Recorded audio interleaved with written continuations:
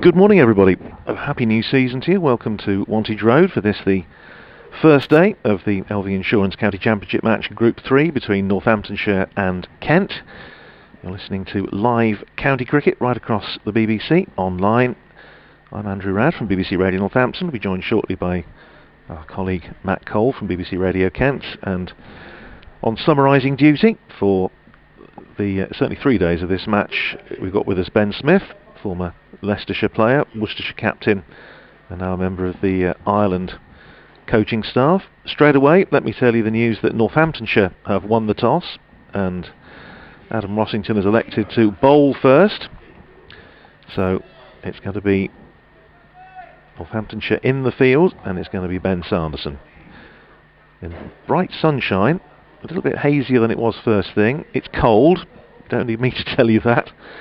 But we're just delighted to see county cricket on again. Sanderson's going to be bowling the first ball of the match to Daniel Bell-Drummond, who's captaining Kent in this match. We'll run down the teams in just a second. Jordan Cox is opening the batting with him. 4 slips lining up as Sanderson comes in, running away from us from the pavilion end. Bowls, and Bell-Drummond solidly in behind that. Plays it back down the pitch, and it's fielded by the bowler himself. And Ben, good morning to you. It's good to have cricket back with us. Good morning, Radders and everybody out there. Yeah, it is. It's fantastic, isn't it? Brilliant. Absolutely fantastic. Good morning, everybody. Yeah. The pitch will be cold. As I'm sure Northamptonshire are looking to get that early bit of movement out of this. Sanderson in again. It's relatively short run bowls again, and Bell-Drummond pushing out, bat and pad close together. It runs out into the offside, and it's fielded there by one of the slip cordon, just having a little run out to keep himself warm, and who can blame him? Yes, I think it's one of those, he probably would have predicted an insertion, I think, whoever won the toss today. It's certainly, there's a little bit of green in the pitch, but I've seen greener, let's put it that way. Sanderson in again, bowls, and Bell-Drummond again. Forward, front foot, plays it back down the pitch.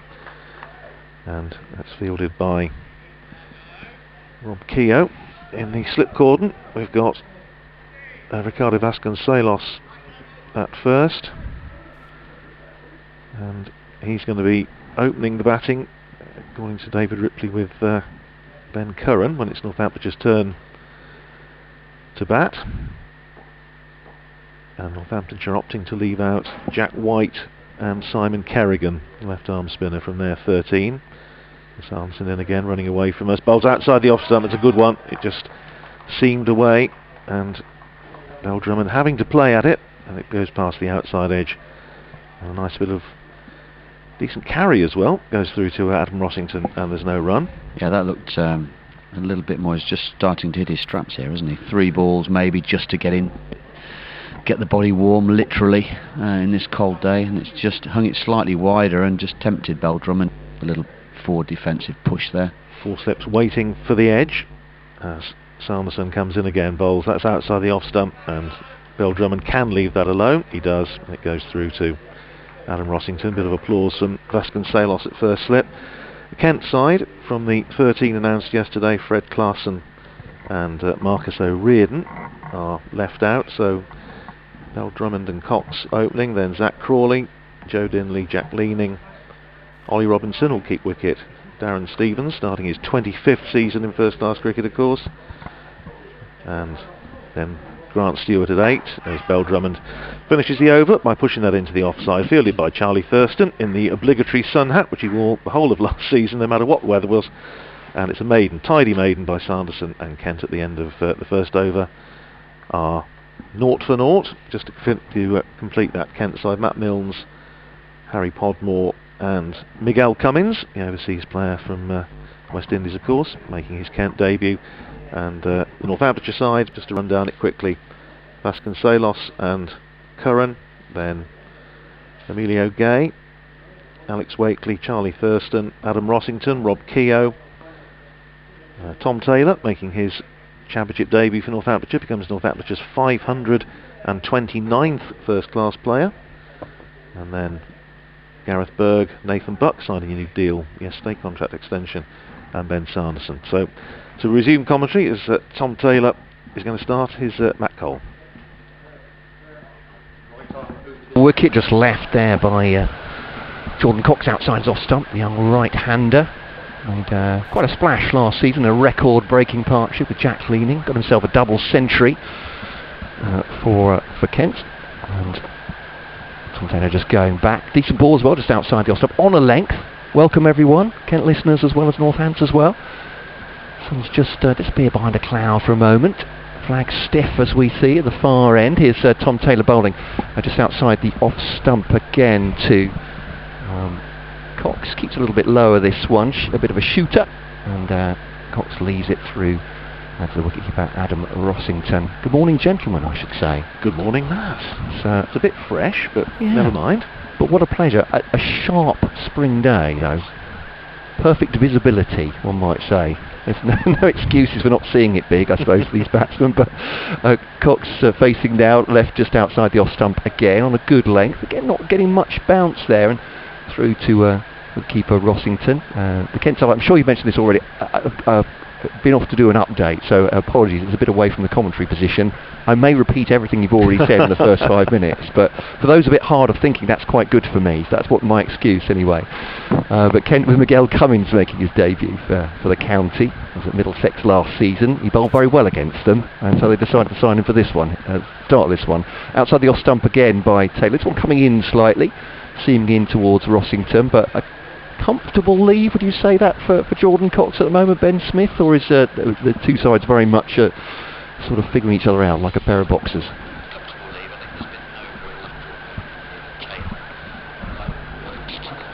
I think Ben's just a little bit off mic there, and we're going to but yeah, he'll be back on. See what, I'll take you through this ball. We're working out, aren't we? Yes. It's early season, we're working out where everything is, quite frankly.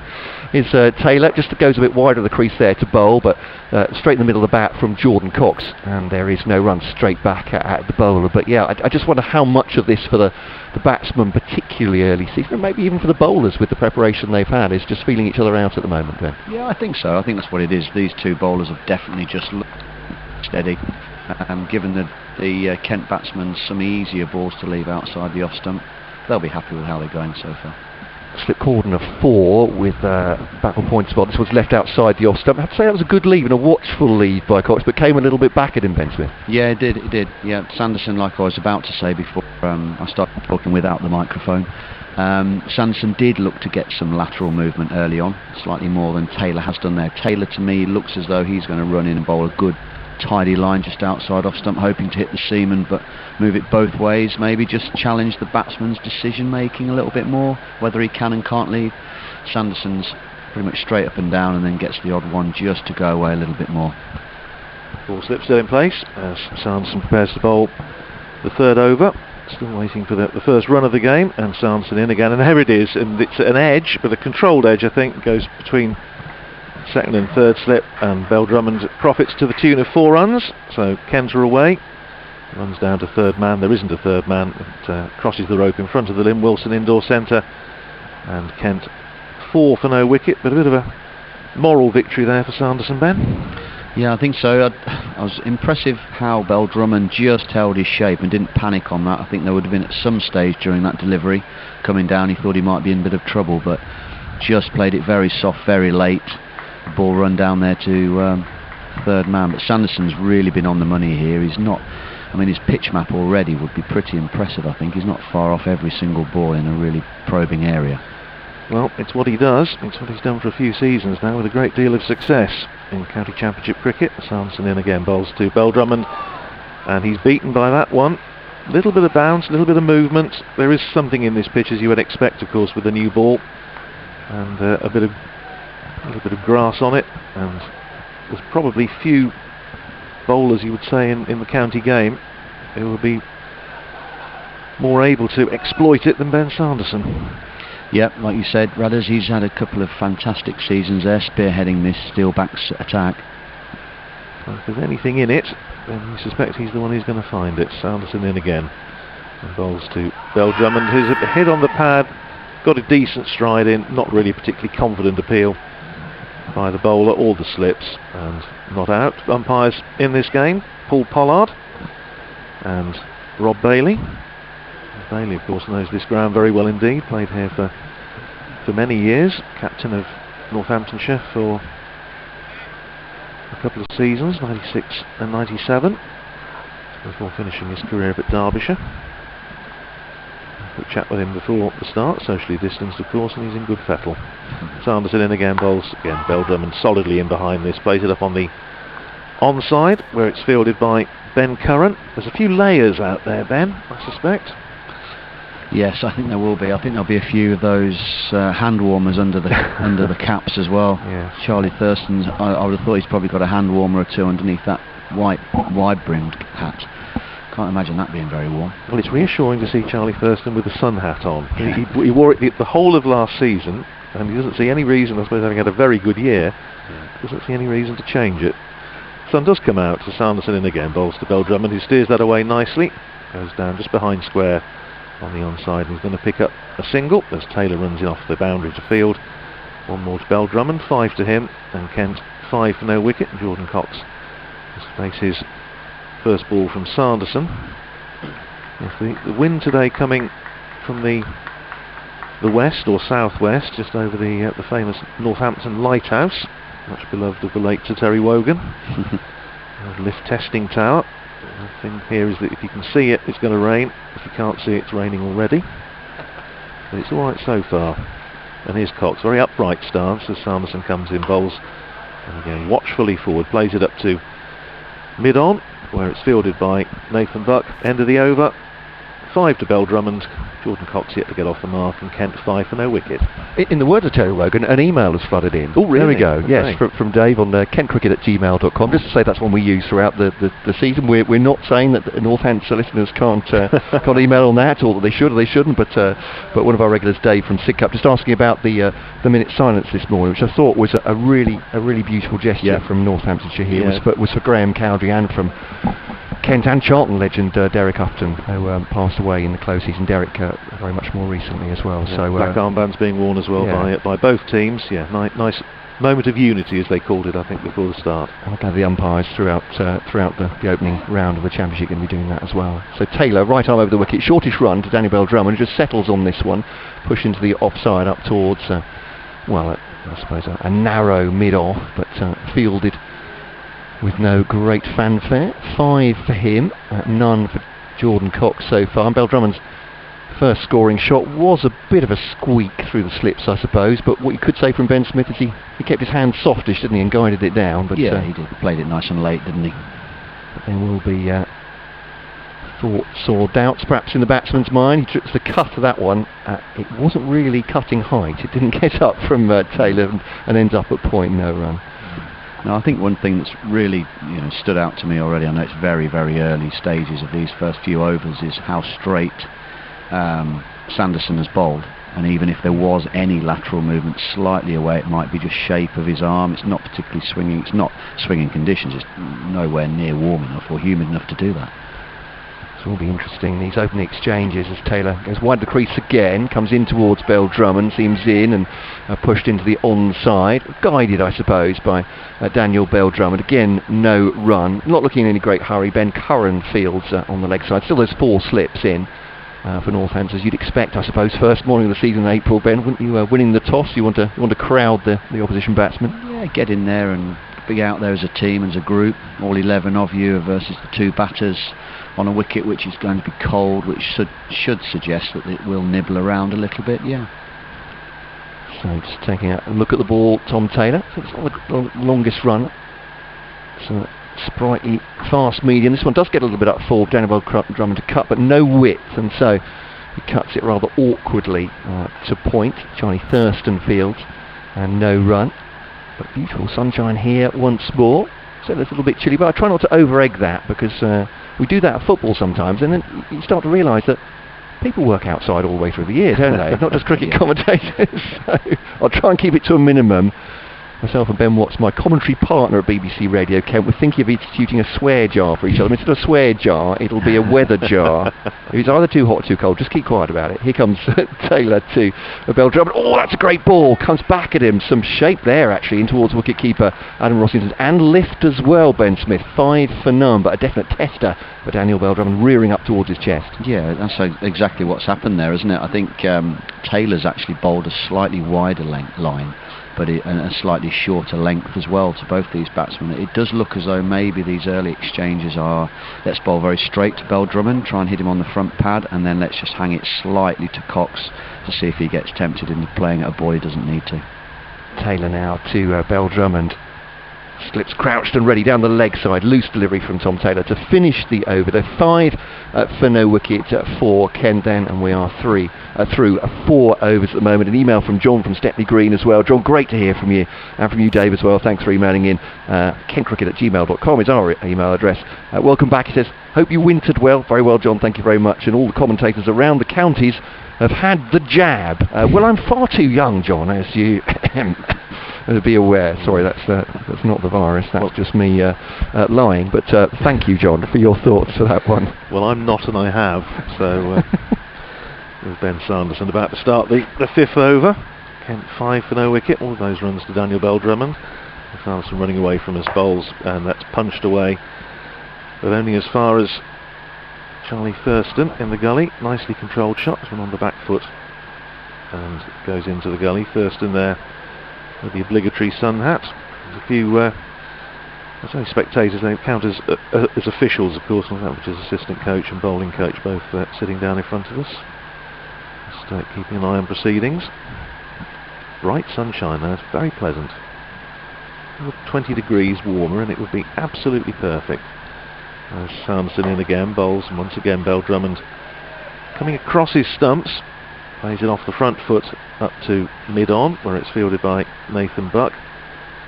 But having confirmed yesterday a contract extension, which will keep him at Vantage Road until the end of next year. It's certainly been a success since he joined Northamptonshire, came up from previously both played for Lancashire and Leicestershire. And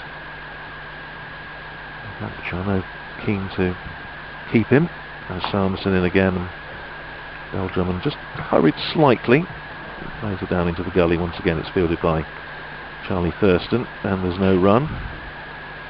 And Tom Taylor, as I said, making his championship debut for Northamptonshire, number 529 in the all-time list. Northamptonshire absolutely delighted to get him last year on a 3-year contract from Leicestershire. Played right at the end of the season, in the last couple of T20 games. He's made a big impact in that win over Warwickshire at Edgbaston. Sanderson in again, and Belldrum again coming across his stumps, plays it up to mid-wicket this time, where Ben Curran makes ground away to his left and fields. Yeah, a game against the Bears at Edgbaston, where Taylor took a wicket with his second ball, and then was involved in that match-winning partnership with Graham White right at the end, and also looked good with bat and ball in what was a frankly disappointing Northamptonshire performance then in the quarter-final down at Bristol. This is his first championship outing. And here's Sanderson in again, bowls to Belldrum, who shapes to play that on the onside, comes off the pad, runs down on the onside, and it's fielded by, once again, Ben Curran, and umpire Rod Bailey signals a leg by. One more to the total. Kent 6 for no wicket. And Sanderson tidy, as you would expect. Taylor having started with 2 maidens. An interesting fact about Tom Taylor, which I'll share with you in a moment. As Sanderson in again, bowls, and Belldrum again in behind it, plays it up to Curran, who's had a busy over in the field. End of the over, maiden over to Sanderson, just the leg by off it. And Kent at the end of it, 6 for no wicket. Yeah, Tom Taylor having taken the wicket with his second ball last season in the T20, then went down to Southampton for the first pre-season game and got a wicket with his second ball there as well. And somebody asked me if that's a record. Good luck with that. It's taking the whole of the winter to work it out. I think we'll. The supercomputer's still going. I'm afraid I shrugged it off with not a first class match. Doesn't count. It's Tom Taylor then to continue from the football end, bowling to Coxley's outside the off stump.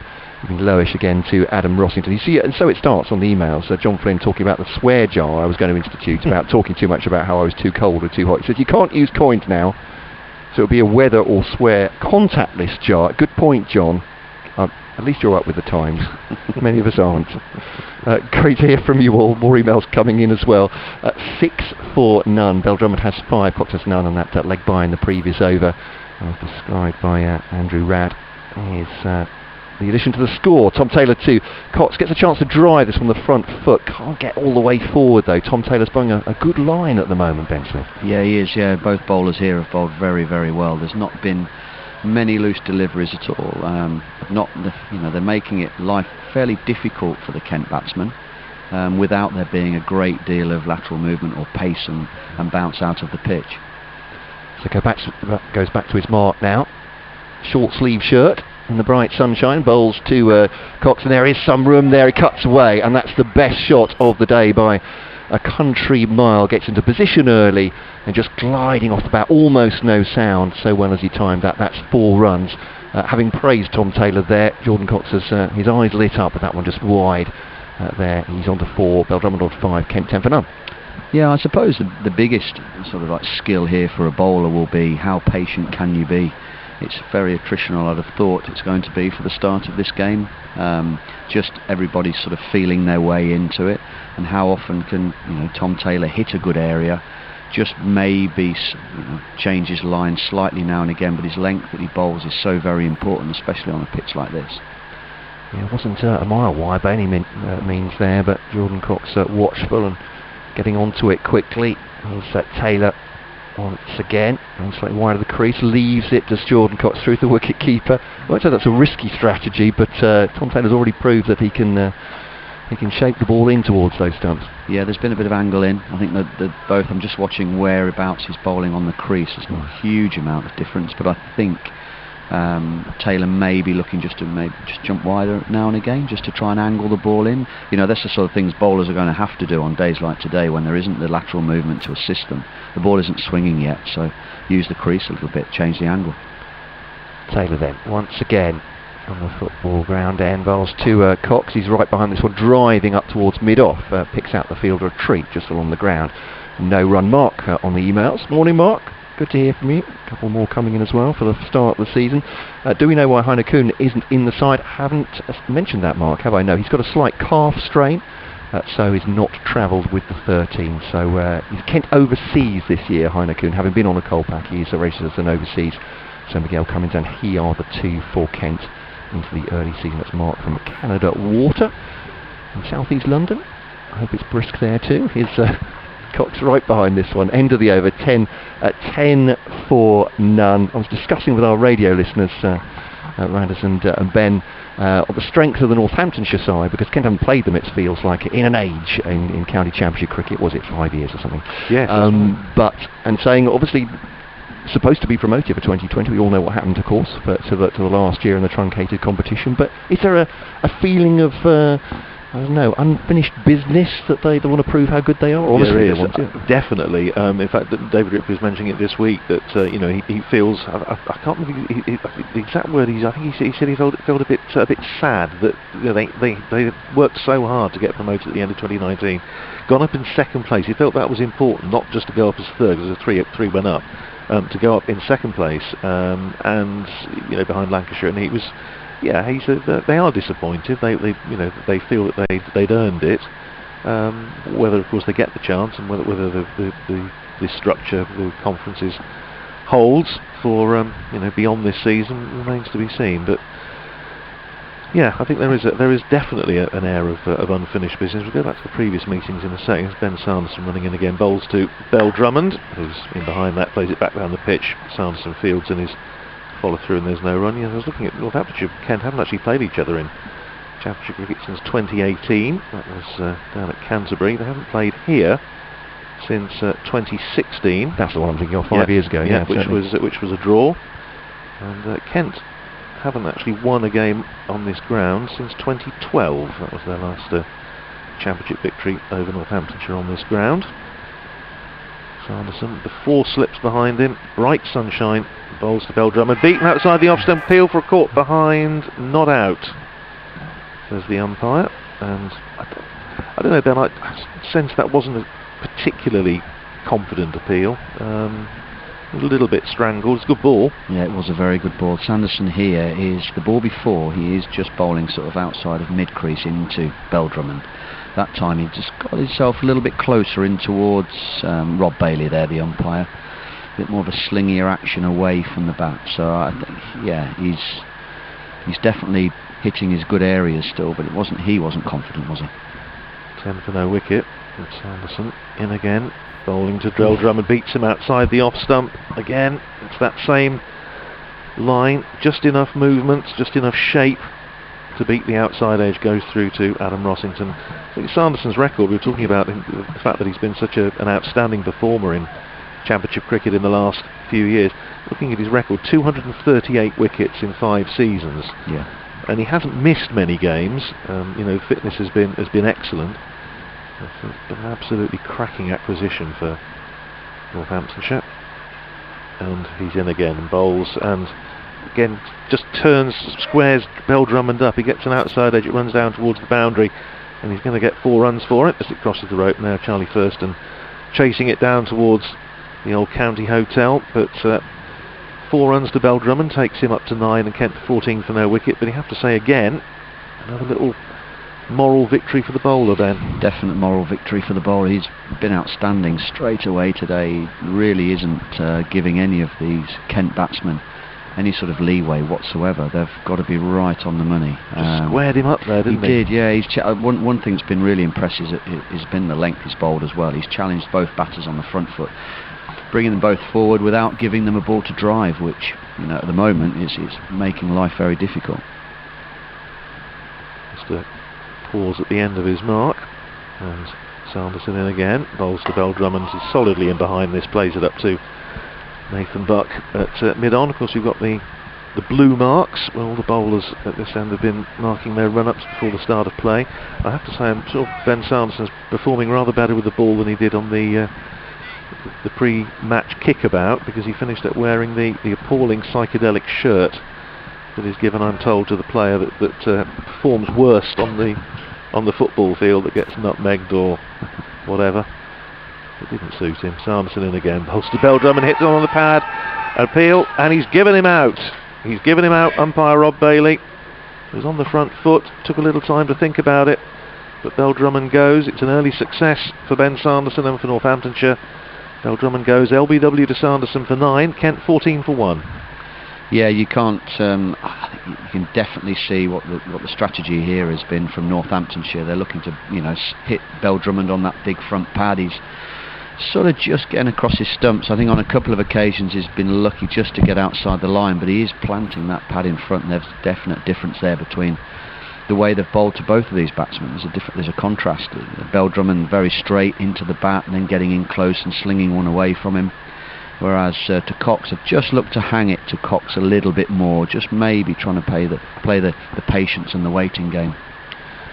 Well, that's 239th first class wicket for Ben Sanderson, and again, as so often before, you've made the point well, Ben, that he benefits just because he bowls straight. You think about the great Brian Statham, people like that, and if they miss, I hit. And he's been absolutely on the money this morning, as you would expect. And that's a big wicket. Beldrum, acting captain, of course, at Kent. Sam Billings, the club captain, but he's away on IPL duty. So Beldrum captaining the side. And that's the end of the over as well. And at the end of it, Sanderson's figures 4 overs, 2 maidens, 1 for 9. Kent 14 for 1, and Beldrum replaced by Zach Crawley, but it's going to be Jordan Cox who's going to face at the start of this over. He'll be facing again Tom Taylor, and again gives him a bit of width, and that's a lovely shot by Cox, and just rocks back, cracks it away past cover point for 4, and it hits the boundary boards in front of the old scoreboard. That's a second lovely crisp boundary for Jordan Cox, who moves up to 8, and Kent 18 for 1. Yeah, I was actually just going to say before that ball before that, rather, in the break between overs. Apart from the cut shot, so it's more like a front foot cut shot that Taylor gave Cox 2 overs ago, and then maybe one ball down the leg side. I think every other ball has either had to be played at, or there's had to be quite a tight decision on whether they're going to play or leave it. 3 slips in place as Taylor comes in again. It was outside the off stump, and Cox just lets that go through to Adam Rossington, and there's no run. One of the slips have started off with 4, and now gone down to 3. We've got 3 slips backward point, which is Charlie Thurston, and cover. Mid off fairly wide, mid on, mid wicket, and Ben Sanderson down at deep backward square. And the breeze, such as it is, should be helping Taylor to swing the ball away from the right-hander, and he's in again. Bowls that's outside the off stump. Cox doesn't need to play it, and he doesn't, and it goes through to Adam Rossington, and there's no run. I think there'll be I think the Northamptonshire bowlers will be looking forward for, there tends to be a sort of a shelf life for the lacquer on these Dukes balls. Once that's off and you can really get a good shine on the ball, I think they'll be looking forward to that, because at the moment it's not really swung, and I think it basically is because it is so cold. It's not humid enough to move through the air. For those of you who like quiz questions, and I know many do, I think the answer is Billy Godleman. What's the question? Let's come back to that. There's Taylor coming running towards us from Wilson indoor centre end bowls, and Cox is solidly behind that, plays it up to mid off, and there's no run. Derbyshire's captain, the first batsman to be dismissed in the county championship this year, went very early on in Derbyshire's match. Never happened to you, did it, Ben? You were never the first batsman out in the season? No, never. I used to hide down the order. I was going to say, used to hide down the order. There's a lovely story about that as Taylor comes in again and bowls to Cox, and Cox again plays off the front foot, just runs up to mid-on, and there's no run. Peter Mills, who opened the batting for Cambridge University and a bit for Northamptonshire in the 1980s, very good player. He always claimed the distinction of being dismissed before the season had started. He was playing for Cambridge University at Fenners, and he was out first ball, I think, to a John Lever full toss, playing against Essex. Come back to that as Taylor comes in again and bowls, and that's hits on the pad, and his appeal, and his one moment Paul Pollard was going to put his finger up. He got a decent stride in again, but there's a competent appeal by bowler and slips. But not out, says Paul Pollard. Cox survives, he's 8. Jack Crawley yet to face a ball, and Kent 18 for 1. Just to come back to that very briefly, and Mills was LBW lever 0, and as he walked back to the pavilion, the clock on the church next to Fenners was striking 11. So he always claimed that he was actually out before the season had started. Looked a decent shout, that, Ben. It did, didn't it? I think there have been 1 or 2 balls bowled from that end by Tom Taylor that have actually bounced, and I think that's probably what's just caught the batters off guard on those 2 occasions. But everything else has gone through pretty placidly, actually, until that. Impact maybe just outside the off stump, and you see getting a little bit of bounce as well. But Sanderson now bowling to Crawley, his first ball faced back in competitive cricket down the leg side. This is not much of a tester for him, but just saying for BBC Radio Kent listeners on the update that conditions are a little bit different from what he's been doing during the winter and the test of Sri Lanka, and then of course India and back. But very focused young man, Zach Crawley, certainly, and the star has risen, I think it's fair to say, fairly sharply over the last year. But Ben Sanderson will have a say of that. Full delivery. Crawley just defends that fairly soft hands into the offside. It's fielded by Tom Taylor, who's close in on the offside. Just 3 slips now. Sorry, 4 slips, beg your pardon. He's going back to his mark. I do apologise for the 4th one. Got a helmet on, which is probably what... Yeah, don't often see 4th slip in a helmet. I was going to say, it was squarer of the wicket, so I presume it might be there in case there's a cut shot that goes even quicker than just a regulation edge. So Crawley faces Sanderson then. He's already got a wicket to his name in his first session, the first game of the season. Not really timed by Crawley, looking to drive into the offside there. Rehearses it, thank you very much, Zach, to give me an action replay. And just inside part of the bat, hasn't middled it. Sanderson just very testing, giving absolutely no width to these two batsmen. And no real criticism of Tom Taylor, I'd say, either, but Jordan Cox has found something to cut in a couple of his deliveries, and those account those 2 boundaries for his 8 so far from 24. A plethora of emails coming this morning. Thank you, gentlemen and ladies, for that. And I'll get to those as soon as possible. Here's Sanderson to Crawley. Soft hands, just let's see, hit the bat. But again, it's a tester. Looks to hurry him a little bit. I think the Kent batsmen have adopted that play it late method here, and it's worked in their favour. A couple of times we've seen Bell Drummond earlier. I know he's gone now, but when that ball he did nick the ball, it went down and it went into the gap up to third man. Crawley, they're saying they're not going hard at any of these deliveries, especially from Sanderson. Okay, he's back to his mark, 26 on his shirt. Bowls to Crawley. It's picked off the leg stump, that one, and flicked fairly elegantly down to long leg, and he'll take a single. He's off the mark, and it's 19 for 1. Trey Bon on the emails, kentcricket@gmail.com. Having the jab, he says. Crikey, I go with some trepidation into this. We're going to get medical. Says, when John from Stepney Green asks if you had the jab, I reckon he's talking about your co-commentator landing one of you every time you mention how cold it is. Nice. There we go. Tell you what, you're wasted back there on the emails. Good to hear you back. And likewise, Trevor, thank you very much for that. Down the leg side again. And Cox goes to just glance that one through, but it's gone through to Adam Rossiter, who takes it very cleanly down the leg side end of the over. And Sanderson just straying for the first time, Ben, really off his line there, perhaps trying to test Crawley, certainly with one jabbing in towards his pads, but loose against Cox there as well. But 19 for 1, first blood, Northamptonshire. Yeah, I think he's just strived a little bit there to again go for the stumps, especially to Crawley early on, test him early, nice and full and straight.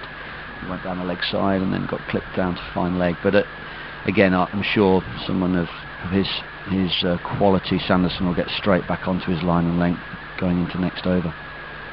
Zach Crawley is going to be facing the bowling of Tom Taylor at the start of this fresh over. Morning to Jane in the village of Aldwinkle, who messaged me saying join the commentary. As Taylor in, bowls to Crawley, he's off the back foot, plays it up to mid-off very gently, and there's no run. The village of Aldwinkle near Oundle, beautiful part of the world. Spelt C-L-E at the end, not yes. C-K-L-E, is it? Yeah, that's right. And birthplace of the first poet laureate, John Dryden, born in Aldwinkle. And Taylor, with the indoor centre behind him, comes in again, bowls to Crawley, drives at that, and he's going to get 4 runs as it runs away to a sort of wideish third man. Not completely in control of the stroke, I would suggest, but he picks up 4 runs for it. He goes up to 4 off the mark, and Kent up to 23 for 1. Can't help but notice already, and I've only seen Zach Crawley face 7 balls here now. He does seem to have a lot more time than the other 2 players already. You can just feel that. You can pick that up and sense it off the pitch. He's lined the ball up nicely, and he's actually been quite early on some of his shots. Even that shot there that's gone for 4 down through, sort of wide gully area, a little bit out in front. Well, it's not completely in control of it, but safe enough. And Taylor in again, bowls to him, and certainly in control of that, solidly in behind it, plays it up into the covers, where it's fielded by Emilio Gay, and there's no run. Emilio Gay, a tall left-hander, who played a very good innings against Glamorgan on this ground last year, which was the one Bob Willis Trophy match that Northamptonshire won, and finished the game off in some style, which the feeling was that would do his confidence a power of good. Taylor in again, bowls to Crawley, and Crawley again aiming to play back to either back down the pitch or to mid-off, and it finishes up going off a thick inside edge and goes up to mid-wicket, where it's fielded by Ben Curran, and there's no run. Crawley just taking a moment to have a little walk in the manner of Ted Dexter out towards square leg. And as we would suspect, just a little bit with the new ball still, particularly when Taylor just gets that line right. Running in towards us, busy bustling approach and bowls, and that's beautifully straight driven by Crawley, and it's fielded, I think you say inadvertently, by Tom Taylor, who just got in the way in his follow through, but it was a lovely crisp straight drive. It was a beautiful shot, and I think if Taylor hadn't managed to get his his shin in the way, it probably would have gone up to the boundary for 4. What's amusing about that, Tom Taylor's it hit him on the boot or the ankle, and he just turned around and walked back as if nothing happened. But I think deep down inside that might be hurting. You want to rub that, don't you? You really do. Taylor in again, bowls to Crawley. Bright sunshine, bowls short, and Crawley ducks underneath it, and it goes through to the keeper. End of the over. 5 to Zach Crawley, 8 to Jordan Cox, 23 for 1, having lost the wicket of Daniel Bell-Drummond. If you're just joining us, LBW to Ben Sanderson for 9, when the total was 14, that after Adam Rossington had won the toss and chosen to bowl first. Yeah, just initial thoughts then when Crawley came to the crease, it looks like he's moving really well, and I think he's picking the ball up early, and I did mention maybe earlier than the other 2 batsmen. He's had the cricket through the winter, hasn't he, and he's been involved in the setup, so he'll be confident going into this season, I'm sure. As Sanderson bowls down the leg side again, just losing his radar a bit, and Cox on his shoulders, arms at this one. Email from Robert. Morning, he says. Great to have the commentary back again.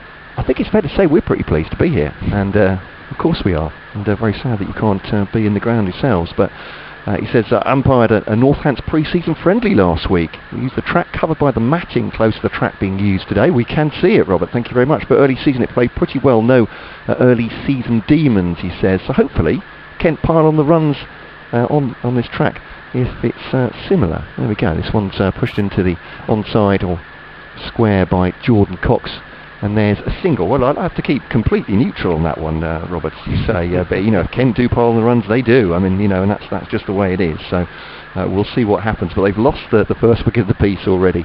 Bell-Drummond, LBW, Sanderson for 9. It's Matt Cole, Andrew Rad. Well, I think contractually I have to call Radders. Is that right? Your people have been in touch with me. My people have been talking to your people. Yes. Well, yeah. Well, it's more an injunction, I think, or is it? And Ben Smith. I don't know if Ben has a handle that he'd like to be called. Is Sanderson more slingy that one and keeps low. Crawley's behind it substantially on the off stump, and there's no run. Ben's fine. Thank you very much. Ben's fine. I've been called far worse, so it's actually quite nice to sit with 2 people that call me Ben if they want to. I'm absolutely the same, quite frankly. That's I wonder if it's a bit like Madonna or Cher, is it? It's part of the brand. It's when the problem comes when they decide to call you a symbol, like like the late Prince. Doesn't work very well on radio. No, it doesn't work on radio. I think Adam Rossington looking for a helmet. I was wondering if he's going to possibly try standing up to Ben Sanderson. He has done in the past, hasn't he, Ben? We saw it last year. Yeah, there's one thing I did notice at the end of the last over, and that's where Zach Crawley is standing at the crease. Now this might be where he does look like he's imposing himself a little bit more on the bowler, and he wants to narrow the angle, as it were, any of that nibble, or if there is any late swing. It does look as though Crawley's batting well out of his crease, so maybe that's an opportunity for him to do that, to stand up, just pegs him back into the crease again, because Sanderson doesn't want his natural length he's bowling being turned into anything more full. He wants to be able to hit his areas he's used to hitting and test Crawley off the crease. So there's 4 slips in now, and he's up to the stumps. As Rossington zips past the outside the off stump through to him. But no run, almost needless to say. Yeah, that might it'll stop Zach Crawley going a wandering, I suppose, at very least. He likes to come down the pitch, doesn't he, and straight drive. So it did look as though he was playing with real intent as soon as he came in, looking to score and then trusting his defence if it's not there to score. Sanderson goes back to his mark, bowling now from this brilliant end, and Crawley's right behind that one on off stump, and just runs along the ground slowly towards Keogh at shortish cover. No run, 24 for 1 as it clouds over slightly. And not mentioning the temperature, so we don't mind about that. It might be chilly for the players, but hoping, more importantly, the weather holds for the next few days. We'll get 1 or 2 showers, I think, from the forecast, but we'll encounter that. Cross that bridge. Inside edge past his stumps by Crawley, and they got away with one there. The bottom hand off the bat as well. Heavy ball from Sanderson. Nice full delivery as well. And Crawley goes on to 6 more by luck, my judgment. Steals the strike as well. 25 for 1. Talk about advantage bowlers there. Sanderson very close to piercing the defence. Yeah, well, I think you look at Sanderson's natural lengthy bowls. Crawley's tried to negate that by batting out his crease. Now, with Rossington standing up, it just pushes Crawley back into his crease a little bit and allows Ben Sanderson to bowl his natural line and length. And to be fair, I would have thought as Rossington, as many keepers would be thinking, Ben Sanderson, if you're comfortable standing up, he would be one of the bowlers you'd be quite happy to stand up to, because he's so accurate. Ball stump to stump, everything's just outside that line of off stump, asking questions of the batter every ball. First bowling change, and it's going to be Nathan Buck replacing Tom Taylor. 5 overs, 2 maidens, no wicket for 12 for Taylor on championship debut for Northamptonshire. And Nathan Buck started to bowl his first ball of the season from the indoor centre end. Bowls to Zach Crawley, who punches that nicely, crisply into the covers. It's fielded by Emilio Gay, and there's no run. I mentioned earlier, Nathan Buck just announced yesterday that he signed a 1-year extension. He was due to We're going to have a contract at the end of this season, but the deal now takes him to the end of the 2022 season. Tall man. An impact last year, both in the Bob Willis Trophy and in the T20. Also made some useful runs in his own idiosyncratic fashion. Buck comes in again, running towards us. Bowls to Crawley across his stumps, plays it up this time on the onside. It's fielded by the ever-energetic Ben Curran at mid-wicket. And there's no run. 3 slips in place. That's going to Salos at first. That's Wakely at second. In his testimonial year that was delayed from last year, and Gareth Berg at third. But made a good start. The new coach of the Italian national team. And, in the warm-up games that Northamptonshire played so far, it's been good with bat and ball. Here's Buck in again. Bowls to Crawley. And gets a little bit of bounce. And Crawley just drops it down in front and plays it out on the offside. And it's fielded by Charlie Thurston in the sun hat. Sun hat gone behind a cloud now. Breeze coming across from our left as we look out from the top of the Ken Turner Indoor Centre. We are commentating outdoors, which is the safest way of doing it at the moment, of course, but we are undercover as well, which is good. Might be even better if it rains. Buck in again, bowls outside the off stump, and Crawley onto the back foot, and then punches it out into the covers. Once again, Emilio Gay fields, and there's no run. 25 for 1, Kent. Eldrum and the man out, so LBW to Sanderson for 9. Northamptonshire having won the toss, and decided to bowl first. I suppose, Ben, what, 3 wickets before lunch they'd be looking for as a minimum, really? I think that's what you would probably set your sight, but is that put into place here in Northamptonshire have been pretty good, so they're asking the right questions for that. There's Buck in again, bowls to Crawley, and Crawley textbook defensive stroke, plays it back down the pitch, which runs up to mid-on, where it's fielded by Tom Taylor, and there's no run.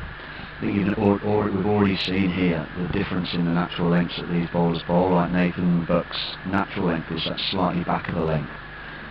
He won't want to be played off the back foot too much on a pitch like this, I don't think, early season, so he might have to just search and go slightly fuller, I think.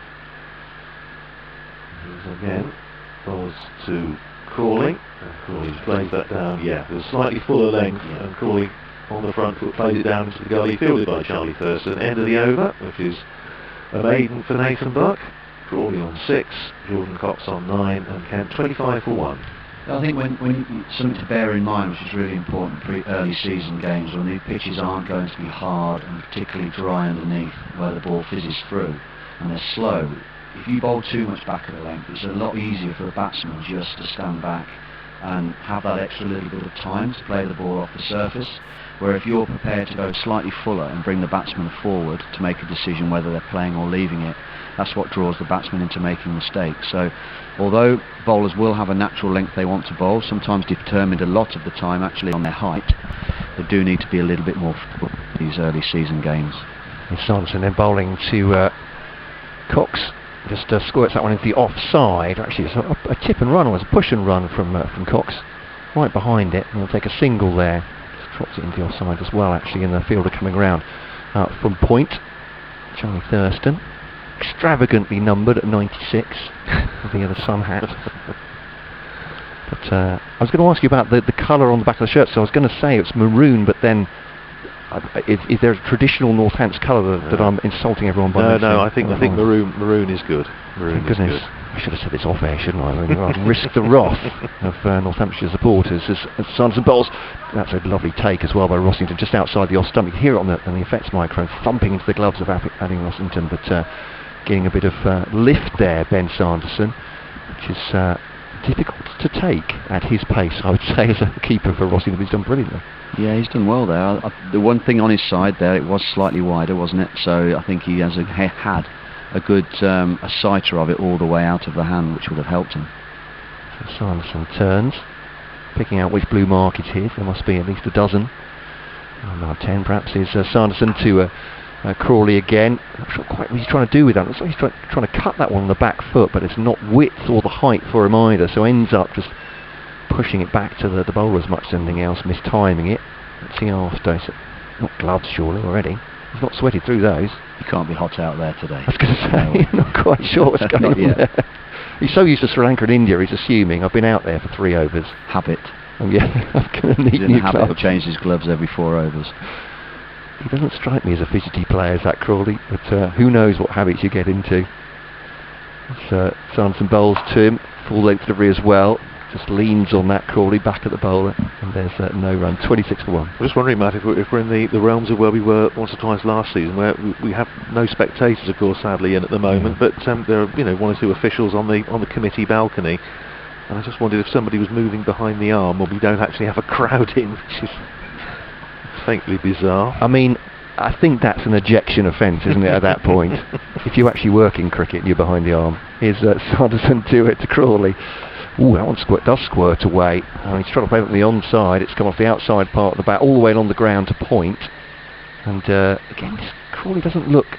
I think that's the measure of the man and the confidence he's got from his England exploits. He doesn't look discomforted by it. He's just carried on, chatting to his batting partner. But yeah, his demeanour looks pretty good. He's quite calm. His body language looks fine. He's a bat twiddler. He likes standing there twiddling the bat in his hand. He looks pretty cool and ready for the next ball, doesn't he? But if he was upset by that delivery from Sanderson, you wouldn't know, but it was a good delivery as well, and got the outside edge. He's behind that one. They'll go for that short run to the offside again, and it's good running from Jordan Cox. A loud shout from Zach Crawley. He's just carrying on at the end of the over to get whatever he needs from the 12th and 13 men. They may be having a short drinks break here. I think they will, in fact, after where are we? Through 13 overs. Just want to address this email, and it's on a sombre subject from one of our emailers saying, you mentioned in commentary that Derek Upton and Graham Cowdery in relation to black armbands being worn today, and my father also died, and this is from M. Baker White. Robin Baker White he's talking about was a past president and committee member of the club. I think if you're going to mention servants of the club, it should not always be about past players. Absolutely right. What I was mentioning it in conjunction with, we were talking earlier, was the minute silence that they had and the announcements that Northants made, which I thought was touching. But absolutely, and I'm sure you feel that loss very keenly, as will a lot of people around the country through what we've been going on through the last year. So, but thank you very much for your email, and so we'd never make light of that sort of thing, and I'm sure Northants meant, and we certainly didn't mean any slight by it. Thank you very much for your email, and if I have to mention it. Gareth Berg having a little warm-up, so I suspect he'll be in the attack before too long, but for now it's going to be Nathan Buck to pick up the attack after that little break. He's rolling to Zach Crawley, and Buck in again, and Crawley plays it up on the onside, fielded by Ben Curran, and there's no run there. Yeah, Sunshine A little bit sort of hazy at the moment, just keeps going behind the cloud, but it's high cloud. I don't think we're going to have any problems with rain today. We say the breeze coming across from our left. If you know the county grounds here at Northampton, at the top of what used to be the old indoor school, now the Ken Turner stand, looking out towards the far end of the ground, which is where the new indoor centre is, named after Lynn Wilson. There's Buck in again, bowls to Crawley, who drives, doesn't quite time it. A little tumbling stop by Emilio Gay in the covers, and there's no run. And Lynn Wilson, great benefactor of Northamptonshire cricket, who we sadly lost 2 years ago now, as chairman of the club, president of the club. Before that, took charge of the fundraising appeal for the centenary in 1978, which built the new pavilion down to our left, and fondly remembered by many people around the ground. Buck in again, and bowls to Zach Crawley, who pulls nicely, and he's going to get runs. He's going to get, in fact, just the one. There's a good bit of fielding by Ben Sanderson, who had to make a good deal of ground running to his left. Ball just went a touch behind square on the leg side. Sanderson running across, cutting it off in front of the west stand. Crawley gets a single, 8 to him. Kent 28 for 1. Yes, the boundary, because they're playing over towards the old scoreboard side, down towards our right as we look out. The boundary's pulled in a good distance on the west side of the ground, so the covers and practice net there. Buck in again, bowls to Cox, and Cox front foot pushes it into the covers. Fielded by Emilio Gay, and there's no run. The west stand down to our left, where we used to call it the Elephant's Graveyard in years gone by. We said it was where the old members used to go for one last bellyache. It used to be a real sort of equivalent of Old Trafford's Pit of Hate, I think, down to the old west stand. It's players going back as far as Gilbert Jessup, who fell foul of barracking from the west stand before the First World War. Back in again, bowls to Cox, and that nicely worked away on the onside up through mid-on. He's going to get one, he come back for 2. It's chased back towards the indoor centre, and they do pick up 2. Nice crisp stroke, nicely timed. 2 more to Jordan Cox, who goes up to 12, and Kent to 30 for 1. In fact, I think it was Sandy Singleton, captain of Worcestershire, just after the Second World War, who refused to play, sat down and wouldn't play. And I think Bob Wyatt also had a similar run-in, a Warwickshire player for the West Stand. They used to be fairly vituperative in their criticism of usually of the opposition, not exclusively. Bucky's in again, bowls to Cox, and Cox plays it up on the offside. Once again, Emilio Gay fields in the covers. End of the over, 12 to Jordan Cox, and 8 to Zach Crawley. Kent 30 for 1. We've had 14 overs, and just to make you aware that in a few moments' time I shall have to do an update for BBC Radio Northampton. So if it's alright with you, Matt, I'll just stick with it for now. But Ben, again, it's a tidy over by Nathan Buck, and he just seems to be searching out that ideal length that you were talking about, perhaps a little bit fuller than his natural length. Yeah, just watching closely on the live feed, there is no lateral movement, so the lacquer's not being off the ball's not made any difference, and I'll purely put that down just to the temperature in the air, really. But he is in Nathan Buck's natural sort of action is into the right-hander, just slightly back of a length, which then he looks to leave off the seam to find the outside edge, or if it continues in, it attacks the stumps. But it just needs to be slightly fuller, because the wicket hasn't got enough pace and zip yet for him to beat the batsman with bounce.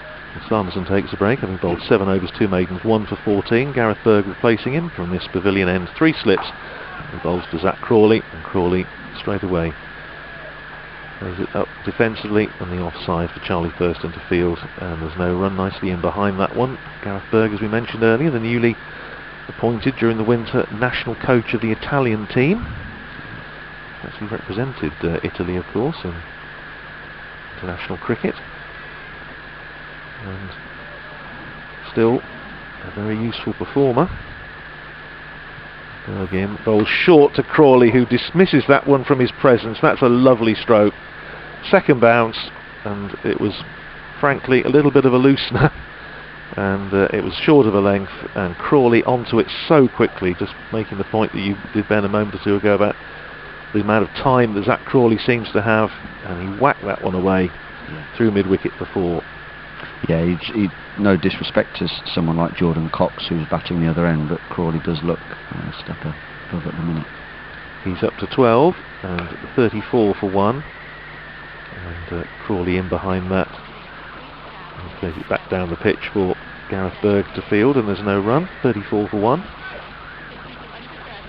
Yes, Gareth Berg in advancing years for a county cricketer. He turned 40 in January, so we've got him on one side. Of course, Darren Stevens is 45 on the other.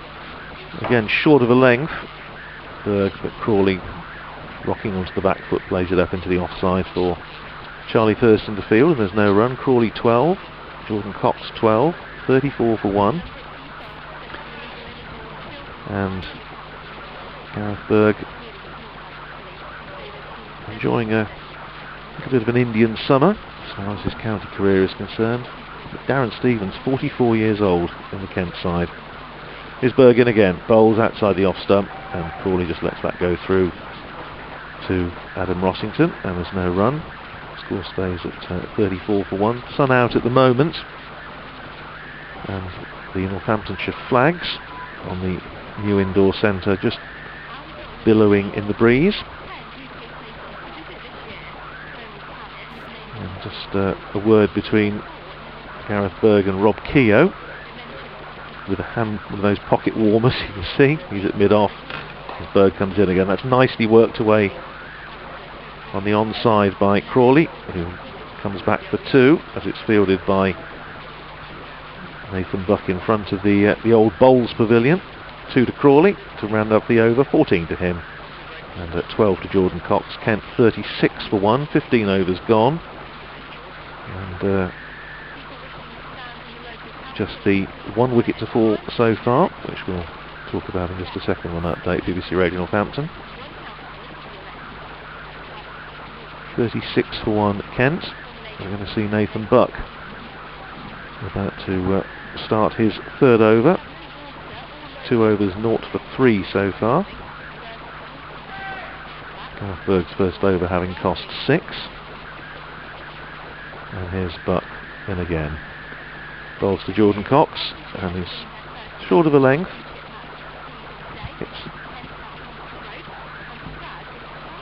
And an early success for Northamptonshire in bright sunshine. Chilly morning of the first morning of the season, as you might expect. Kent 36 for 1 after being put into bat by Adam Rossington. We're in the 16th over in there at the moment. England's Zach Crawley has made 14, and Jordan Cox on 12.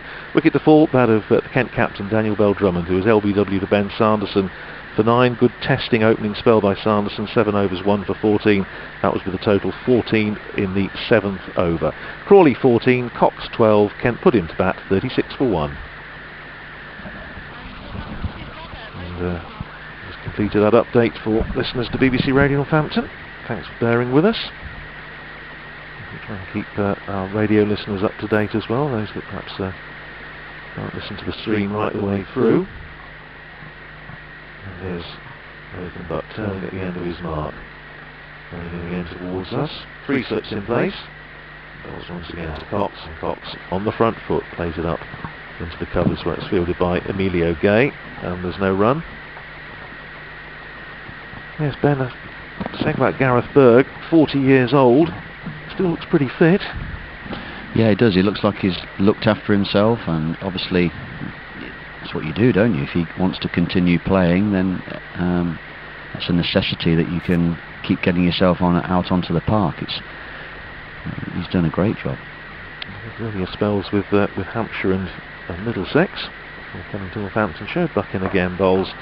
And Cox drives nicely up to mid-on. No great power behind the stroke, and it's fielded by Tom Taylor up there at mid-on, and there's no one. Bright sunshine there. It really is.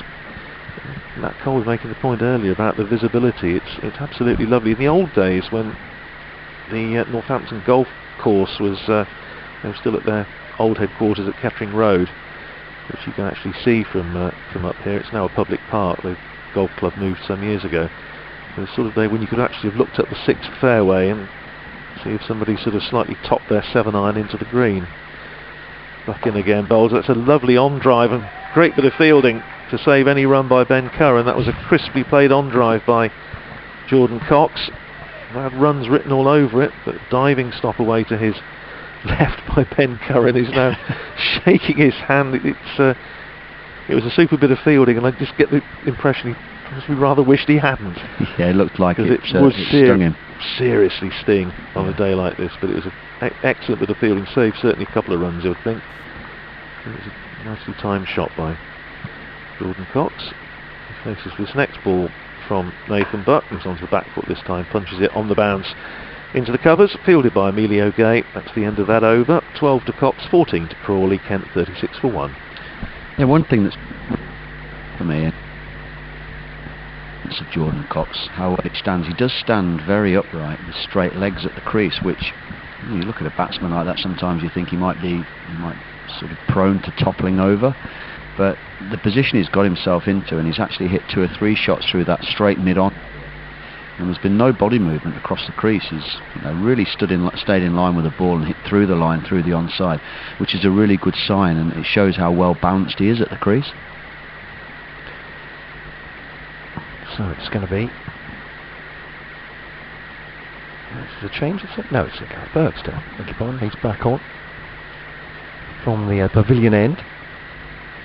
That's me now to get through here. Thanks everyone for getting in touch. kentcricket@gmail.com. I'm sure there's a Northampton one as well, but I seem to be just monopolising the internet at the moment. Here's Berg bowling. It's just on-off stump, and Crawley seems to have time to play that with their soft hands into the offside. Ian saying, keen Northants supporter, enjoying the stream on the website, getting the commentary as well, the score and analysis. And guess what? The pictures are matching the commentary. There we go. This is no implied criticism. I'm just reading what I've been sent. That's good. It's, Heath Robinson strikes again. We've managed to do it. Everyone's doing their best, and it seems to be working, which is great. It did distract me slightly from the work I'm doing, though. So I may have to revert to sound. And that is a ball, isn't it? This one just outside part of the bat as well from Crawley as he moves forward to Berg and keeps it down again towards point. Just 2 slips in now. So you may have to go sound early because of the work. It is I do think that it's the curse of the working class, isn't it? It's the curse of the cricket watching class that work intervenes at times. So we're very privileged, and we know we are. Yeah, absolutely right. Yeah, if we've not mentioned that before, and particularly in these times where no one else can get into the grounds. Berg now bowling to Crawley, straight drive. He's been angling for that one for a while, but doesn't really time it. Good delivery actually from Berg, and up towards mid-on, and there's no run. Want to contact me on Twitter, by the way? Probably you could do that, which is @oldmanrad. Double D. Yeah. If you want to make contact with that, it's another brand. Be very good to hear from you. I think he's an influencer now, I've heard. But Berg towards Crawley now. Crawley, he's racked him on the pad. Is it going down there? And on height maybe even as well. But apart from that, great shout. 36 for 1. What's your reading of that, Benson? Yeah, I think probably a little bit of height, but maybe sliding down. I haven't seen it just yet, but he did shape up as though the ball hit the pad and went. Sometimes it's a good gauge to see which side of the wicket the ball bounces out on. If it bounces out on the offside, then you know you're quite close. If it bounces out onto the leg side, it hits the outside of the leg, it's more or less going down. Here we go. Probably a bit of height. So Berg to Crawley. Swing and a miss. Is an edge though. Yeah. It is indeed. The finger doesn't need to go up because Crawley is walking. He's driven at that one. Looking for that straight drive again. Too close to it. Nibbles the edge through to the wicket keeper, and Northamptonshire have a second wicket. Kent 36 for 2. This first session of the season for both sides. Crawley goes for 14, caught by Rossington, bowled by Berg, and Kent, well, in a little bit of trouble on the first morning, but a decent toss to win here. But that's not at all to underestimate what the Northamptonshire bowlers have done. Kept really good length and line with a tester for Crawley. He goes and takes the helmet off and walks back to the pavilion, expecting Joe Denley to be out next. Indeed it is, the former England man now. Kent 36 for 2. Yeah, that was actually half volley length. It just looks as though Crawley's probably tried to hit it too straight and played inside the line of the ball, and so that's why it's found the outside edge. There's not a huge amount of lateral movement. One thing that surprises me actually, Rossington was standing up to Sanderson at the end of Sanderson's spell, and it drove Crawley back into the crease a little bit more, so he wasn't able to get out to that fuller delivery, whereas Berger's bowled with Rossington standing back. Now I would have thought that would have meant Crawley could have got into the ball a little bit more off the front foot. However, he did look as though he was caught on the crease slightly more to Berg, so you've got to give credit to the bowler there. Berg's obviously come in and found a length that Crawley's not comfortable to get forward to. Crawley hasn't found it easy to punch off the back foot because it was a slowish pitch, and the only balls really that Northamptonshire have given Kent to score off today have been those with some width. There's been one half volley hit back down the ground that hit Tom Taylor's foot. Apart from that, they've been pretty much on the ball here. Email from Tony about can we get the commentary on a smart speaker? I will try and find out for you, Tony. That's beyond my capability, and I don't have one at home, but I know many people do now. Obviously, it's I'm not sure if you can with a single command, certainly. But Berg, last ball of his over to Joe Denley, who's just come in, and leaves it outside the off stump through to Adam Rossington. But second blood to Northamptonshire, 36 for 2. Slightly cloudy skies here, but the Northamptonshire bowlers bowling really well, tight length and line, and they've got rid of Bell Drummond and Crawley, both dangerous batsmen. Northamptonshire will know that from all that they've seen from the stats and from their scouting as well. Bell Drummond, LBW Sanderson for 9. Crawley's just gone caught Whittington Bellberg for 14. It's BBC Radio Northampton, BBC Radio Kent. A joint commentary here with Andrew Rabb, Matt Cole and Ben Smith. Yeah, so Denley immediately out, batting out his crease to his first ball and getting in front of his stumps and looking to line that ball up his right eye, I suppose it would be, on off stump. Buck in again, 2 slips in place, and he bowls to Jordan Cox, who again comes studiously forward, front foot plays it up to mid-on, Tom Taylor, and there's no run. Baston Salos at first, Alex Wakely at second. Wakely possibly pulling rank to make sure he stays in the slips, so I don't know, perhaps today he might fancy a run around on this sort of day. Rest of the field, he's got Danny Thurston at backward point, Emilio Gay in the covers, then mid-off, mid-on, mid-wicket, fairly tight in there, square leg and deep backward square. Buck in again, bowls. That just bounced a little bit on Cox as he played forward and just had to ride the bounce a little bit, dropped it down in front of him safely enough, and there's no run.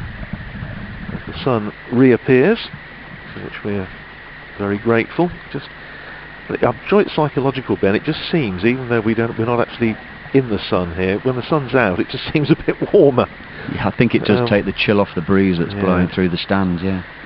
And here's Buck in again, bowls to Cox, and Cox works that one away nicely off his hips, going to get a single as it goes down to Ben Sanderson, a deep backward square, sends in his return to Adam Rossington, who comes to meet it. One more to Cox, who goes up to 13, and Kent 37 for 2. And now Joe Denley taking guard from umpire Paul Pollard as he prepares to face Nathan Buck, and a third slip going in for Denley. Gareth Berg joining the slip cordon. Hampshire have 4 slips at the very start. Came down to 3, then to 2, but back up to 3 now. And here's Denley facing this ball from Buck, very full length, and Denley plays it up to mid-on, and there's no run. Just rehearses the stroke again. You're just joining us, and you're very, very welcome. Just to briefly recap what's been going on this morning. Northamptonshire won the toss, chose to bowl first, and 2 wickets to fall. Daniel Bell Drummond, LBW to Sanderson for 9. That was 14 for 1 in the 7th, and Zach Crawley caught Rossington Bellberg 14, 36 for 2 in the 17th. And here's Buck in again, bowls to Denley, who's hit on the pad. It's half an appeal by Buck and the slip cordon, but quite clearly going down the leg side. That's where Denley was aiming to play it. He didn't go through with the appeal. Joe Denley, 35 now. Wealth of experience, of course. He was at Kent and had a spell at Middlesex before returning to Kent. And facing this ball from Nathan Buck, and he whips that one away. That was the stroke. He was trying to play the ball before, and he picks up a single as it goes once again down to Sanderson, just behind square on the onside in front of the signal box, and that takes Denley off the mark, and he pinches the bowling as well. So 1 to Denley, 13 to Cox at the end of the over, 18 gone, Kent 38 for 2. Yeah, just I suppose going back to that balance I was talking about, that Jordan Cox is showing some really good signs of. I can't remember playing my games down at, I played at Canterbury. When we were playing Kent away, it was always with the slope, it was always something you had to bear in mind and always had to try and implement into your own game, was the slope and having to be balanced, batting at the pavilion end to the far end. It might be something that the Kent batters are very good at because of that. Here's Berg now to bowl. Bowled him! Takes the top of the middle stump, I think. Certainly the bails have gone all over the place, and Denley has gone. I think that's between bat and pad as well. And Joe Denley made an attractive looking one, and that's it. 38 for 3, and Kent in trouble on this first morning of the season. Lovely delivery from Gareth Berg, just kissing the top of the stumps. And they have their third victim. Berg has 2 in 2. So Zach Crawley and then Joe Denley go 38 for 3. Yeah, I've just looked at that. Hopefully they'll show a replay. I'm not sure if that's gone through the gate or is played inside the line of it, but it looked as though the ball was angled in and then just held its line and has done Joe on the outside. They're going to show a replay now, so a little bit more. No, it's gone through the gate. Yeah, it's nipped back beautifully. He's angled the ball slightly in and it's just accentuated it off the pitch and nipped back in. So no, it's extremely good. And again, it's just rewards really for how Gareth Berg's ran in, hit the pitch, and it does just show that not necessarily the pace you bowl at on a pitch like this today. It's where you're landing the ball and consistency. I think the pressure that the Northamptonshire bowlers have built on the Kent batters has been pretty impressive. They're looking to hit the top of off stump. Now we always talk about hitting the top of off stump as being the best ball a bowler can bowl, but it's not often the ball that gets the wicket, that isn't. That's the ball that creates as much pressure as possible. As it might be the half volley that the batter switches off, or it might be the slightly shorter ball that just drags the batsman into a false sense, but that one was definitely a top of off delivery that's just held its nip back and got through Joe Denley's defence. So 38 for 3, and as much as we were praising Ben Sanderson and Tom Taylor for the way they opened this, Gareth Berg has made 2 really important breakthroughs here. Denley and Crawley. We're talking about Kent's top 6 and how strong that looks on paper. Well, we've seen Kent collapses before. They've seen them before here at a Wantage Road. And early season always seem to be tricky for batsmen for various reasons. Got a great deal of swing. But as Jack Leaning comes out to join Jordan Cox, the pair that's shared in that massive partnership at Canterbury last season, both of them with double centuries, but different situation here. Here's Berg to Leaning, gets behind that one, plays it up towards mid-off, and there's no run. Keogh's right behind it. Simon on the emails, kentcricket@gmail.com. Hello from Sydney, he says. I'm not going to mention the temperature. He says another season of keeping me connected to Kent Cricket for Sydney. Fingers crossed for a successful season. Simon hasn't started terribly well for Kent, but there we are. Freddie saying, hope you're all well, chaps. He says, Billy Godalmam, the first wicket to fall in the championship this year, closely followed by teammate Ajdal. But here comes Berg now, bowling to Leaning, right behind that one, and there is no run. So Billy Godalmam, well, it's not really something you want against your name, is it? First wicket to fall. I was thinking one of the batsmen are out first ball. I think Ben, our old friend Alex Swan, brother of Graham, who's now one of the ECB liaison officers. Yep. I have a funny feeling Alec went first ball of the season at the Parks. Oh dear. I seem to remember. Probably about 1996, something like that. We'll see if I can dig that one out. That's from Freddie at Kent Cricket. I should have recognised the name. The ball straight back from Leaning there, defending it to Berg, and he fields as it comes towards his toes, and there's no run. Trebon is back in touch with us, saying, as you've got Radders alongside you and Ben, could we go for the coal man for you, or the miner? Well, I think as Radders said, I've been called a lot worse, so do your best, I would say. But here's Berg. 5th ball of his 3rd over, or he struck once. That's close to the off stump. Little jump back from Jack Leaning. It's a leave. We know there are only 2 types of leave, so we have to call that a good one. But credit to the bowler again, Ben Smith. Gareth Berg is asking all sorts of questions here. Yeah, he is, and I think, like you're saying, I think what's made you comment on that leave was the fact that Jack Leaning didn't really get into the ball to leave it. He sort of left it standing on the crease, gave the ball a little bit of an opportunity to nip back to him.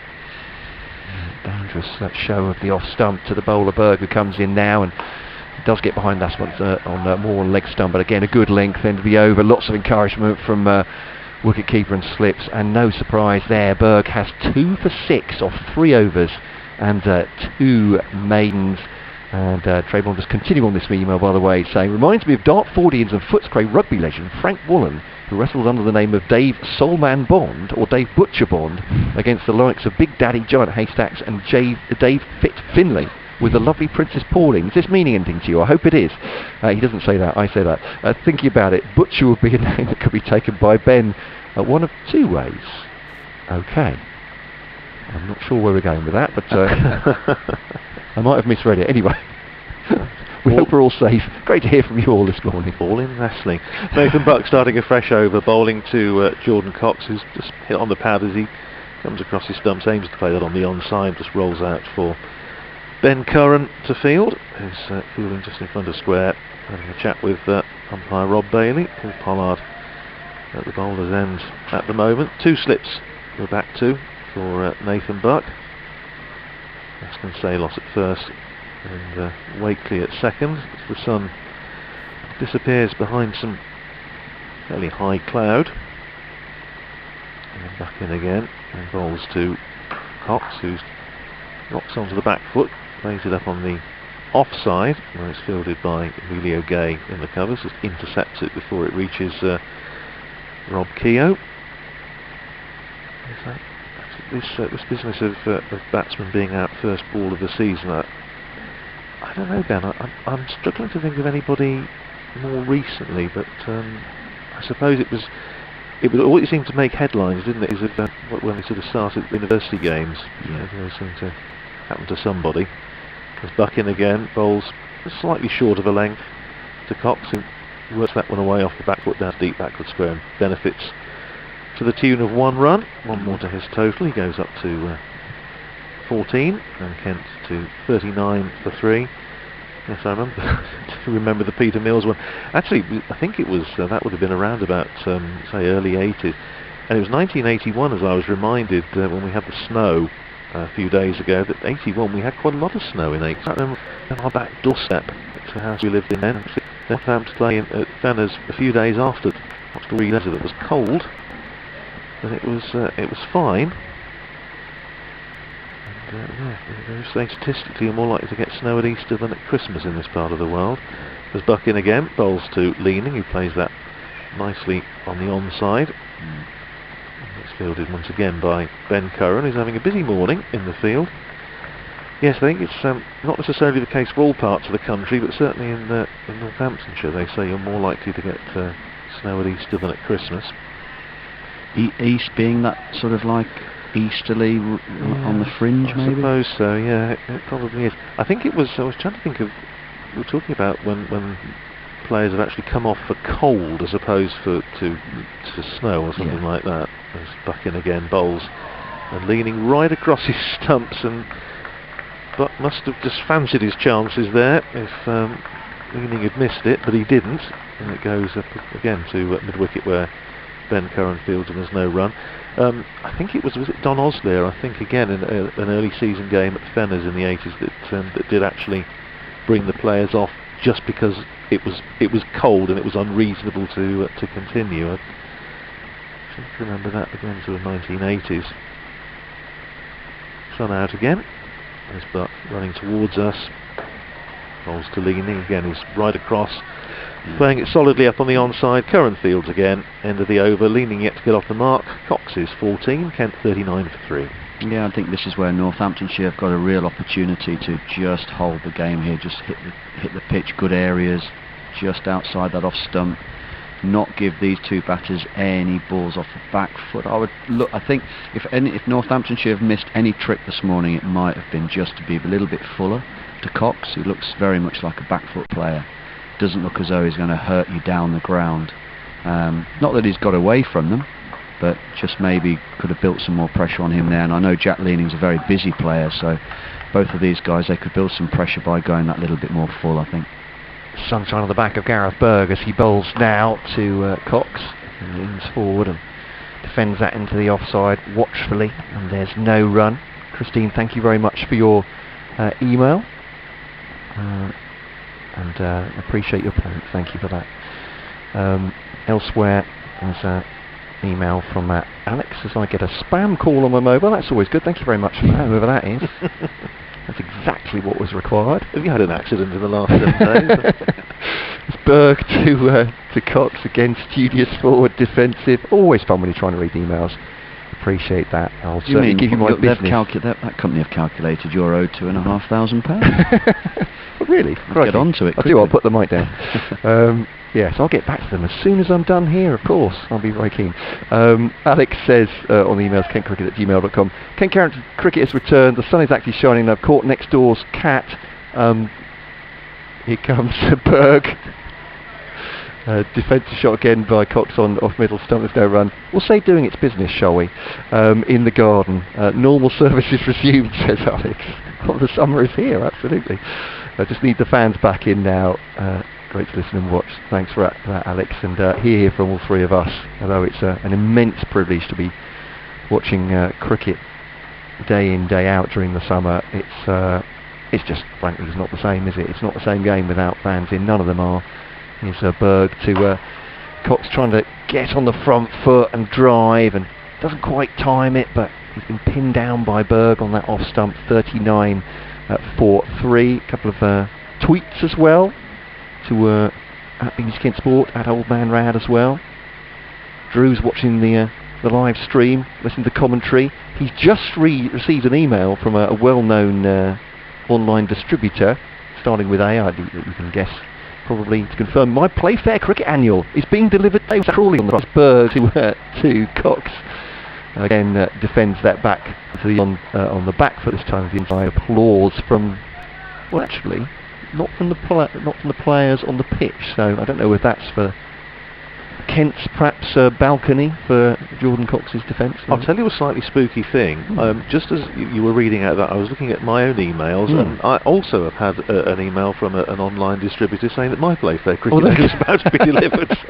Berg bowls to withdraws late from that one. That was a beautiful delivery, pitched on a good length, if slightly full, and has seamed away to the wicket keeper, and Cox did well just to keep out of the way of that one. So Drew, yeah, it is one of those, well, you know the summer's coming, don't you, when that annual arrives. I was going to say others are available, but I think pretty much there aren't any other pocket-sized cricket annuals that have been going since it's been going since 70s, 60s. Before that, I think late 40s. Oh crikey! I think I've got some from the 50s. So I think we're safe on that count. I think so. There are the cricket books you can buy, obviously, and Stumped on Twitter. Thank you very much for your nice comments on the return of the commentary. We're enjoying it. If Kent fans are probably enjoying it a good deal less than Northamptonshire at the moment, Radders and Fenchner. So far, but long way to go. Ben Sanderson coming back into the attack. So a little pre-lunch go, and that first ball is a genuine loosener and goes down the leg side, and Jack Leaning doesn't really need to have anything to do with it, just shapes the play, it goes through to the keeper, and there's no run. Nice to see also then we have the minute silence of course before the start, which was for Graham Cowdrey and Derek Upton, and Fabian Cowdrey has actually tweeted that the family humbled by the mark of respect from umpires, match referees and the players, and knowing that Graham will be looking down with pride. Sanderson in again, bowls to Leaning, who plays that on the onside, and it's fielded at mid-wicket, and there's no run. And it's good that,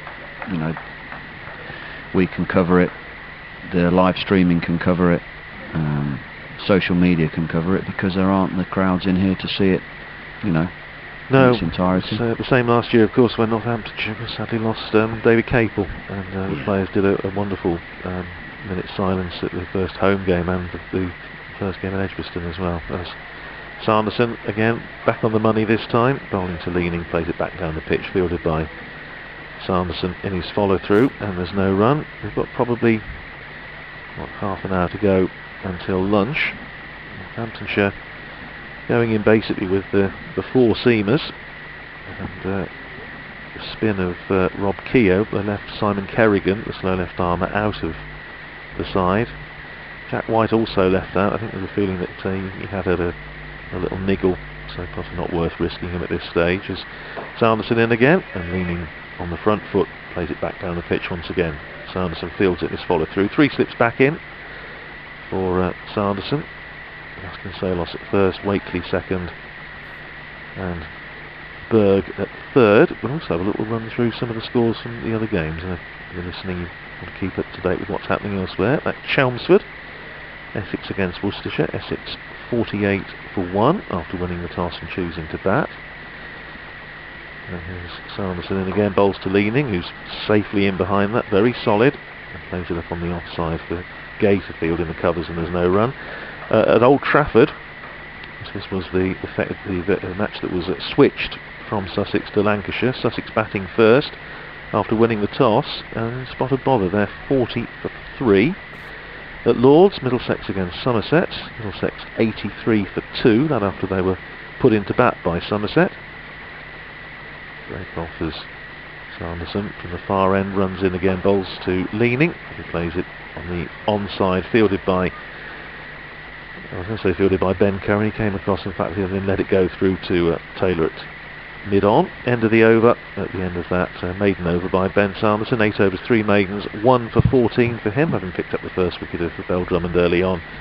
And at the end of that over, Kent are 39 for 3, with Cox on 14, Jack Leaning yet to get off the mark. Yeah, I think just one thing that comes to mind regarding the Kent batsmen this morning was, could they have been a little bit more busier defending for one, to try and keep the scoreboard moving slightly? Yeah, come back to that as Cox faces this ball from Gareth Berg, short of the length, and Cox in behind it, plays it up on the offside for Curran to field. Yeah, it's an interesting one, Ben. You just think that they've perhaps been allowed Northamptonshire to bowl at them a little bit too much. That's exactly what I'm thinking. I just thought maybe early on, especially when there was the 4 slips in and there were the 2 sort of gaps either side of the wicket. 2 slips in place now as Berg running away from us, bowls off the outside edge, thick outside edge, lands just in front of Thurston in the gully. It's a good stop, just didn't quite get there, but full stroke, found the thick outside edge, and again it just turned him round a little bit. I think probably Jordan Cox looking to play straight. Yeah, it was. Just turned him round a touch, yeah, took the edge. Looking to hit it back past the bowler. Yeah. Probably could have waited on it a little bit longer.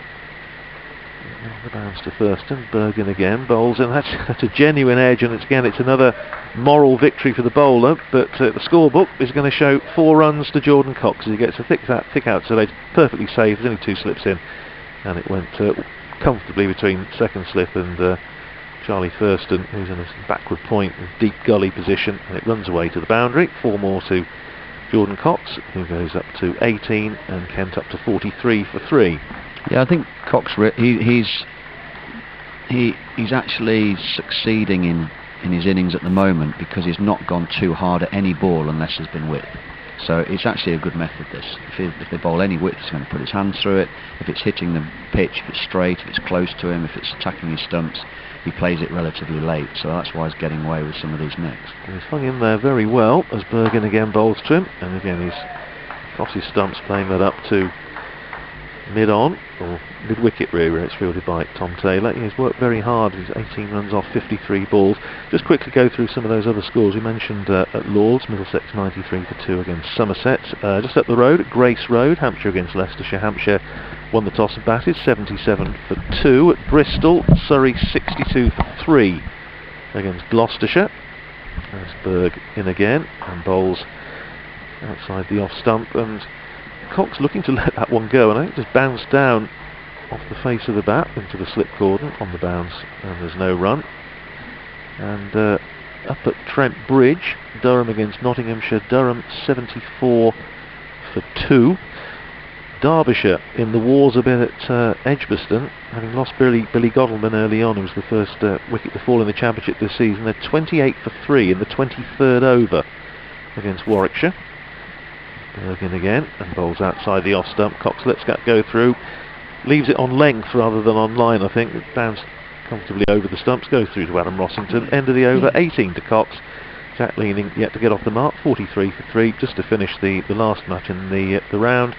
Up at Headingley, Glamorgan against Yorkshire. Yorkshire won the toss, put Glamorgan in, and Glamorgan is 69 for 3. Yeah, another tidy over there from Berg.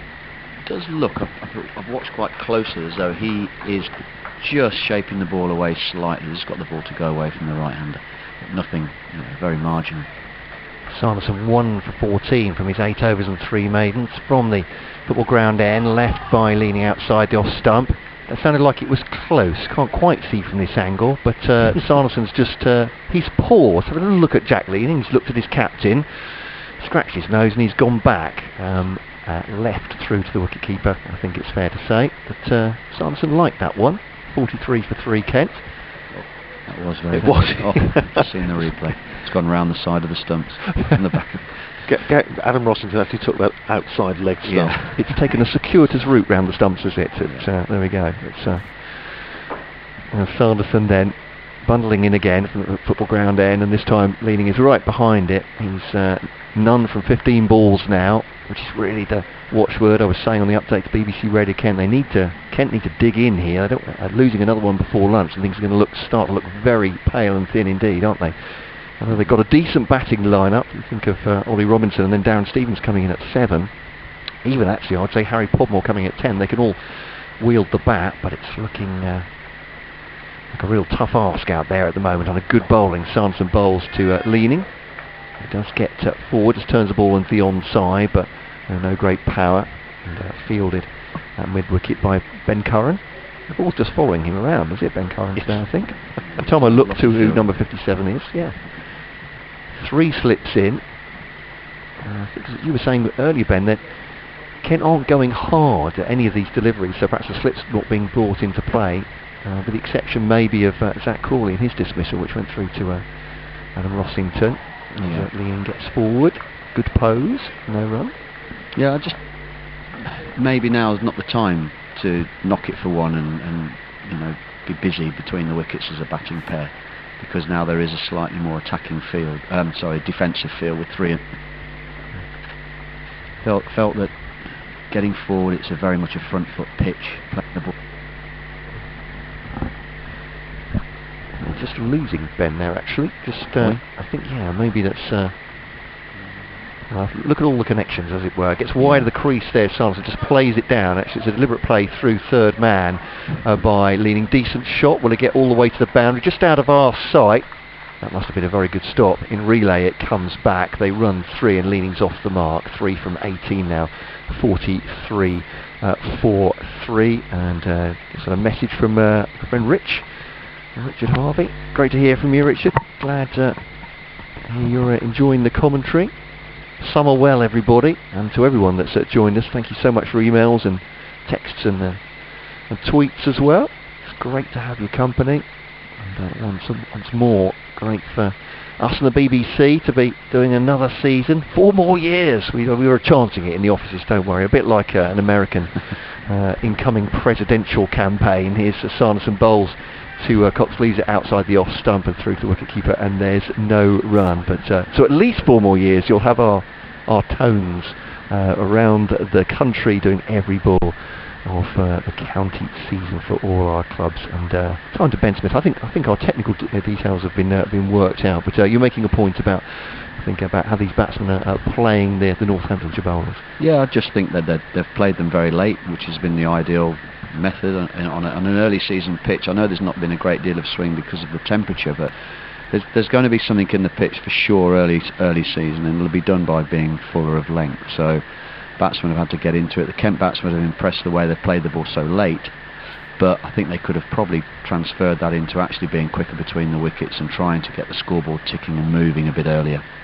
Here's Gareth Berg starting his 6th over, 2 for 10 so far as he bowls to Jack Leaning, still to get off the mark. And, he made 3, isn't he? That's off 19 balls, and he plays that one into the covers, and there's no run. I should just say, actually, in Richard's message, because he's going to criticise me, so I don't read these out, he just said exactly what Ben Smith said.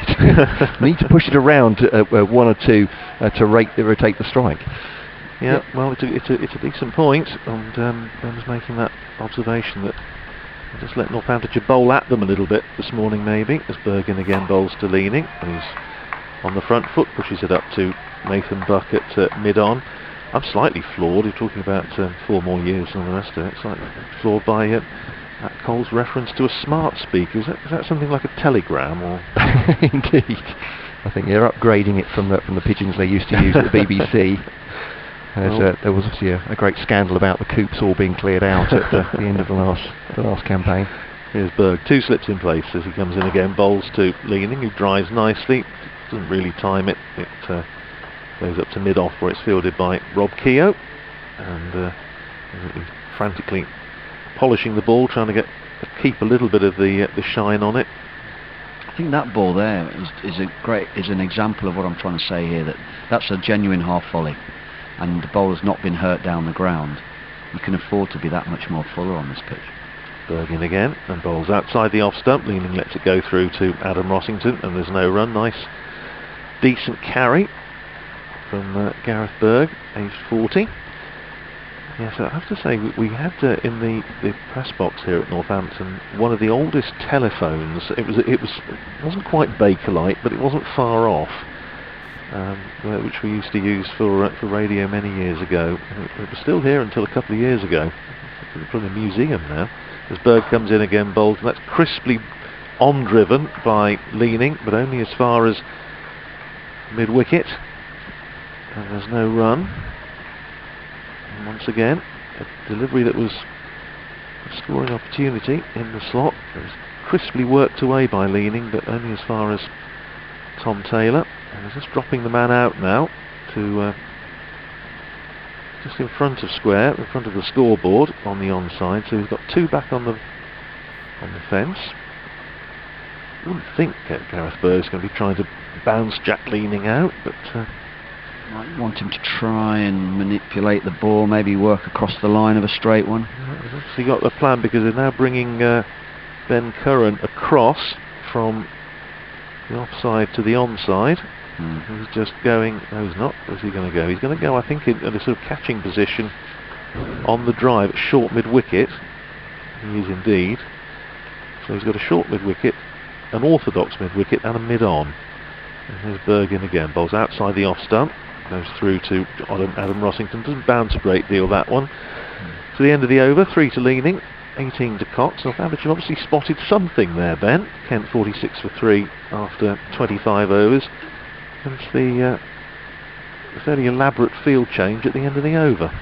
Yeah, Berg, I've noticed, has used the crease relatively well in the last couple of overs. He's obviously, with there not being amount of swing, he's used the crease well. He's angled the ball into Leaning, and then he's jumped in a couple of times closer to the umpire just to try and shape the ball away from the batter to find the edge. I mean, that field there, the field positions he had there, 2 drive men on the leg side, a deep square and a deep fine leg with a mid-on as in a regulation position, is actually not probably the sort of field you'd expect to the way he's bowled on this wicket, but it just, I suppose that is something to get into the batsman's head more than anything. Make the batsman think, right, there's a gap there and a gap there, I'll try and exploit that and hit the ball into those areas to keep the scoreboard moving, because obviously that's one thing that Northamptonshire have done very well. They've held the scoreboard all morning. So Sanderson 1 for 17 now from his 9. Just to halt his run for a second. Cox is settled. He's on 18 from 56 balls, and just closes in on that one again. It runs out into the offside, and there's no run. Gareth Berg just fielding. And the offside, 46 for 3. Bright sunshine once again. I saw a red kite here. Oh yes, we have a lot of them around here. In fact, up in the north of the county, where Ben and I know well, is we see a lot of them. In fact, at our cricket club at Oundle Town, we can come down on the outfield sometimes. Beautiful birds. They really are.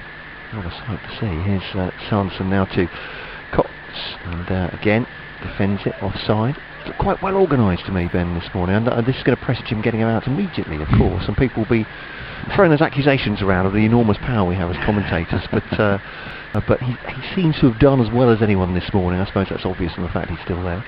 Yeah, he's looked very balanced, which I mentioned earlier. He's only gone hard at the ball when there's been some width.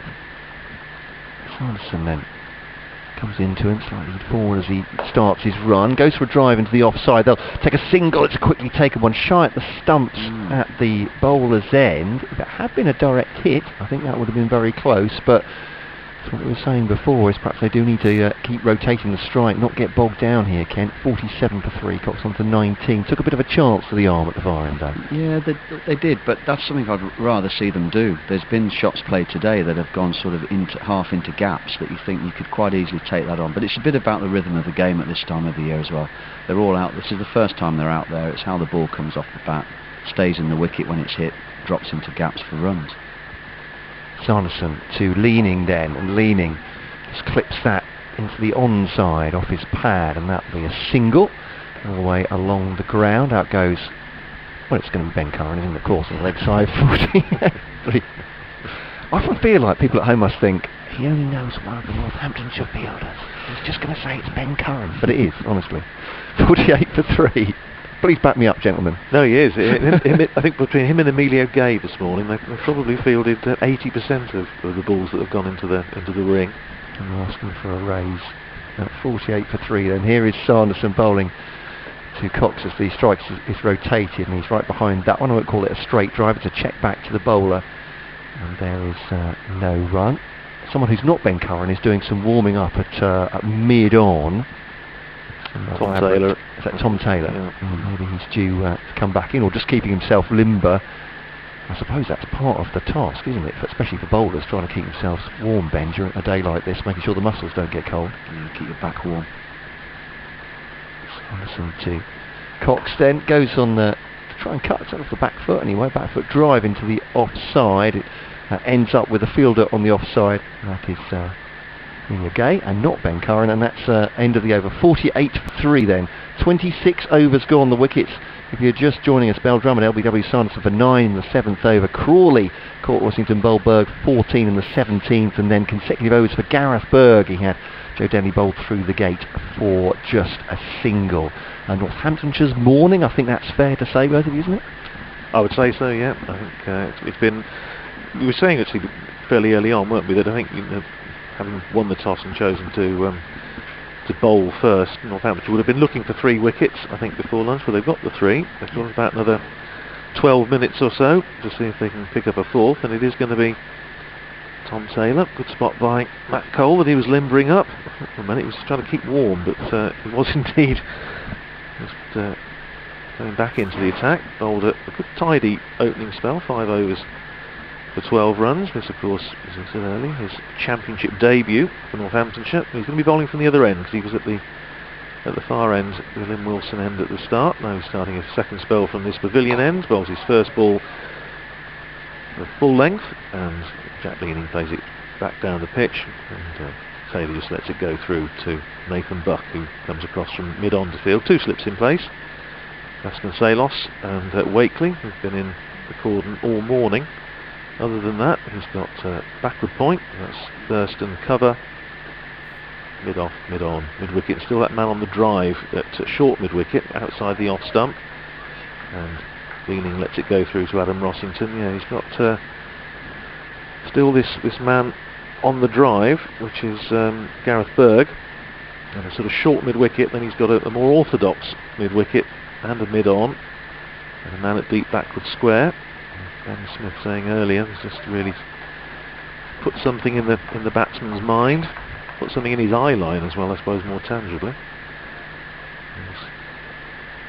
Bird waits there, and Taylor in, bowls to Leaning, who's in behind it, plays it up on the offside, fielded by that man again, Ben Curran. I think it was interesting last season. It seemed to be Charlie Thurston who fielded just about everything. Thurston came into the side at the start of the Ben Bob Willis Trophy last year and was outstanding. Played so well, and also not just with the bat, but he was brilliant in the field. Yeah, remember that. Saved an awful lot of runs. Taylor in again, bowls outside the off stump, and that's cracked away to the aforementioned Charlie Thurston, who stops it, not cleanly, and again wishes he hadn't, because it obviously stung his hand. The ball bobbles away, and they do come through for a single. So one more to Leaning, he goes up to 5, 49 for 3.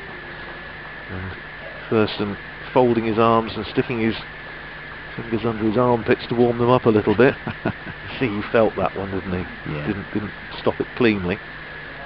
And here's Taylor in again, and bowls to Cox. He plays it up into the offside. Ben Curran inevitably fields, and there's no run. See, Rob Keogh also having a little gentle limber up. I wonder if they might possibly turn to spin for an over or two before lunch. It wouldn't be the first time it's happened. In fact, I remember talking to the late Dennis Brooks, who of course played here for so many years, and he said about captain of the side in the late 40s, Arthur Childs Clark, and he said he would set your watch by it, because if Arthur Cox came on to bowl, it was 5 minutes to lunch. As Taylor is in again, bowls to Cox, who plays it back down the pitch, and it's fielded by Rob Keogh. So there's going to be some, looks like there might be some spin, there's some helmets being run on. We are going to see a little bit of twirl, I think. Yes, Arthur Cox was a little leg spinner, and inevitably was brought on 5 minutes before lunch. End of the over, 49 for 3, Leaning is 5, Cox is 19, and I think, we are going to see a bit of off-spin from Rob Keogh.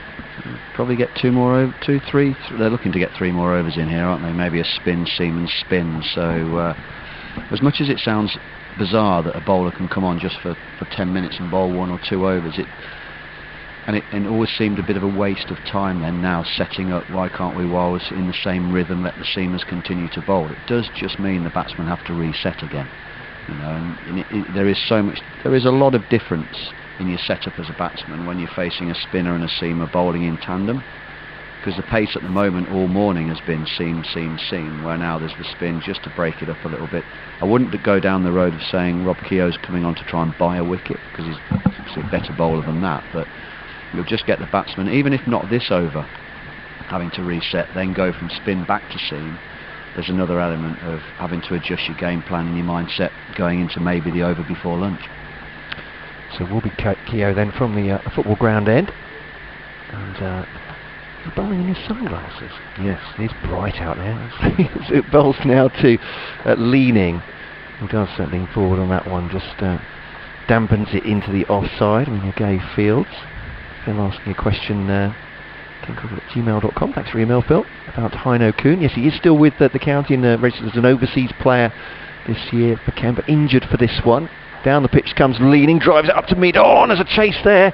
Goodness me, thrown in towards the stumps at the bowler's end. And that was a sharp run taken, and Kent on to 49 for 3. Not the first time they've taken on the arm, this time of Alex Waitley. Sharp running by those two. Sorry, it's 50. The 50 is up, finally, a few minutes before lunch. Keogh gives us one some air. Cox is well forward to it. Forward defensive, no run. Applause from the gloved hands of Rossington over his head for the bowler. 6.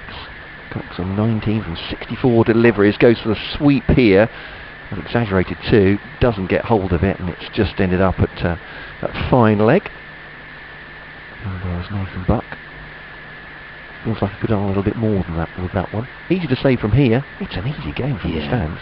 A lot easier than it is playing it. A little bit wide, but Cox certainly went for it. Keogh once again, and this one's just a little push into the onside. A much safer run this. They jog through for a single. As Charlie Thurston comes round to field from mid-wicket round squarer. A bit of gardening by Jack Leaney. He doesn't want this overthrow too quickly, does he? He wants mind a bit of a slowdown here with 6 minutes to go until 1 o'clock. Final ball of Keogh's over. Bowled to Leaney, raises his bat and just forward on that one and blocks it back to the spin bowler. 51 for 3. Leaning has 6. Cox has 20. The men to go for Kent. Drummond, LBW, Sanderson 9. Crawley Court, Rossington bowled Berg 14. Denley bowled Berg 1. It's Matt Cole, Andrew Radd and Ben Smith with you. BBC Radio Northampton and BBC Radio Kent. Well, we'll get 2 more overs in now, won't we? Into the lunch break, I think. Pretty much spot on. So that first over from Keogh. Slight surprise they didn't have a catcher around the bat.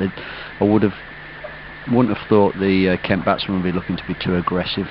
There's Tom Taylor starting a fresh over and bowls to Jordan Cox, who once again just comes across his stumps, plays it calmly up to mid-on, and there's no run. Patient innings this by Jordan Cox. He's been excellent, done a really first-rate job for his side. He's still there, 20 not out, 66 balls.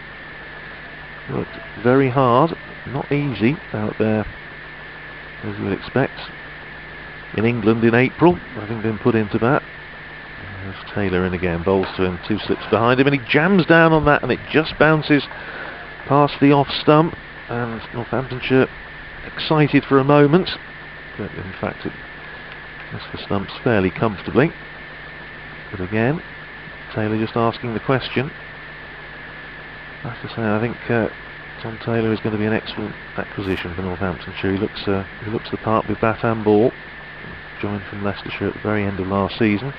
In again and bowls, and that's squirted away off the outside edge of Jordan Cox's bat. Runs down towards the boundary, beats Charlie Thurston at backward point, and they come back for 3 as it's chased right down there in front of the indoor school. Ricardo Vasconcelos from first slip, who's had a very nice little run out. He's been at first slip all morning. Probably appreciated the exercise. 3 to Cox, he's up to 23, and Kent's to 54 for 3 at the start of the 29th over. He's now earned his lunch. Yes. Ricardo Vasconcelos also keep wicket, of course, which is why he's at first slip. Taylor bowls this time to Leaning. Across his stumps, plays it up on the onside, where it's fielded by Emilio Gay, and there's no one else looking out there. But just Emilio Gay out there in shirt sleeves. No, he has got his short sleeves on. I was just thinking it was definition of madness to be fielding on a day like this with no sweater on, but no, he has. It's not quite as obvious as the old cable knit ones used to be. These sort of slipovers. Taylor in again, bowls and Leaning on the front foot this time, just pushes it down on the offside, where it's fielded by Rob Keogh, and there's no run. Keogh, I just think, Ben, in the Northamptonshire side, he's bowling well. He just helps the balance of the team. Yeah. If you've got him in at batting in the lower middle order, 6-7. And can bowl you a decent stint. Bowled a lot of overs in that opening match of last season, belated start to the season, of course, in the Bob Willis Trophy at Edgbaston. Yeah. Didn't bowl much after that. There's Taylor outside the off stump. Leaning lets it go, goes through to the keeper. End of the over, 6-2 Leaning, 23 to Cox and Kent. At the end of 29 overs, 54 for 3. Yeah, I think I mentioned earlier about sort of like the rhythm of the game and how this first mornings panned out for both these teams. It's very impressive how the rhythm of the Northamptonshire bowling innings has gone for the first 2 hours. How they've got around between overs. I know it sounds quite a basic thing to do, but it seems to be ball in hand, bowlers ready, running in, hitting good areas. They really set the tone at the start of the morning, and they continued that up through the rest of this session. And Rob Keogh to bowl what could well be the last over of the session, and bowls to Jordan Cox, who's massively forward on the front foot, plays it back down the pitch. Keogh feels the only close catcher in there is Ricardo Vasconcelos at slip. Yeah. As Ben was saying earlier, possibly maybe missing a trick, but here's Keogh in again, bowls, and Cox just works that one away behind square on the onside, thinks about a single, but Nathan Buck is there and there's no one, so he's got a slip, backward point, extra cover, mid-off, mid-on. Short mid-wicket catching, more orthodox mid-wicket, deep backward square, and a backward square on 45 degrees, and Cox this time does get a run as it just goes to the left of Nathan Buck at the 45, and it's Ben Curran who comes in off the boundary at deep backward square to field. One more to Cox, 24 to him, and 55 for 3. It's not threatening bowling this purely because of the conditions, so it's going to have to be a batsman's mistake. Now you get a fielder catching around the bat. Batsman's not going to play a forward defensive with such conviction. Keogh in again, bowls just decent length, and leaning forward plays it up on the onside where it's fielded by Gareth Berg in there on the drive at short mid wicket. Cat and mouse here. Yeah, trying to slow the over down so they can get into lunch after these two balls to go, and Keogh again full length, and once again carbon copy of the previous delivery, just plays it up on the onside where it's fielded by Gareth Berg in there close at short mid wicket, and there's no run, and yeah, Jack Leaning's gone down and done the little bit of obligatory gardening to try and make sure that this will be the final ball of the morning session. And once again to our online listeners, just to warn you that I shall be updating BBC Radio Northampton's radio listeners just a second. Keogh in again, bowls, and leaning forward on the front foot, plays it back down the pitch, and that is lunch. It is indeed. So Rob Keogh finishing off with 2 overs, the last 2 overs before lunch, conceded just 3 runs, and that's the end of the morning session. First morning of this LV Insurance Championship match here at Northampton, with Kent put into bat, 55 for 3. Jordan Cox has done an excellent job for his side. He's 24 not out, having faced 72 balls. Jack Leaning is on 6, and the players leaving the field for lunch. And I think Northamptonshire, Ben, will be reasonably happy with that start. First session, we said 3 wickets they've got. Yeah, I think that's absolutely right, Radders. They've, like I mentioned the over before, they've bowled with really good rhythm. It's been a very good bowling display for the bowling innings for 2 whole hours there. They've not let up. There's not been a period of that innings where Northamptonshire have taken their foot off the gas. All the bowlers have worked well in partnerships. Whoever's finished bowling and takes over has hit the strap straight away. There's been no freebies. They've made it very difficult for the Kent batsmen to sort of free up and actually get some rhythm and get going in their innings. So Jordan Cox looks well organised. He's overcome what Northamptonshire have thrown at him. He looks very well balanced, and I think he's somebody that will benefit from just spending time in the middle. This time of year is very much all about that. Batting as individually and in partnerships. Just spending some time in the middle, it's invaluable really moving forward. Yep, absolutely right. Well, thanks to Ben Smith and Matt Cole, of course, from BBC Radio Kent, and just going to be updating BBC Radio Northampton listeners in just a second as the players have now left the field. It's conditions are not bad at all. I mean, really, it's the breeze, such as it is coming from a warmer quarter. It's coming from the west or the southwest, so certainly not the northerly that we've had the last couple of days, and that we're forecast to get, of course, sadly for the weekend as well. But it's not too bad. The sun's been behind the high cloud for a part of the morning, but when it has come out, it's almost looked like the cricket season. It's been very, very pleasant, but I think Northamptonshire reasonably happy. I'll just stand by to update BBC Radio Northampton.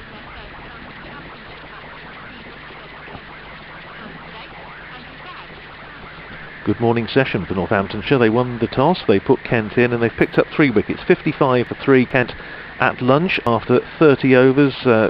Jordan Cox, their opening batsman, has 24 not out, has weathered the storm, done a good job for his side. But Ben Sanderson picking up the first wicket of the morning for Northamptonshire when he pinned the Kent captain, Daniel Bell-Drummond, LBW for 9, that was 14 for 1. And then Gareth Berg with 2 wickets in the space of 3 balls, both England players. Zach Crawley caught behind by Adam Rossington for 14, and then 2 balls later Joe Denley bowled by an absolute beauty for a single that nipped back and took the top of the middle stump. Cox is 24, Jack Leaning is 6. At lunch, Kent 55 for 3. Thank you just for bearing with us for that one. That's the lunch break, as I say, 55 for 3 off 30 overs. We'll be back with you when play resumes in around about half an hour's time.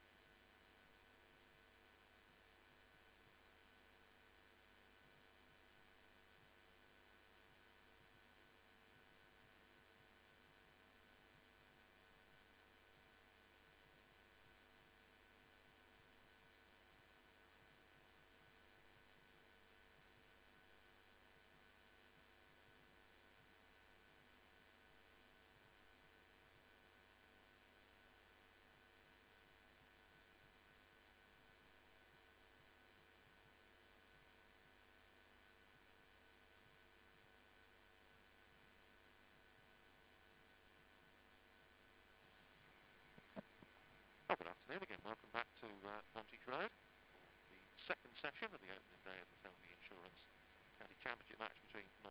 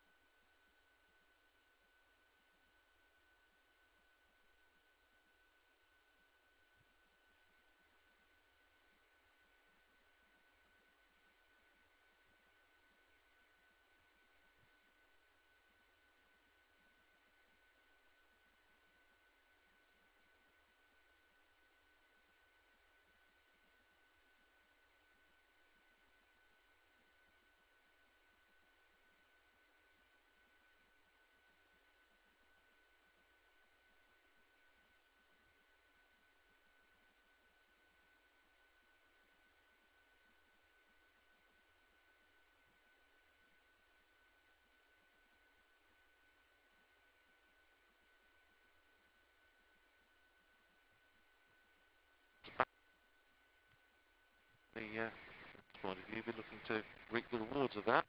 Pick on this afternoon. He's up to 30. Kent to 61 for 3. And Ben, we were saying start of the session, somebody really needs to play a battling innings, really dig in. And Jordan Cox has done well. He's just facing this ball from Gareth Berg, and again, full defensive, back down the pitch, and it's fielded by Ben Simons from mid-on. I think Jordan hasn't been easy. No, it's played very well. It looks like when he's hung back, he's been able to play the ball off the pitch. Looks more like a back foot player.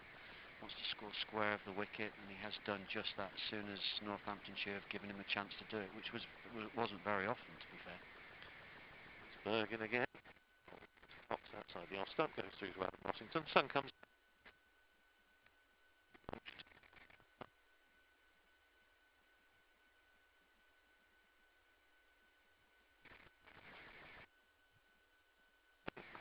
Very much in the bowler's favour, as you might expect. Pitch, a little bit of green in it. As I say, I've seen much greener surfaces at Northampton than elsewhere at this stage of the season. I suspect it usually tends to be the case at Northampton, doesn't it, Ben? I think if you're going to get anything out of it, it has to be first session and a half. So there's Bergen again, nicely off the back foot, plays on the bounce. Charlie Thurston at backward point, end of the over. Jordan Cox picked up 6 runs from that over. He's on 30. Leaning on 6, Kent 61 for 3. Yeah, ironically, when we started the Bob Willis Trophy last year, middle of the season, the wickets were a lot greener than they are first week of the season, early April. But that's credit to the ground, I suppose, as well. Really, they're that good. More.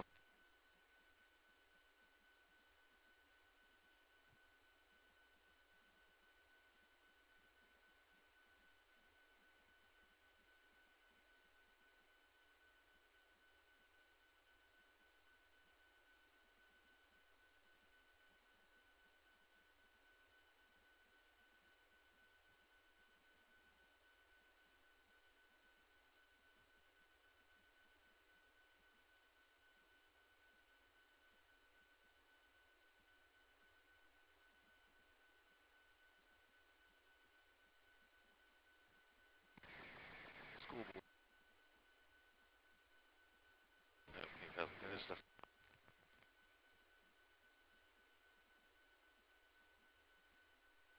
head the top.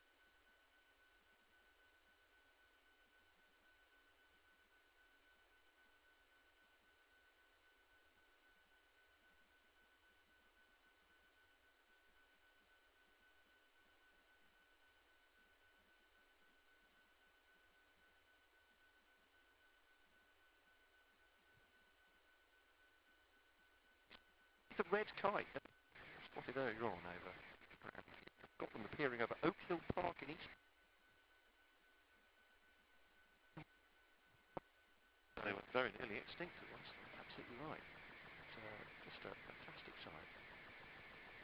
Buck to leaning on the front foot, pushes up to mid-on. Applause for Buck. So Leaning's just trying to get on the front foot here. I'm not saying he's attacking Nathan Buck, but he's trying to take the attack to him, perhaps. Yeah, I think he wants to play from the crease. He looks like he is well, I know he's a busy cricketer. He's got a bit more of a 360 game. However, I think he's lining him, so he wants to line it up off the back foot. He's in the back of his mind knows he needs to get back into the ball when it's full. 65 for 3, Kent, as Buck bowls down the leg side. Leaning thinks about it, leaves it through to Rossington in the end. Cloudy skies.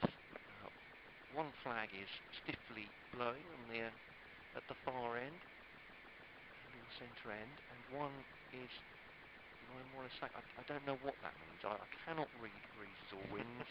I've no idea what's going on most of the time. But yes, there is a breeze. I don't think that's much affecting the cricketers. They're mostly in sunshine. To be very welcome, but it's certainly sleeveless jumper order for most of them today.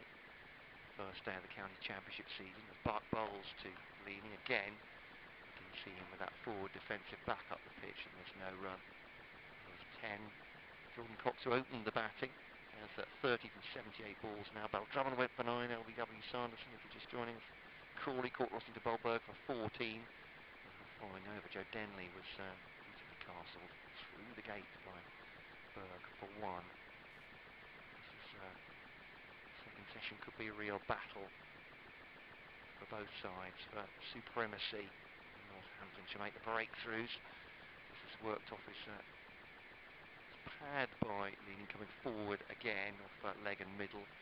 Hers is shot again, but with no great force, and fielded at mid-wicket. That's the end of the over. 65 for 3. And Ben, you were just saying off the air during lunch about the struggle for supremacy on the first day, particularly the first day of the season, I suppose.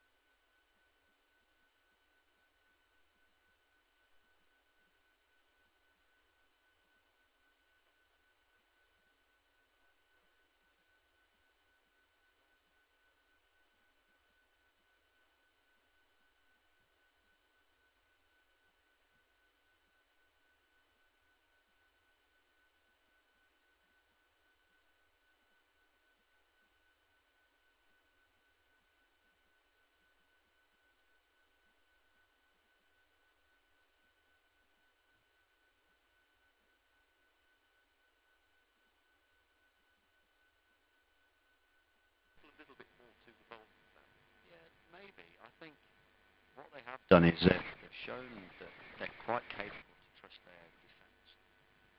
What Kent batters have done is defended with their back in front of their pad against your seamers because of the extra little bit of nibble maybe in an early season pitch.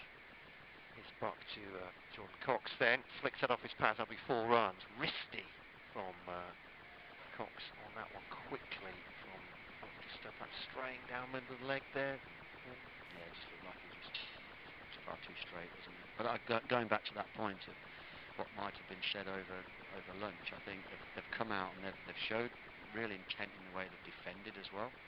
It's positive defence, and I think what it may have done. She said to Northamptonshire, you're going to have to ball better, quicker. Find a ball down, try to get the decent pivot to actually get it out rather than me just standing in the inverted side of pressure. And I think that's probably led to a couple of these looser delivers we've seen. Back boasts himself. Scored 74 for 3 Kent now. Jordan Cox facing. Forward, fencing up towards mid-off. He's on 35 now. With the whole of the first session, which saw Bill Drummond, Crawley and Denley go. Jack Lee on 14. Together.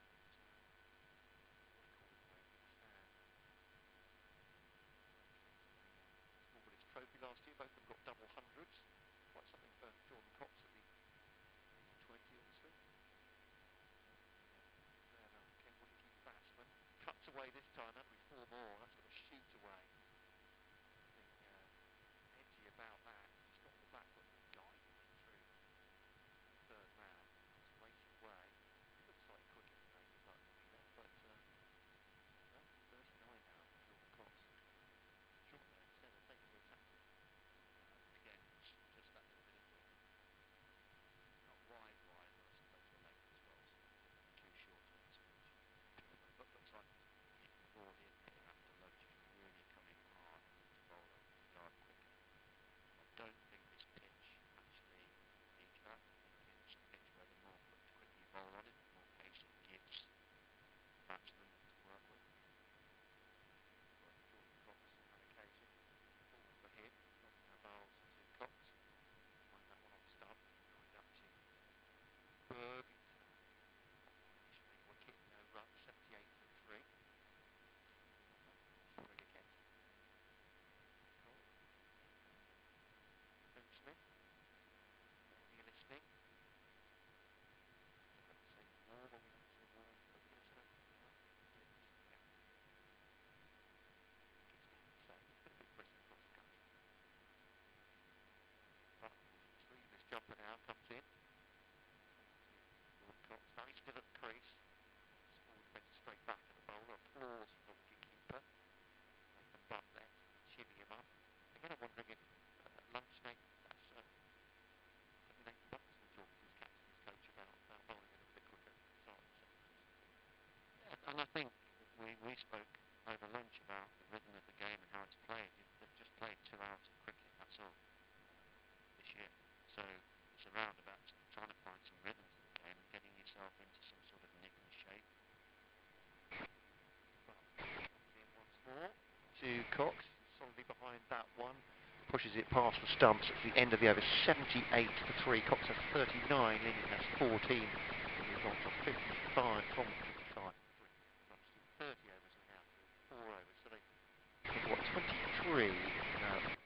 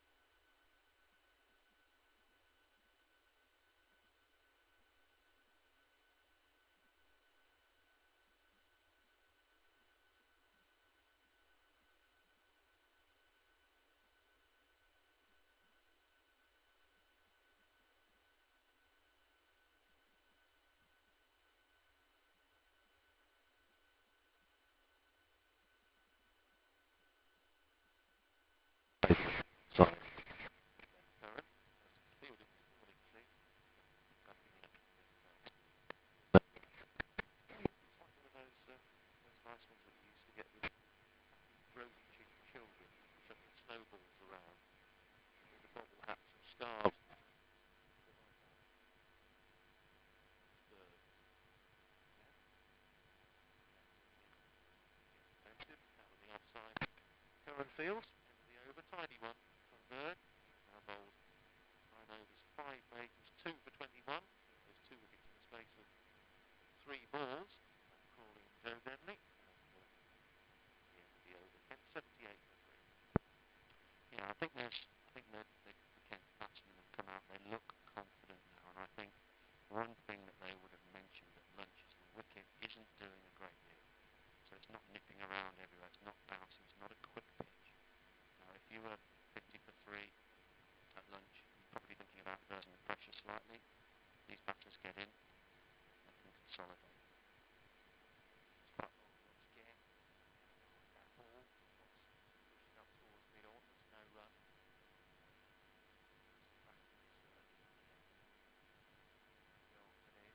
Talk about bowl batsmen. Kent certainly would feel following the warm-up game in Gloucestershire. Didn't think that perhaps the ECB would be that keen on them repeating the slips or elsewhere during this game. So we're back to regulation headgear all round, I think.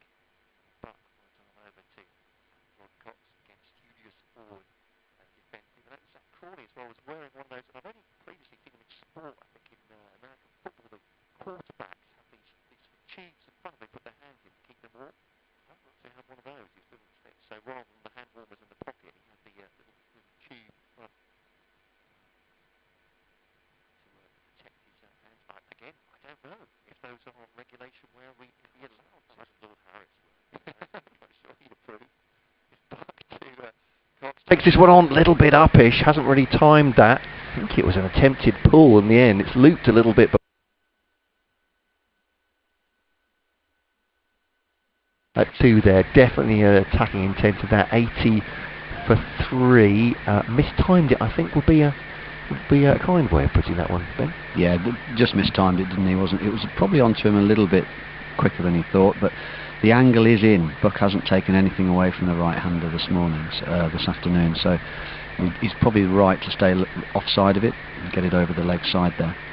Could bounce safe eventually. Buck to Cox, drops it into the offside, just thinks about a single. It's pretty quickly sent back by Jack Leaning. 2 fielders, Emilio Gay was on that very fast in the offside. 2 slips then. A point. Cover there. He's there at cover. Mid-on, mid-off. Mid-off is fairly wide. Mid-on is pushed back a little bit. Mid-wicket. Square leg. And that is one of our fielders, isn't it? Yeah, deep square leg, backward square leg. Just flirting with the boundary rope. Is Buck to Cox. Ooh, he squared him up.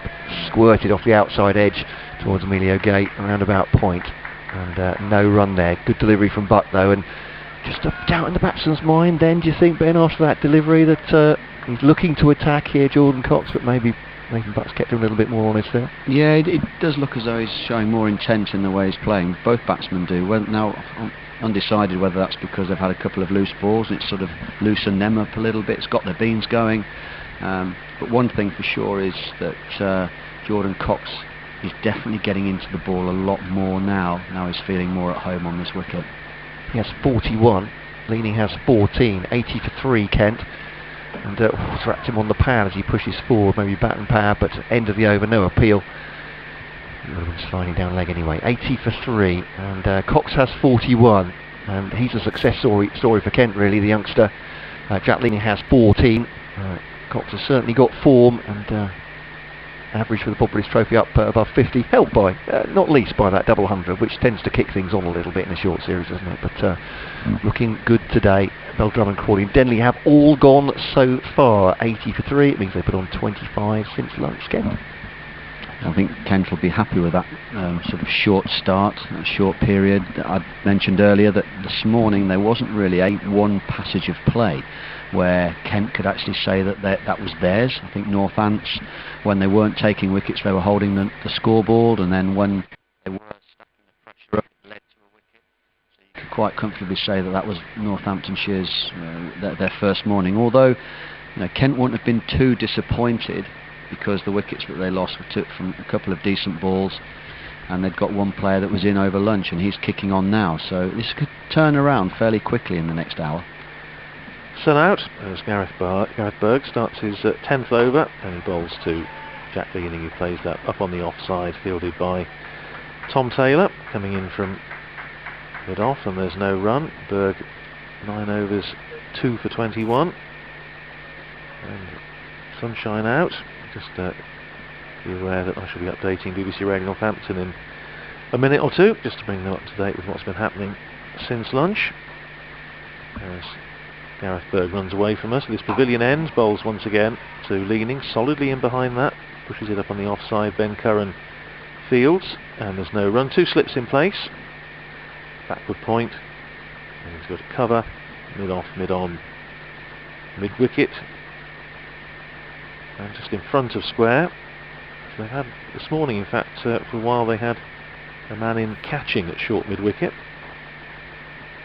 He's just retreated a touch now as Berg comes in again, bowls to leaning, who's going in behind that, plays it back down the pitch.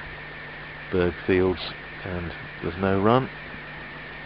Nice to see the sort of reassuring landmarks of the ground. Spire of St Matthew's Church, beautiful church in Northampton, over to our left. And some players having a little knock down there at the outdoor nets, just what used to be the bowling green here at the county ground. It's now outdoor net area. As Berg comes in again, bowls to leaning, who on drives, but only as far as Ben Sanderson at mid-on. And there's no run. Score stays at 80 for 3 at the start of the afternoon session.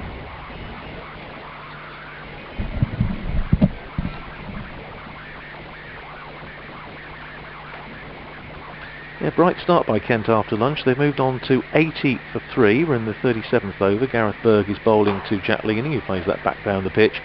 It's fielded by Rob Keogh coming round to mid-off. Jordan Cox, who opened the batting, still there. He's on 41, Jack Leaning on 14.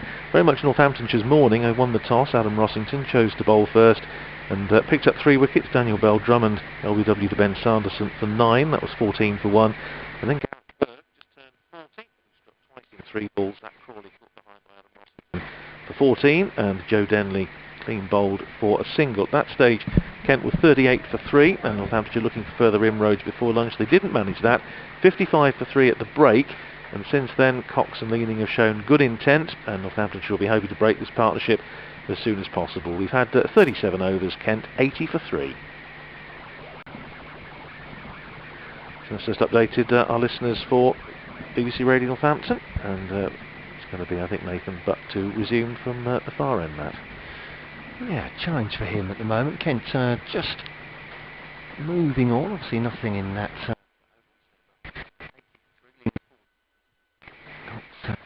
41.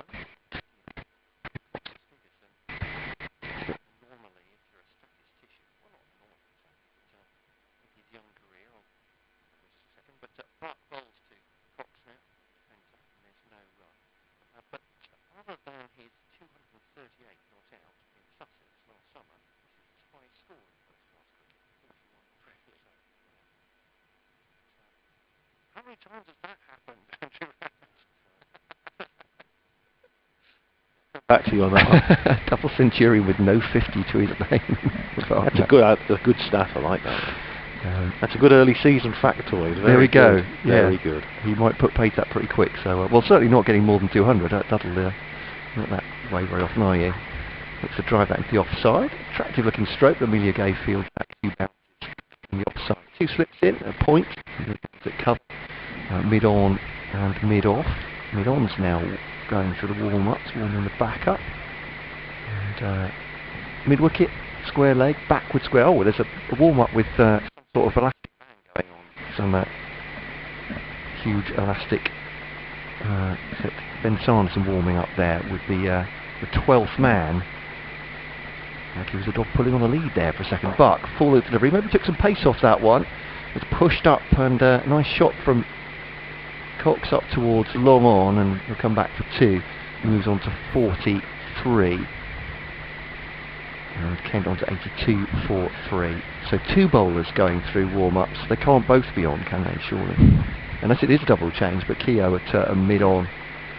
A mid-off rather, and Ben Sanderson looks slightly more intent on his warm-ups, I have to say. So they've got the stretchy elastic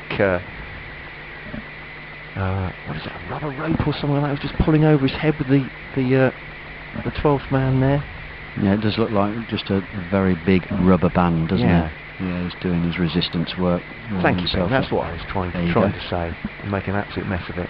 Get the professionals on this. He's bowling to Cox. Waits just calmly, but pushes him the offside, and he was just trotting up the wicket, asking Jack Leaning if there was a run there, and Jack Leaning, in stolid Yorkshire fashion, standing at the other end, leaning on his back, just shouting no. So I think impetuosity of youth, perhaps, from John Cox. That's a great example, that ball there, of how I was speaking about how Cox is now getting into the ball more. He's finding his feet. Just spending time in the middle has given him some rhythm to his batting. It was a back foot shot, but he's still looking to get back into the ball and try to sneak a quick single. But then 5th ball of his over. 2 Cox drives this one. That'll be 4 runs. It is indeed. Flick that full length delivery off his toes. And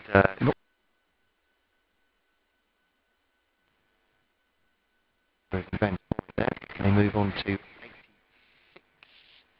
86-4-3 and Cox on to 47. I think Kent got away, you would say, to a little bit of a flyer after lunch, and then it showed for maybe 2 or 3 overs, a couple of Berg, 1 of Buck, how Northants then just decided to go settle back in. So I think Northants came out and tried to get a wicket, tried to be a little bit more aggressive, which fed Kent some easy runs, or easier runs, and now Northamptonshire have just tried to settle back in and bowl a little bit more straighter and get the pressure back on. It was Buck to Cox, once again right arm over, looks to go on the cut there, and just actually pulls out of a full-blooded stroke, and it ends up at backward point with Charlie Thurston. End of the over, 86-3, and Ben Smith beautifully describing Radders. I think it's the wonder of the ebb and flow of cricket, just what I'd say many of us love about this beautiful game, is just the subtleties even within a session. And, people will say 4-day, 5-day cricket is a bit boring, but to me that's the fascinating thing about it. Just the little changes in mood and pressure. Oh, yes, it is. It's just the way that the game, and it's the psychology of the whole thing, isn't it? And you just sort of see what the captains are trying to do, what the batsmen are trying to do. It's fascinating watching.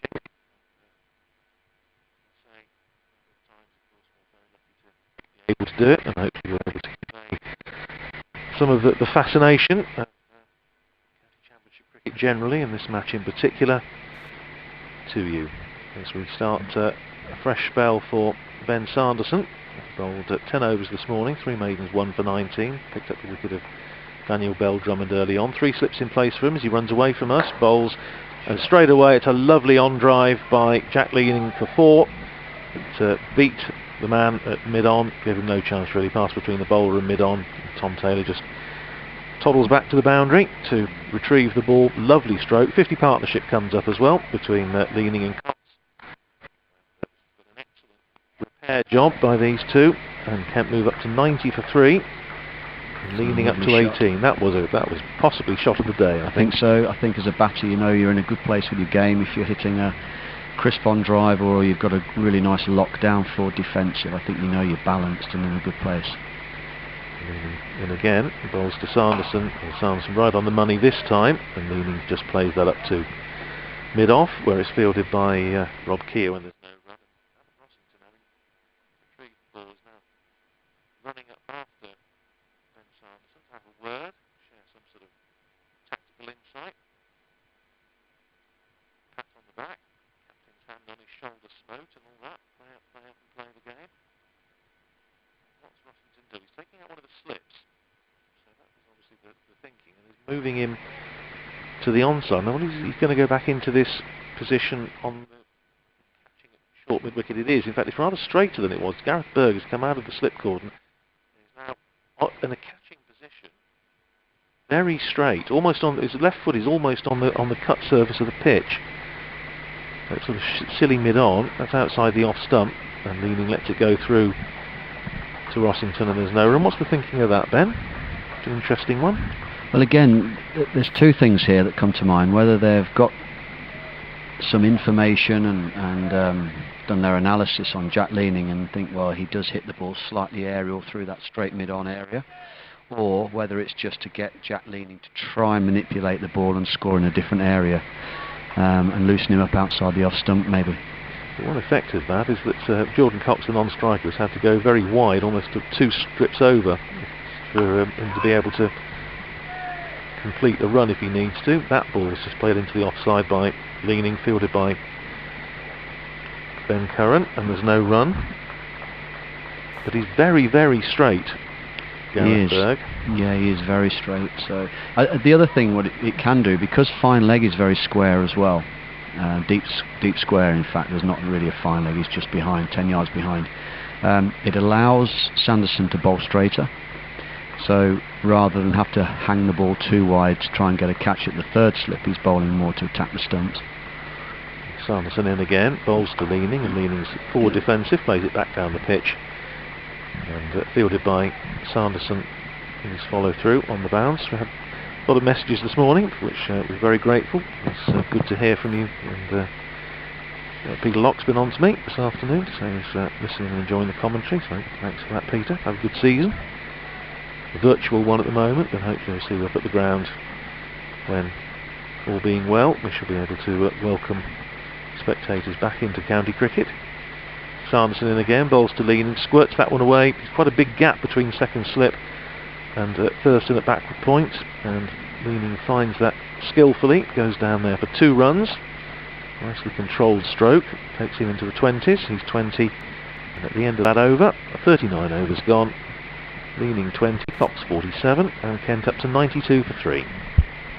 Yeah, Leaning again showing the benefit of just letting the ball come in, playing it later, really under his eyes. There's no real pace on this pitch to worry any of these batters, so I think they've really worked it out well. Since lunch, I wouldn't say they've probably sat down and had a meeting, but the word gets around pretty quickly. Batters will just tap each other on the shoulder and say, hey look, this is how I felt the wickets played this morning. Share a bit of information on what to expect. There's not been any lateral movement. Berg shaped a few away a little bit just after lunch, but no, this is really where Northamptonshire now are going to have to try and wrestle back the scoreboard, get the scoring rate down again. They'll be talking about stacking a couple of maidens together. They've got a lot more of a defensive field now. It's more like a ring field, 3 on the off, 3 on the leg with just 2 slips. And they'll look to just try and build some pressure. So Tom Taylor bowling now to Jordan Cox. It's low to that one to drive it up to mid-off, and there's no run. Full length delivery from Taylor to start with. None for 16 from his 7 overs before this one opened the bowling with Ben Sanderson this morning, and he started sharp at 11 o'clock with sunshine for much of the first session. A little cloudier now, but certainly none of the humidity that would get the ball seaming all over the place, or swinging all over the place rather. Taylor now to Cox, just tickles that one, glances it off his pads down towards fine leg, and they take a comfortable 2 in the end. Played it more or less with soft hands, and he moves on to 94 for 3.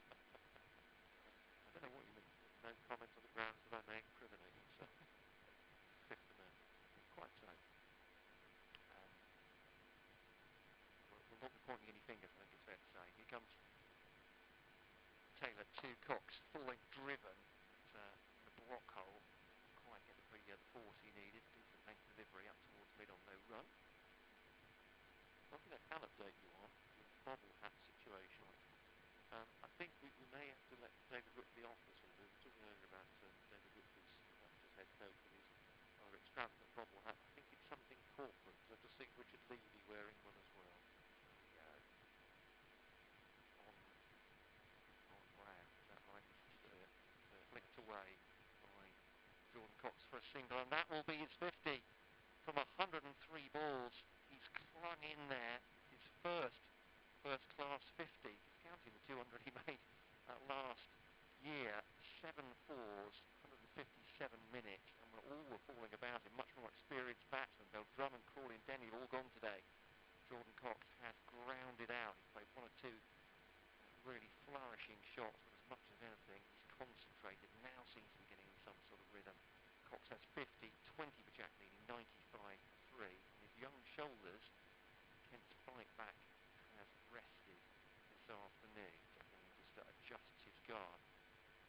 Ben Smith, he looks like he's deserved it as well. He's been a bit through the mill today. He's played very well, yeah. He's played very well. Century for Jordan Cox, leading the faces, defends it, and there's no run. He's got a delivery, end of the over, 95 for 3. And we see the balance of the match, but obviously it's important, this partnership seems very important at lunch again. They took it on the afternoon. Absolutely. I think going on back to Jordan Cox, he's just played so well. He hasn't really. I mean, you think he's hung in there. We think we're looking at him thinking he's knuckled down, he's dug in, but he's actually, when he's been given a scoring opportunity, he's pretty much taken it. You know, such as the way that Northamptonshire bowled at him. You know, he dealt with their best ball really well, and then when they've just given him a little bit of width primarily, he's put that away and scored off it. He's really impressive. Yeah, well played, Jordan Cox. Super innings for his side. And he's facing now as Ben Sanderson begins a new over and bowls to him, and Cox in behind that, plays it up to that fielder right on the edge of the cut strip at very short, straight mid-on. This is Gareth Berg. A bit of applause for the bowler from his captain. Yes, I know what the gentleman meant about Adam Rossington. It does slightly look as though he may have a few layers on, but who can blame him? And there's Sanderson turning at the end of his mark in this pavilion end. He runs in again, bowls to Cox, and Cox again in behind it, and once again it goes to Gareth Berg, fielding on the edge of the cut strip, and there's no run. Matt made the point about Jordan Cox having made a double 100 but not having made a 50 otherwise. I was just exploring quickly on my laptop one other that came to mind as a possible, but in fact I was thinking about Rob White, who's now of course on the umpires panel. I'll come back to that in a second. As Sanderson runs in again to bowl to Cox, and Cox just plays that one down off the face of an angled bat into the gully, fielded by Charlie Thurston, and there's no run. Stays on 50, count on 95 for 3. His fourth county championship match, he made 277 against Gloucestershire here in 2002, opening partnership of 375 with Mark Powell. And I'm just wondering, did he have a decent score before that? And because he did, his second game, and he got an 80 and a 60, so it's not quite the comparable stat. And Sanderson then again bowls to Cox and plays it for the third time in the over to Gareth Berg. That's silly mid-on, and there's no run. 2 slips in place, backward point, cover, mid-off, mid-on, fairly deep, mid-wicket. So this man just on the cut strip, Berg, and then deep backward square. So yeah, I think you've got the edge there. Jordan Cox has anyway. Did Donald Sibley make a very early double century? Oh, that's a thorough. Yes, he did. That's a good shout. Sanderson in again, bowls, and that's driven nicely by Jordan Cox, but only as far as mid-off, where it's fielded by Rob Keogh, and there's no run. Rob Keogh, of course, a capped player, so he has one of the Northamptonshire caps with the gold piping at the top of them. Just the ordinary ones, the uncapped players have the ordinary red cap. A relatively new innovation. I rather like it. I think they look smart. And Cox waits 50 to his name. Sanderson comes in, bowls through, and he plays that away on the onside. He's going to pick up a single as it runs just past the square leg umpire, just behind square, and Emilio Gay runs round, completes the fielding, and the end of the over. One more to Jordan Cox, who mixed the bowling. He's up to 51, leaning on 20, and Kent, 41 overs gone, are 96 for 3. Matt mentioned about this being a really important partnership for Kent, and it's obviously now not motoring along but rolling along really nicely. I just think that in the sort of circumstance of the game, these two will be out there not necessarily wanting to change the way they play, but also having one eye on the fact that this is probably Kent's biggest chance now to get on top of Northamptonshire, the first time in the day, and they'll know how important it is for these two to spend as much time together and build this partnership as possible. They're going a smidgen under 4 and over since lunch as well, as Taylor bowls to Cox. Again, just pushing that into the onside, defending it, no run. Picked up by Gareth Berg there. Sort of shine on the sleeve of the... I think that's a jumper. These days they're not cable knit, are they? So it's not entirely easy to tell. Is that just a long shirt? No, it is a jumper he's got on. Kent's are they, aren't they? Kent's look like a cable knit. Yeah. They've stayed, and maybe Surrey, I think maybe are a county as well with a cable knit sweater. I think you're right. I'm actually just thinking who you can't see the numbers on, because you can't stick those sticky numbers on those cable knits, can you? Which annoys some supporters and commentators alike. As this one's packed into the offside, the defenders no run. But yeah, absolutely, they've got the trad ones. They look smart. I think so. I think there's an amount of tradition, but I think it just looks good as well. But personally, but I'm not one much to talk about fashion. But which I know you'll find very hard to believe, having met me for the first time today. Ben, but here comes Taylor to bowl. Good full length as well, but of course he's trying to get on the front foot. He's trying to force it away and end up with Emilio Gay the offside. And, no run. The product of the industry you're working in, radio, you see, it's just about being here and being able to say something at least, not how you look. Well, that's true, but I think, as normal, three-piece suit for me and bowler hat. I think standards, gentlemen. As we come back, that's the wonder of radio as well. Here comes to Taylor to Cox. Again, forward defensive, no run. Just trickles past the stumps. Took a little bit out of it, I think, Taylor on his follow through.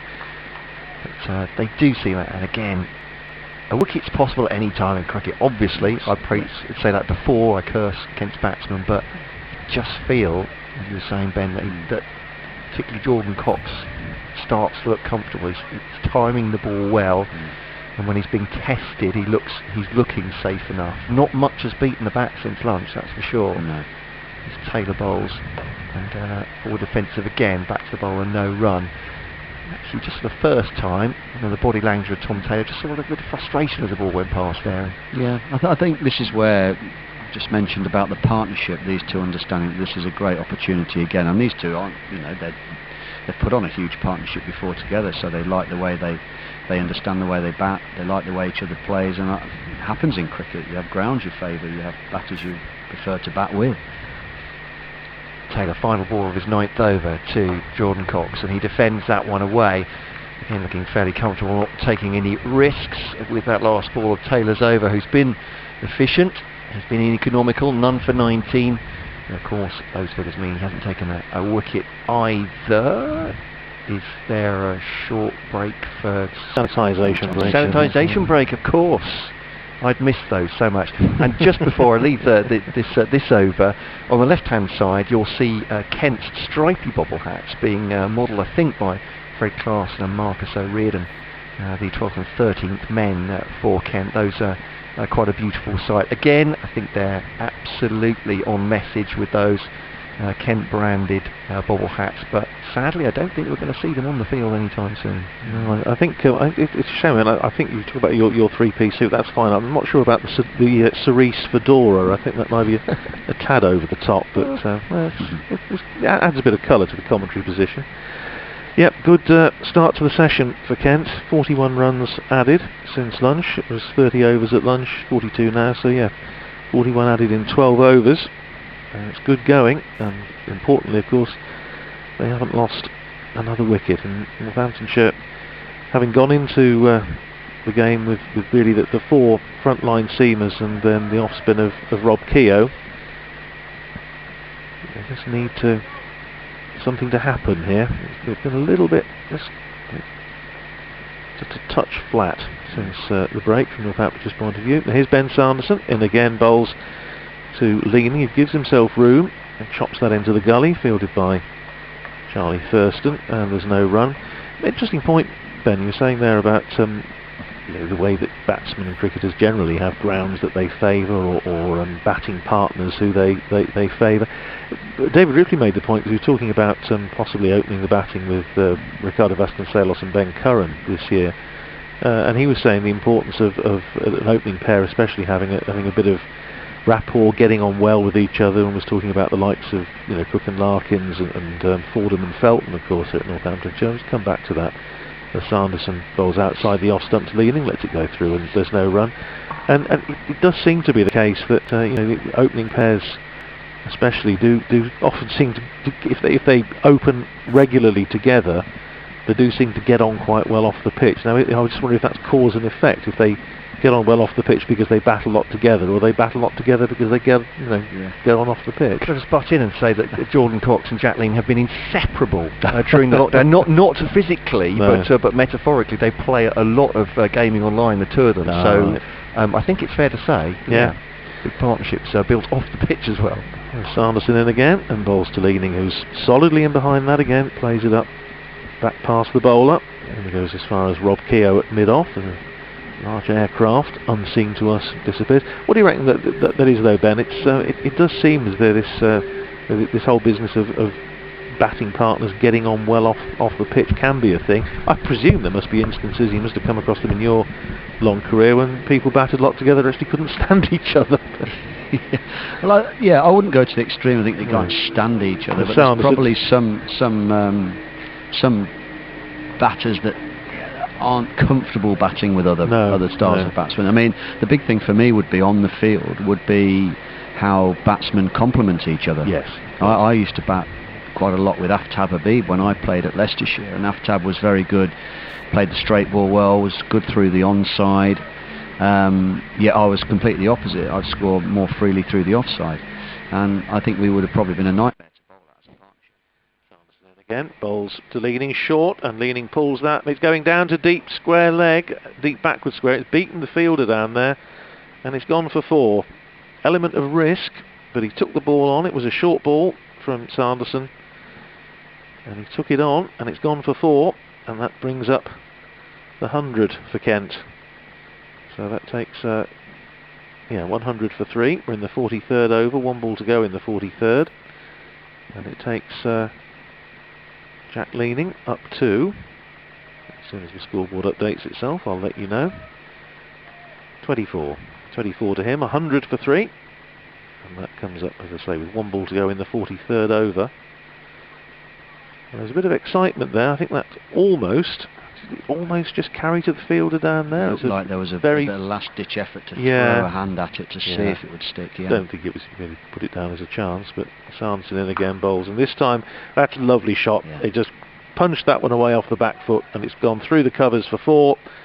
And Ben Curran's going to have to retrieve that from under the covers. Good luck. And it crosses the rope. Back-to-back boundaries for Leaning. He goes up to 28. And at the end of the 43rd over, Kent up to 104 for 3. The pull stroke, element of risk, not perhaps totally in control, but that was a lovely shot. That was just pure balance and timing. Yeah, that was a very well played shot. It just let the ball come to him a little bit later, didn't try and hit it too hard. That shot was a back foot punch that was played in front of square on the offside, where previous overs Leaning had actually looked to try and favour running it down. I think it sort of gets in your eye line, and you're more interested in doing that, running the ball down to third man, because there isn't a fielder down there, and it's a little bit more, you feel as though it's less risk, you just use the pace of the ball. Well, that one he actually played with more intent and got more value for the shot. It was really well played. And I'm assuming that's indicative of the fact that there's confidence growing a little bit. Yeah. His tail up, starting another over, and bowls to Cox, who drives nicely, but only as far as mid-off. And that's fielded by Rob Keogh, and there's no run. Yes, I mean the run down is a sort of fairly low tariff stroke, I suppose, low tariff, low risk. But that was the shot of a confident player who's got himself in, used to the pace of the pitch now. You see, that was a beautiful stroke. There's Cox, 51, facing this ball from Tom Taylor, and he's on the front foot, plays it back down the pitch. Taylor doesn't field cleanly, but it just bobbles up to mid-on where it's fielded by Nathan Buck, and there's no run. Bit more cloud around this afternoon, and the breeze just seems that it's got up a little bit. The flags tugging a little bit more at the flagpoles at the far end of the ground on the indoor centre than they were earlier in the day. Taylor in again, and bowls, and Cox again in behind it, pushes it up on the offside, where it's fielded by Emilio Gay, and there's no run. Few players obviously been taking advantage of the opportunity to have a net outdoors. As I say, the outdoor net area at the county ground is what used to be the bowling green many years ago, which I'm sure people that have watched cricket on this ground will remember. The fact that it could be pouring with rain, blowing a hurricane. Bowls, and that's a handsome drive off the front foot, laced that one away through the covers, and that's 4 runs to Jordan Cox. And anything that his partner can do, he can do at least as well. Lovely shot. 4 runs, 55 to him. Kent 108 for 3. I think that will just take a little bit of pressure off Jordan Cox, because Leaning's been taking a lot of the strike in the previous overs. His score rocketed up actually after that last over, and Cox has been sat on 51 for some time, but that'll give him some more confidence and encouragement. Sharp, 108 for 3. Taylor in again, bowls to him, plays defensively this time, out on the offside, fielded by Gay, and there's no run. Forecast is not great for the next couple of days, and particularly by Saturday they're saying that the wind would be back round to the northerly, which means it'll be blowing right into our faces, which I'm really looking forward to. So we are commentating outside, but we are under cover. It's a very good view of the ground. And here's Taylor in again, and bowls to Cox, and he's solidly in behind that, plays it up to mid-on. Buckfield's end of the over, 55 to Jordan Cox, 28 to Jack Leaning. And at the end of that over, which is the 44th of the innings, Kent are 108 for 3.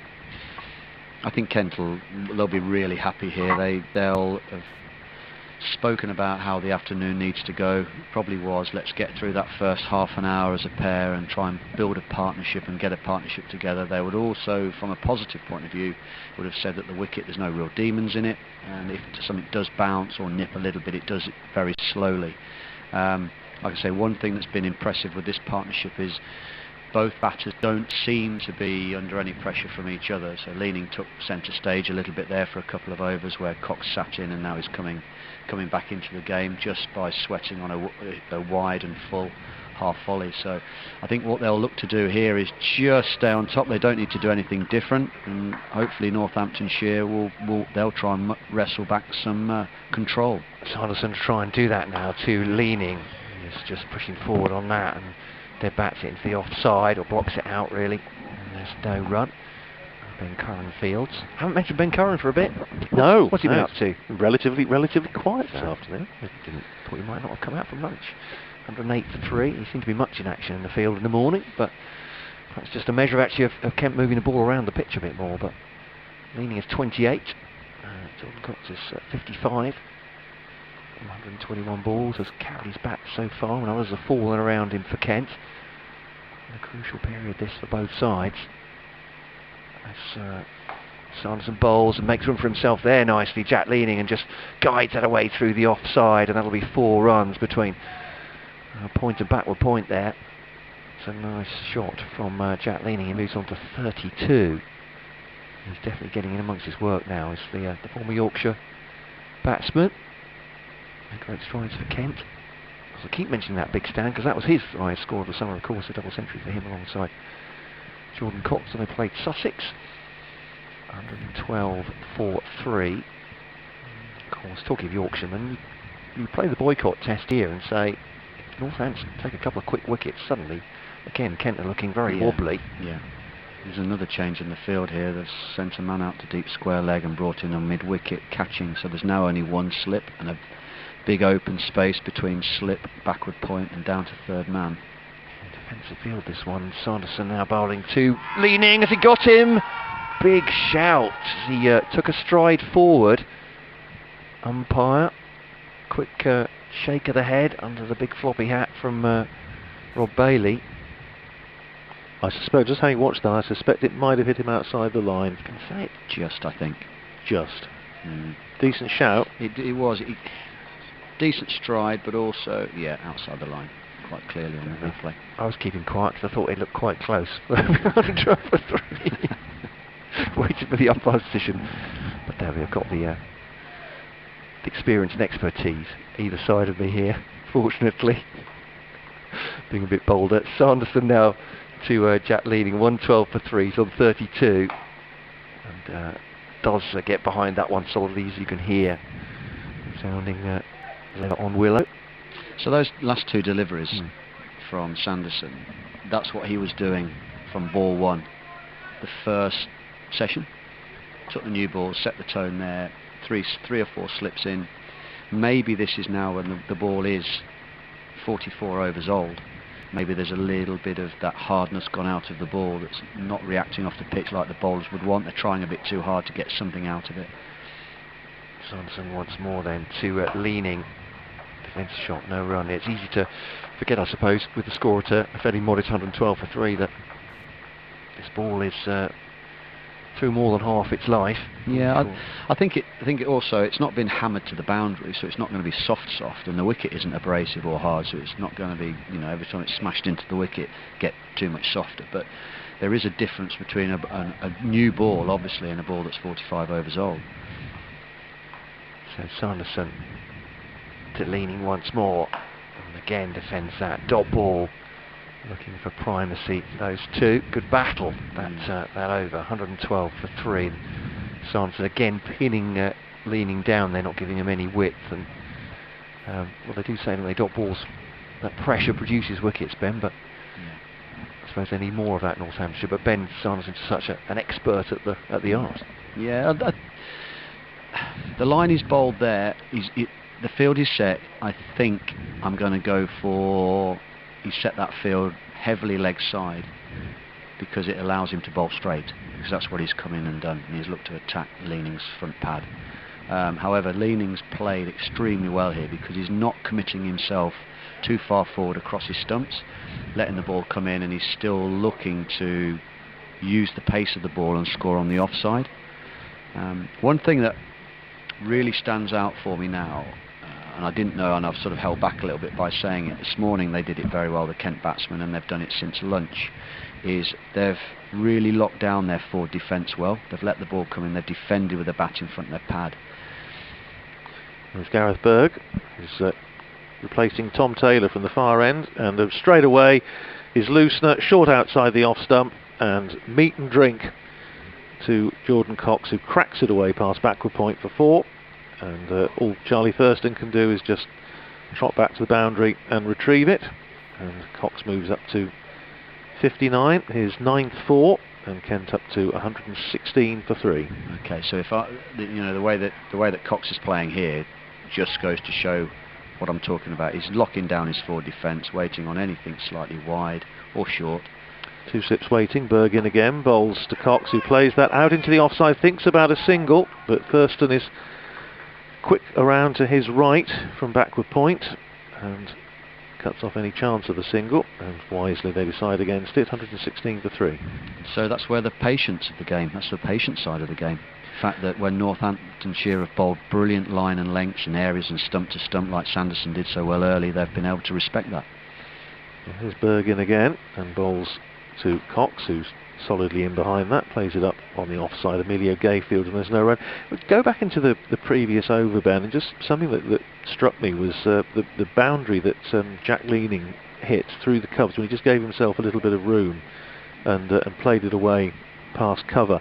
I just wonder if that's indicative of the fact that they've sorted out the pace of the pitch and the fact that there's not a lot of pace in it, the way he was able to give himself room, or if it is just the fact, and you were talking about this with Matt in the previous over as well, if the fact that the ball's just getting a little bit softer. But it just struck me that was really a stroke of an easy paced pitch, and perhaps a softer ball, but he was just so much confidence to be able to to back himself, back his technique, and back the pitch, and give himself room and play like that. I think it was a bit of a mixture of all, isn't it? You know, the ball's slightly softer, the pitch is slow, the bowlers might not be hitting their straps now, they're into their second, third spells.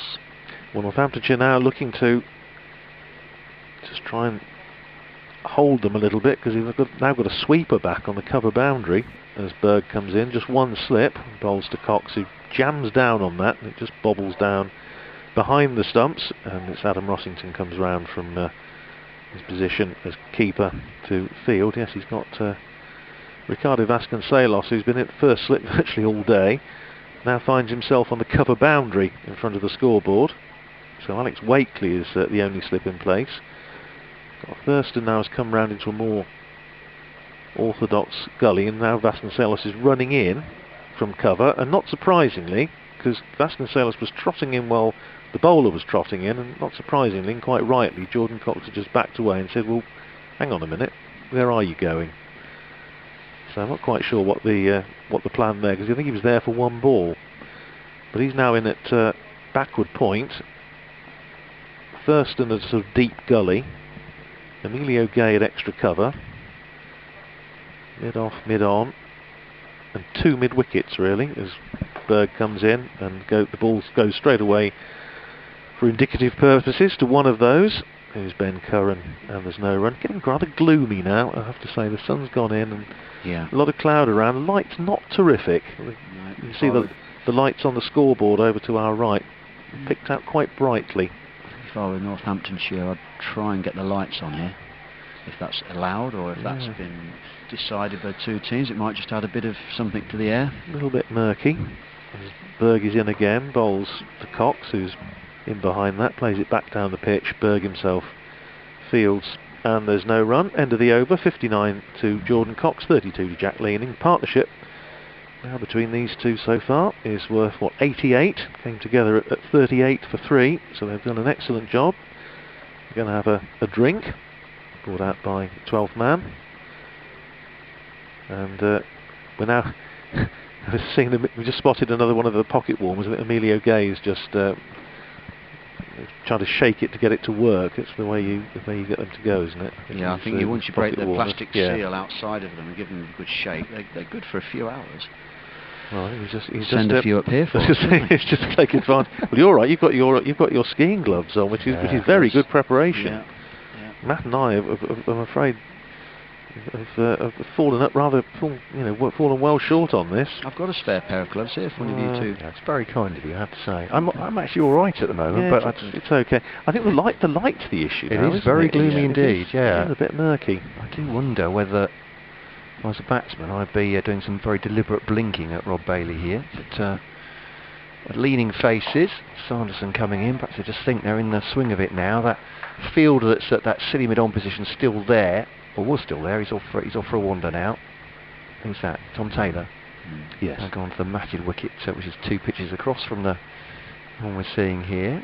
Actually, is Rob Bailey having a look round? He might be. He's looking. Yeah, they look like they might be. Pollard's just starting to step in. Yeah, wait a minute. They are. You're going to put the lights on. Stopping here. It's a good idea. I've asked for them. Yeah. Yeah. What could we possibly do about the light? It was always an interesting situation in an innings for me, this sort of bad light and when you're playing well as a team. Sanderson bowls to Lean, leaves it over the top of his off stump almost. Because if you're going well as a batter individually, you're thinking, I don't really want to come off here because I'm going well and although the light is gloomy. If you've sort of forged a partnership with your partner down the other end, you're both happy, continue. But then if one of you got out and exposed the next batter in when it was gloomy, you feel as though you've probably just put the rest of your team in a little bit of danger as well. The hospital pass. Yeah. Sanderson 2 leaning now. Bowls has flick off his pad. Was that come off his pad? No, he's played that. Has he? No, it's a leg bye. Was Rob Bailey looking at his colleague there, Paul Pollard? Anyway, it's 4 leg byes. There was a swish of the bat, wasn't there? That was my immediate thought with his leg byes. But then there was a pause. But Rob Bailey Oh, the light can't be that bad. He can see to put the odds the other And the way. lights are coming on. They are indeed. Yeah. They're glowing a sort of green blue, aren't they? Sort of sea green blue as they bring on. Now, what difference does that make to the batsmen as they're coming on? Because surely the light is changing subtly all the time, or is that just a facet of the game as the sun goes behind the clouds? I suppose it does the same thing. Yeah, I think it's when it works the other way. It's Sanderson too, leaning. He's solidly on that one, and just a push through square leg, and that'll be a single. Vasconcelos can't pick it up, and Gay comes in from the boundary, and they'll get one. But he's good and mobile there, leaning in his crease. I think he's played that really well because of the field that's set. There's two catches on the leg side, a straight mid on and a deep square leg. He can't go hard at that ball that's coming into his middle stump on an angle, because if he does, he just gets it a little bit aerial. He's giving a half chance maybe. Gets it well down on that occasion. Sanderson bowls to Cox, defends it to that man, short and mid wicket. That's Vasconcelos, and there's no run. And Kent's 121 for 3 on BBC Radio Northampton and BBC Radio Kent with Matt Cole and Andrew Radd and Ben Smith. Welcome wherever you're listening. Great to have your company. An email from Peter a few moments ago. So it makes you appreciate cricket coming back. The normal things in life, he says. Perhaps we sometimes look for too much. He also said, so much for the Kent's vaunted upper order. Yeah, was that my fault, Peter? I'm not sure. Here comes Sanderson doing all the previews. It looks good. Cox pushes the ball into the offside. The upper orders are not done yet, though. So, of course, Jordan Cox is there on 59. Leaning has 33. He continues 121 for 3 at the end of the over. He said, but it must be a shock to adjust from square, dry turners with 35 degrees plus for Northampton wicket, where it's only just stopped snowing. Still, that Kent seam attack looks to have good strength in depth this year. I would certainly agree with you there, Peter. I think they've taken a step forward, particularly with Miguel Cummins coming into the squad. But we will see the proof of the pudding and all that. So talking of which, is there an alternative to the evergreen for you-know-who? How about the talented Mr. Stevens, delivered with a hint of menace of a Patricia Highsmith tale? What say? The talented Darren Stevens. Okay. 25th season in first-class cricket, isn't it? I think, yeah. Tender age of 44. Remarkable. Good for him.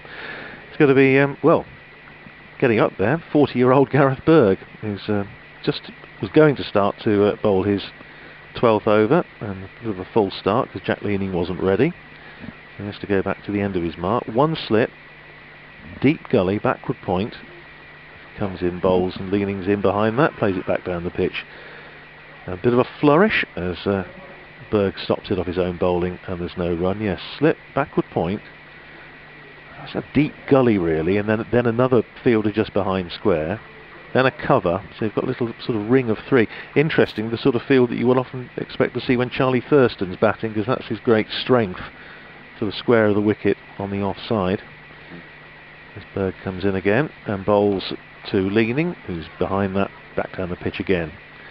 For Berg to field, and there's no run. Then he's got a cover, mid-off, mid-wicket straight, and just on the edge of the square, and then a more orthodox mid-wicket, and then deep backward square. So he's Rossington and the bowler, Gareth Berg, trying things, trying to make something happen, moving the field around. Persevering with that straight catching mid-wicket, aren't they? Yeah.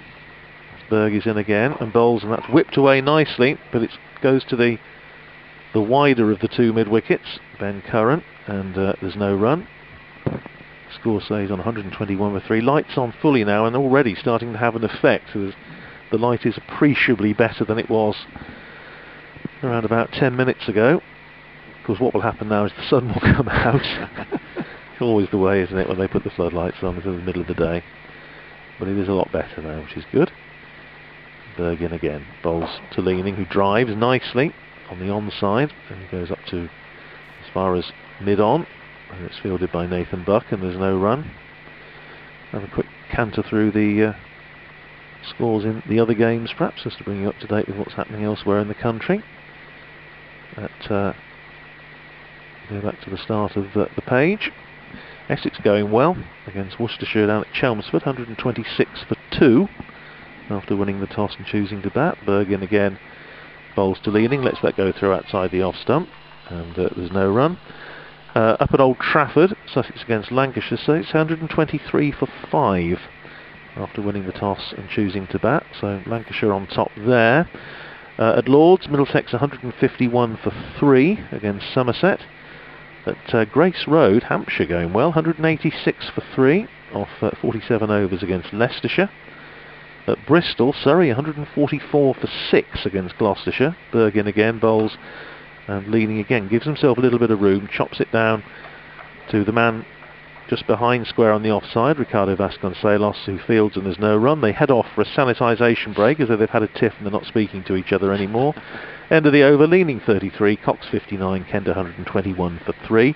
Just to finish that little roundup, up at Trent Bridge rather, Durham 131 for 3 against Nottinghamshire.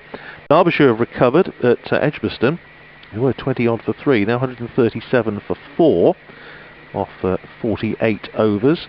And at Headingley, Glamorgan 117 for 5 after being put into bat by Yorkshire. Does this year give us a chance, doesn't it, to at least have a mix of counties and yes, inverted commas abilities of teams that have been in Division 2 for a long time, for instance, and the more established teams in Division 1, I suppose, like Somerset and Essex and Hampshire, giving a case in point, I suppose, playing Leicestershire. Yes, it'll be an interesting battle to see just how much of a gulf, if any, between those sides there are. But I just wonder, Ben, while they're just finishing their sanitisation break, what do you think of the new format, the 3 conferences? We haven't really touched on that yet, but it's an interesting one. Yeah, well, I think just from what Matt just said then, it makes it more exciting, and it's just that slight change of what we've been used to for so long now is maybe the benefit of it. Sanderson bowling to leaning then. So it looks like Jordan Cox, is it not? I think the scoreboard might have the wrong way around. Yeah, I'm pretty sure that's Cox. Jordan. It's going to be leg byes anyway. So, yeah, they've come through 4-2 and it will be leg byes, 123 for 3. I do wonder, Ben, as well, how much will there is for the counties to keep this, and whether, you know, the counties feel that they'd like to go back to the 2-division system, or... Yeah, I mean, you hear mixed reports as well on what the chairman of counties are thinking county cricket will look like in the next 5 to 10 years as well. So it might be that this type of change-up does help with that. Sanderson bowls to Cox, just angles that through gully region, lower along the ground, and he'll be able to single for that, 122 for 3. He moves on to 60, leading has 33. Yeah, just from an interest point of view, from supporters and not necessarily crowds, but we've also got to keep one eye on the fact that, you know, county cricket for so long, and it still is important for our cricketers to come through to be able to play Test cricket, learn the basic fundamentals of the sport, going into other shorter formats as well. Sanderson to bowl to leaning then. He defends that off the middle stump, just adjusted his feet there, I thought, or adjusted his stroke. Just came back into him, I think, at the last minute. Again, I know it's a slow pitch, but now the ball's slightly softer. Any deviation that the ball's making off the wicket is now even slower. So I think the batsmen have more time to react, where earlier there wasn't that much time to react if it did deviate. I can completely see that, and it looked like Leaning had an opportunity, had time, didn't he, to adjust his shot there, and stabs down on that, goes out towards point. I think that's why it's so important for the batsman just to wait for the ball and let the ball come. It sounds as though I'm contradicting myself, saying it's a slow pitch, you've got loads of time, use the pace of the ball.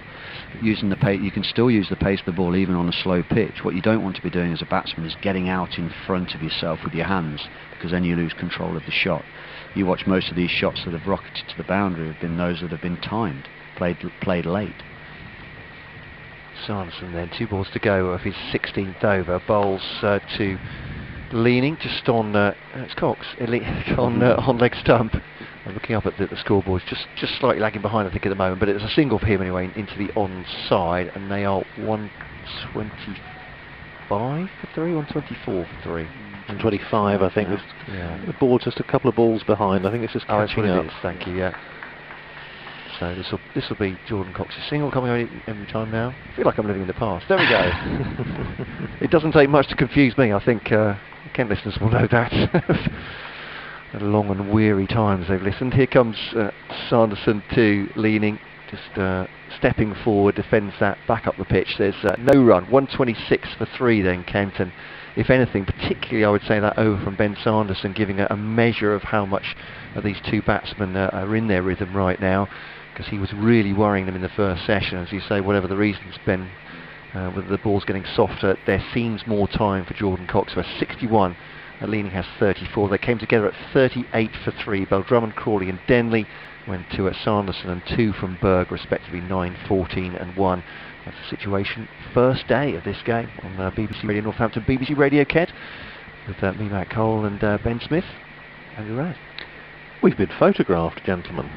Is that what that was? It was, yes. One of our photographers on the ground working here has come up and taken a snap. It's got a very nice one of you and Ben, Matt, but he hasn't got a wide-angle lens, so I'm not on it.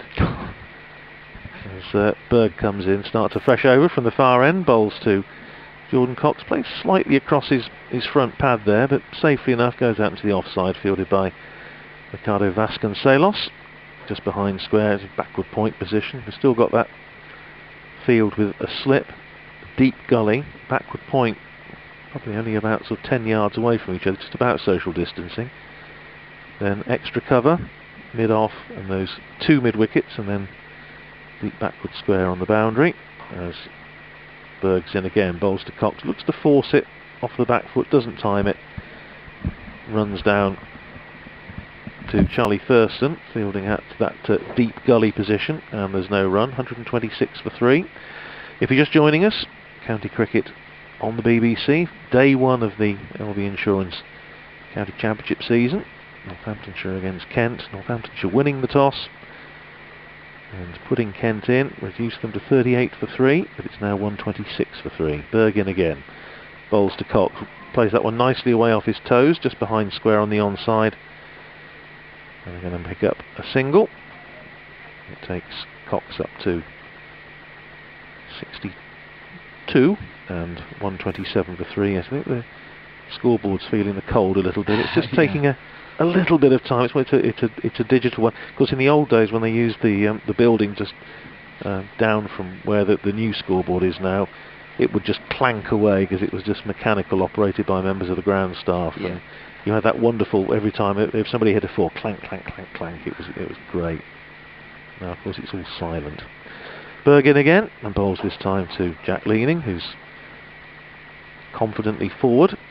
I can remember the oval scoreboard, manual scoreboard, used to be pretty much ahead of the actual score. Yeah. So the ball would be hit and they'd literally rack up the runs on the scoreboard before the ball has crossed the rope. Yes, I remember it was one of those things that we were talking about on Test Match Special, wasn't it? They sort of got the runs down before the late Bill Frindle had in his book. Berg in again, bowls outside the off stump, Leaning just lets that go through to Adam Rossington, and there's no run. Yes, it used to be the first scoreboard they had on that site was black numbers on white, and then they changed it to white numbers on black in the 60s, and that lasted until a few years ago. And of course, underneath there, where the groundsmen now have their equipment, used to be the printing press, and they used to print the scorecards. Berg in again, and bowls to Leaning, who plays that one down once again to Charlie Thurston at deep gully. No run, end of the over, 34 to Leaning, 62 to Cox, Kent 127 for 3. Yes, as what you walk past there, a wonderful smell of printer's ink, and at the end of the match, or at the end of the day's play, you go down there and get a completed scorecard, which if you were a sad individual like me, you would then get your whole, the old hole puncher out and put it in a ring binder and keep them for years. Yeah. But no, they were lovely things to have. You can now keep the whole of the season on your hard drive, yes, or your USB port. It's not quite the same. Getting technical again, Ben. It's not quite the same thing.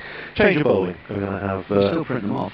Oh, you can. Yes. It's just not quite the same thing as the old scorecards that smelt of ink and had the adverts all round them, and good fun. It is to be a change of bowling. Nathan Buck is going to start a fresh spell from this pavilion end under the floodlights as he bowls to Jordan Cox. Very full length, Yorker length, jams down on it. Good start from Buck and plays it back down the pitch. the buck himself to field. Just be updating BBC Radio Northampton's listeners in a couple of minutes, just to warn you, if you're listening online. One slip in place, and he's got backward point, cover, mid-off, mid-on, still those two men at mid-wicket. One fairly wide, one very straight. And Buck in again, bowls, and it's driven nicely by Cox, but Nathan Buck reaches down, gets a finger to it, manages to stop any runs, and then, as we've said 2 or 3 times today already, rather wished he hadn't, because that would have stung. You could hear him from here. Yes. Yeah, good fun, Nathan Buck. Demonstrative cricketer. He wasn't wears his heart on his sleeve, but very good man to have around. Buck in again, bowls, and Jordan Cox plays this one up to mid-on. And there's no run. I was looking to see, I think Ben Sanderson might actually have just gone off the field for a moment or two. A substitute down there fielding. So we're updating BBC Radio Northampton now. It's another summer hat. Another wide brim, white hat. Yes, if it was Northamptonshire's morning, it's been Kent's afternoon. At lunch, Northamptonshire won the toss and reduced the visitors to 55 for 3, and they've just picked up a wicket with the aid of a terrific catch in the deep by, that's Emilio Gay down there. That's a wonderful catch, and this partnership that was taking the match away from Northamptonshire has been broken with Jordan Cox, who opened the batting and played so carefully for 62, picking a ball up there from Nathan Buck just at the start of his spell. It went down into the deep, looked as though it was going to be certainly 4, possibly even 6, and Emilio Gay down there at mid-wicket took off, took a terrific catch, and that's Cox on his way for 62 and Kent 127 for 4. Kent were 38 for 3 this morning with Beldrum and Crawley and Denley all out, 2 wickets for Gareth Berg in the space of 3 balls, 1 for Ben Sanderson, but then these two had pulled it round for Kent. They put on 89 runs for the 4th wicket, and it took a really outstanding catch by Emilio Gay down there, just in from the boundary to break the partnership. So Cox is out for 62, and Kent, with the floodlights on, are 127 for 4.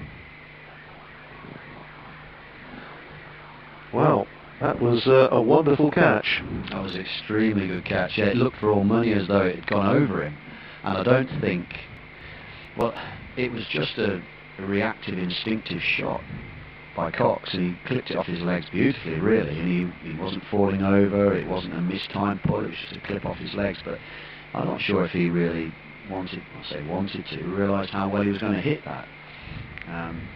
It flew down there, I must admit. I thought it was, I think, probably fair to say, I'm not sure, it might have been 6, you know, it was heading, would have done. Yeah, I think he probably would have cleared the ropes. Yeah, it was going flat enough, and it was, sort of initially said it was more like mid-wicket, but if you look at the angle of the ground, it was probably 10, 15 yards in front of square, maybe, 20 yards in front of square, maybe.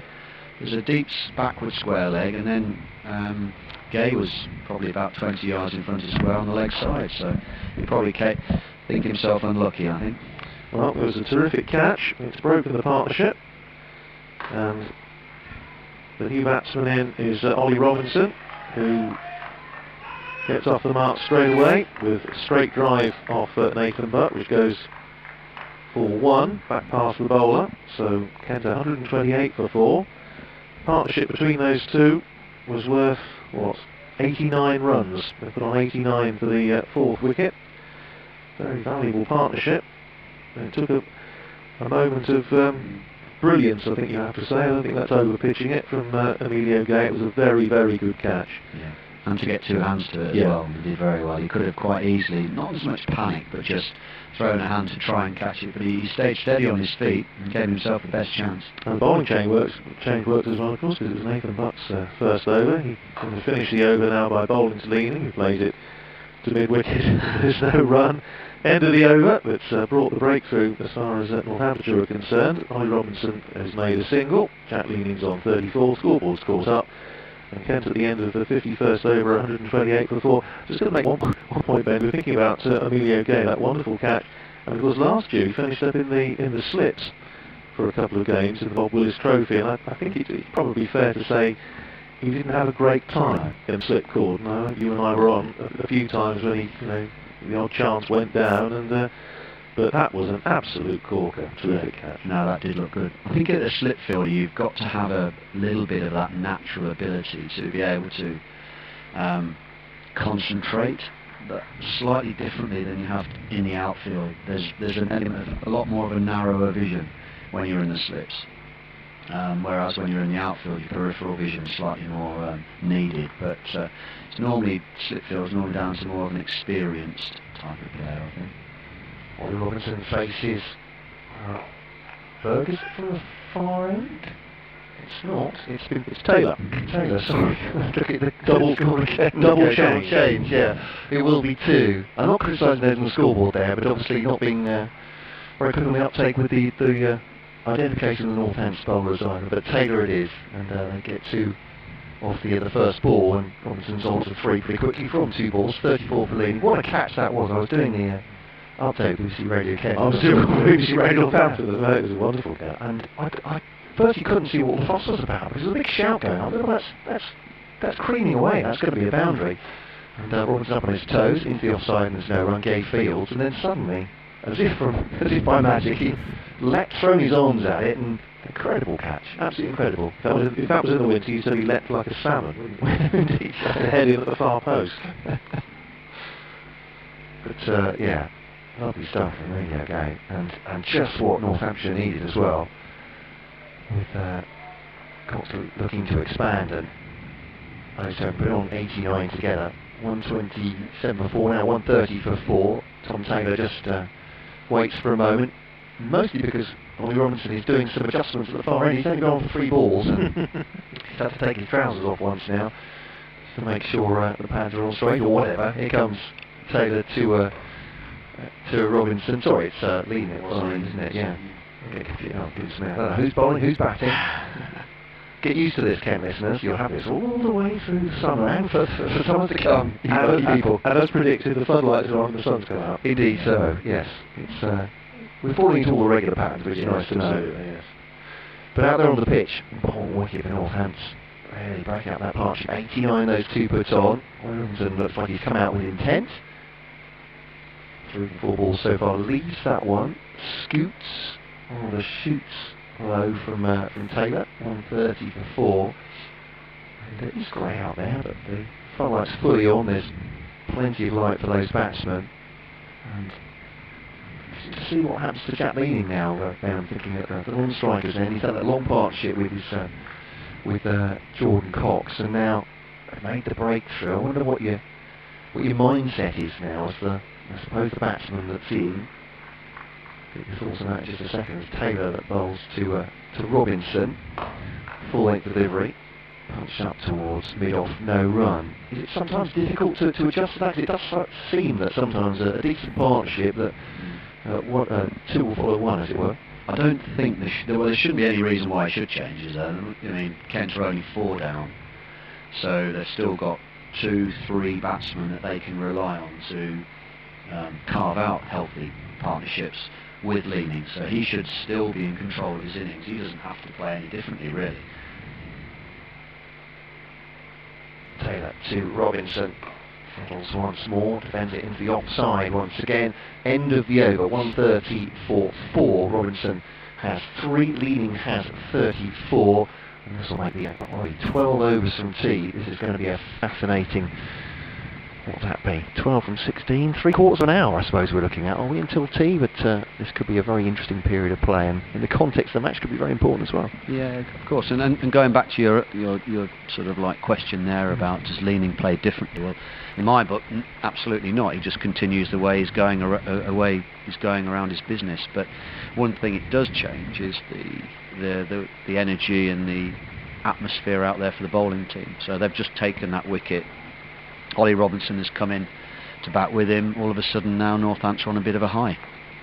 Nathan Buck to start a fresh over, having picked up a wicket in the previous over, and that's down the leg side to Jack Leaning, who feels as though he's rather missed out there. That was heading down the leg side and just right for the pick-up. And just swishes his bat in a touch of frustration at having missed the ball. Goes through to Adam Rossington. I can reveal why Northamptonshire picked up a wicket then. It's because we're just thinking about what Matt was saying about these the two batsmen, the two partners, Jordan Cox and Jack Leaning, having shared that big partnership, both having got double hundreds. I looked up the Kent 4th wicket record against Northamptonshire. Of course, as soon as you do that, Buck in again, bowls to Leaning, who tries to cut, doesn't time it, it just goes through on the bounce to Charlie Thurston at backward point, and there's no run. Interestingly, going back a very long way, it was Kenneth Lotherington Hutchings and Frank Woolley put on 296 at Gravesend in 1908 at the Bat and Ball ground. Our emailers, Dave, actually talking about outgrounds. We'll get to that in a minute. Oh, I love yes, that's what you start me off on outgrounds. I love them. Well, we'll have a question about that. We'll get Ben in on that when he's just taking a brief break. So or rather used to. So have to play all their first team cricket at Northampton. They have done questions. Have done for a while. Here's Buck in again, bowls to Leaning, who plays it up to mid-wicket and there's no run. In fact, one of the projects I'm working on at the moment is a book on Northamptonshire grounds and the ones that we used to play on that don't anymore. I think the feeling was a few years ago that, having invested heavily in the county ground here at Northampton, and you know, those people that have memories of this ground going back a few years, it looks like a cricket ground now, which for years it was home, but it wasn't particularly palatial, let's say. That's another ball from Buck to Leaning, plays up to Vasconcelos at mid-wicket and there's no run. They decided that, having invested heavily in facilities here, it really didn't make an awful lot of sense to take games away from Northampton, unless, of course, you were going to have very substantial business sponsorship, and particularly sort of post the financial crash of 2008, that probably was going to be a bit unlikely. So Northamptonshire haven't gone away from here since then. And here's Buchan again, bowls to Leaning, who flicks that one away nicely down to Tom Taylor, feeling on the boundary in front of the white seats, in front of Bowles Green. And they pick up a single, one more to Leaning, who goes up to 35, Kent to 131 for 4. Dave was making the point that all Kent's one-day cup games this summer, their group games, will be played at Beckenham. Which they have invested in. It's one of those. The other outground would be Tunbridge Wells, but again, for financial reasons, I think it's quite possible there'll be none at Tunbridge Wells. But Dave, as far as I know, all those fixtures will be at Beckenham. Yes, as written so far. Buchan again to complete this over. Bowls to Ollie Robinson, who's on the back foot, plays it back down the pitch, runs up to Ben Sanderson, who's at mid-on, back on the field. End of the over, Robinson on 3, Leaning 35, 53 overs gone, Kent 131 for 4.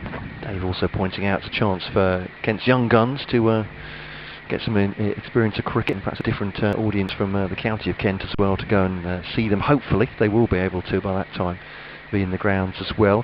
Kent rather denuded, I don't know about Northamptonshire, but basically Kent's top 5 will be playing in the 100. Oh, right. So, and obviously it affects counties in different ways. I mean, their bowling's completely untouched, but that's quite a lot of runs to take out of a team. Northamptonshire will lose Adam Rossington, Josh Cobb and Brandon Glover. Right.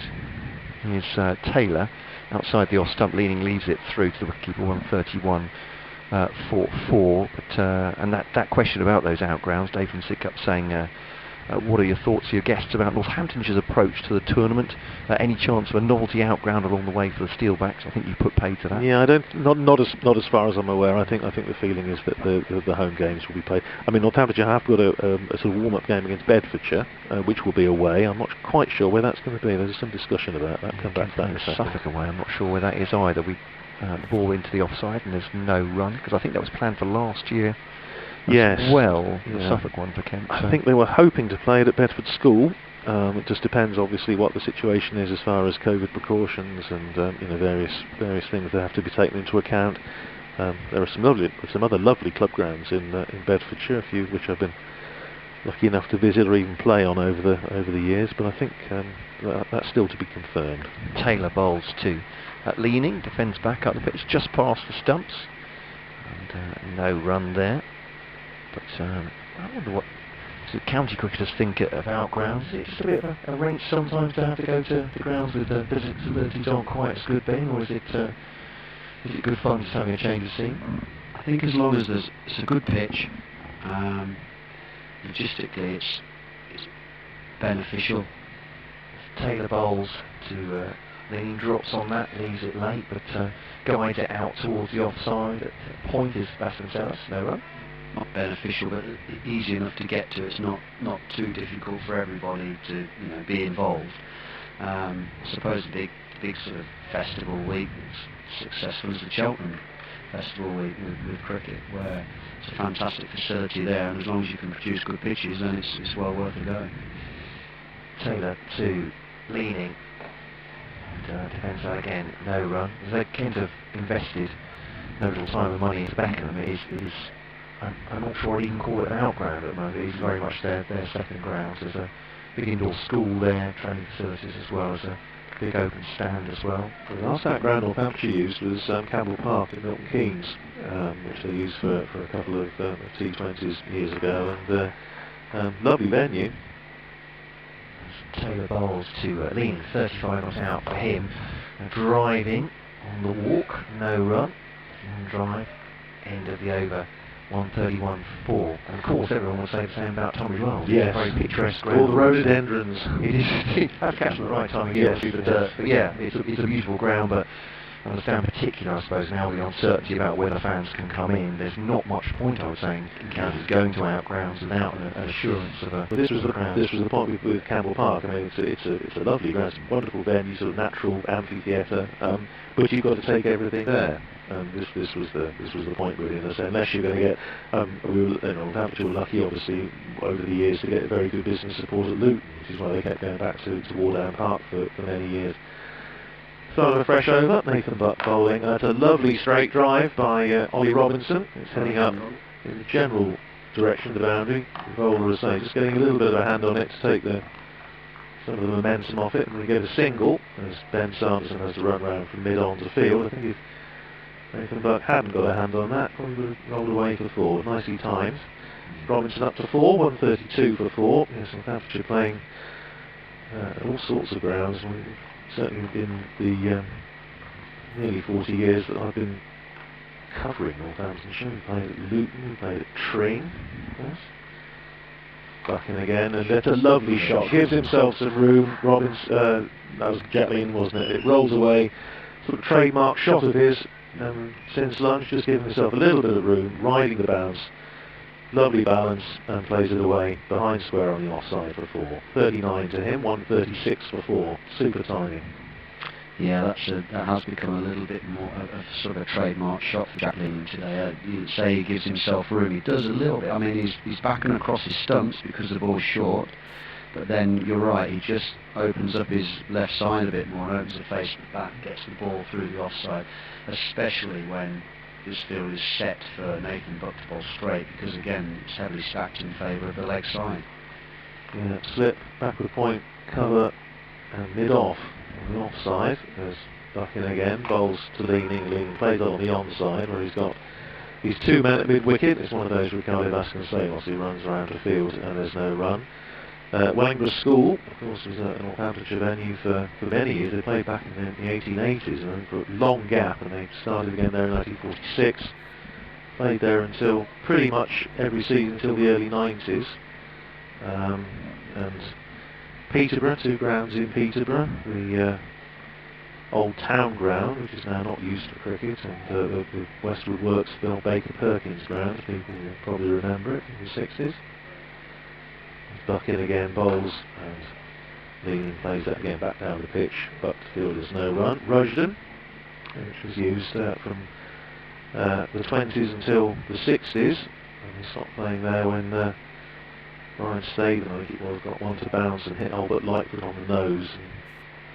And the game was over in 2 days, and they didn't play there. Kettering, of course, was the other one that we'll have to use for many years.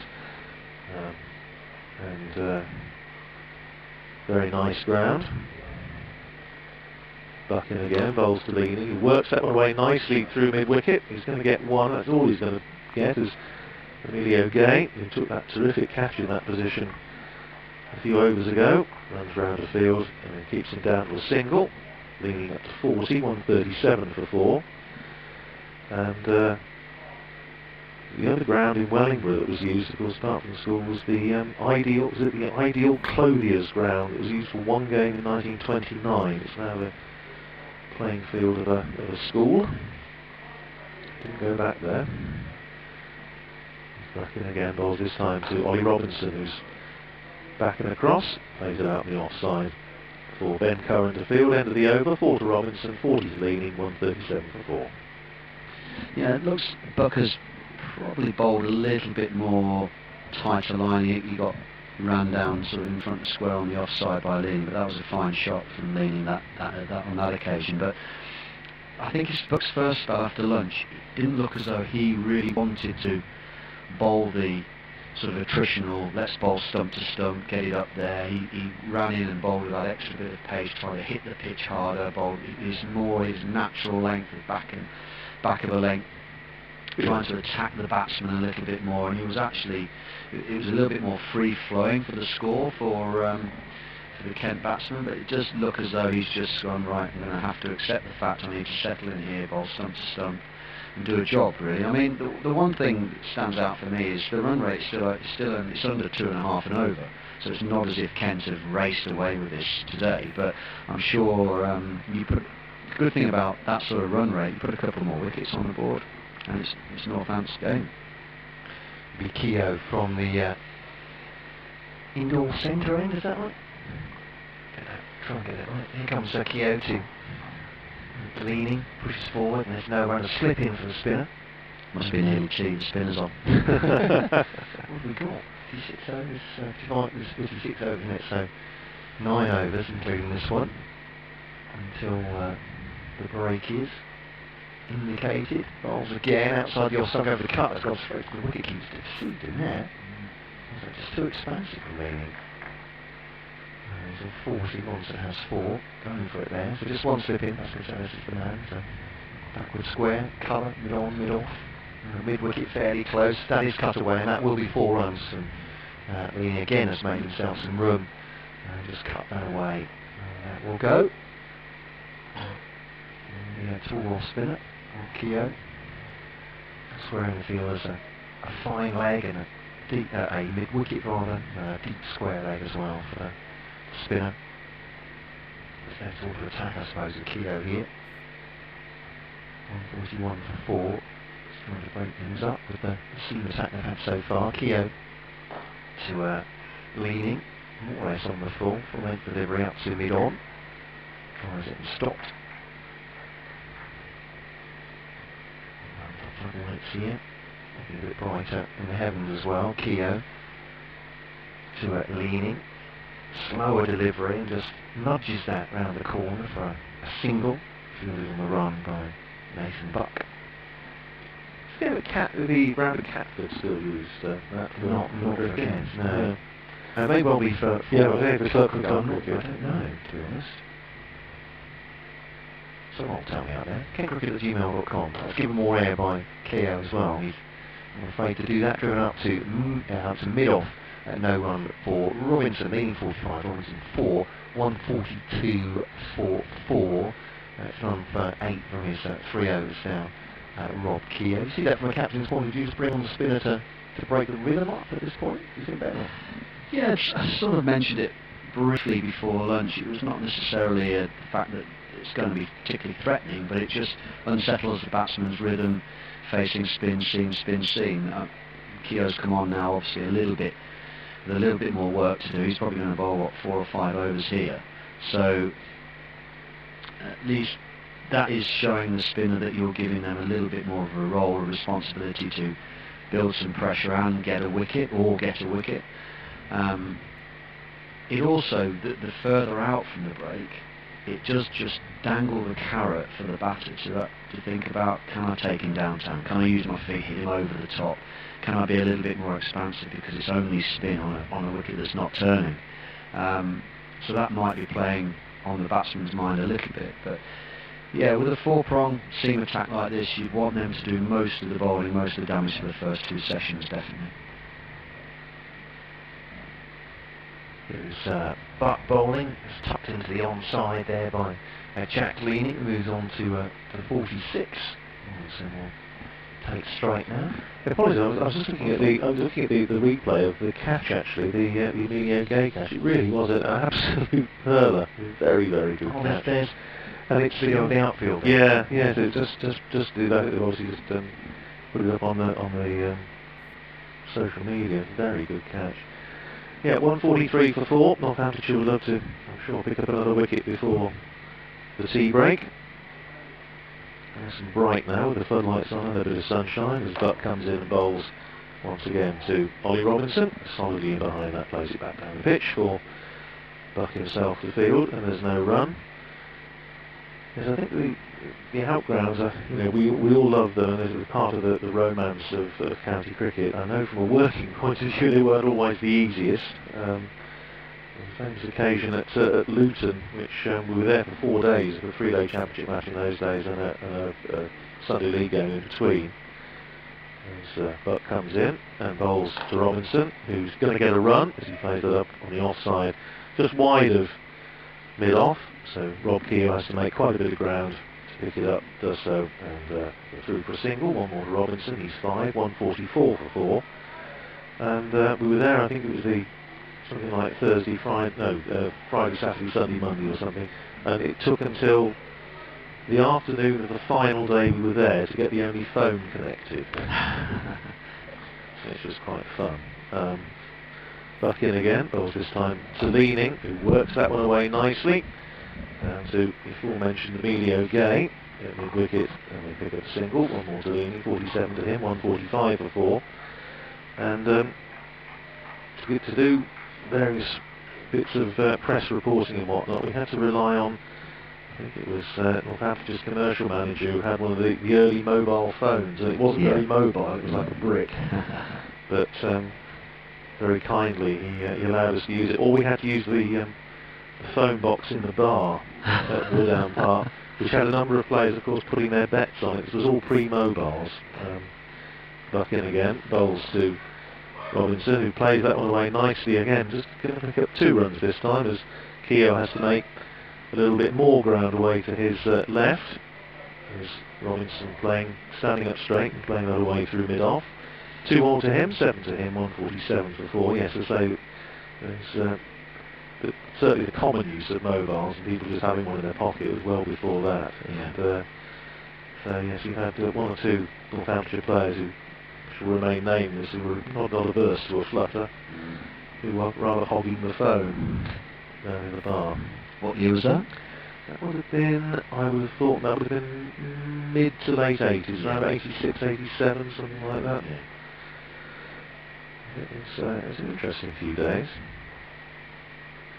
Quality of the reporting wasn't up to much. Buck in again, bowls to Robinson, squirts that one away on the onside, coming across his stumps. Maston Salos fields at mid-wicket, and there's no run, so no change there, probably some would say. No. End of the over, 47 to Jack Leaning, 7 to Ollie Robinson, 147 for 4.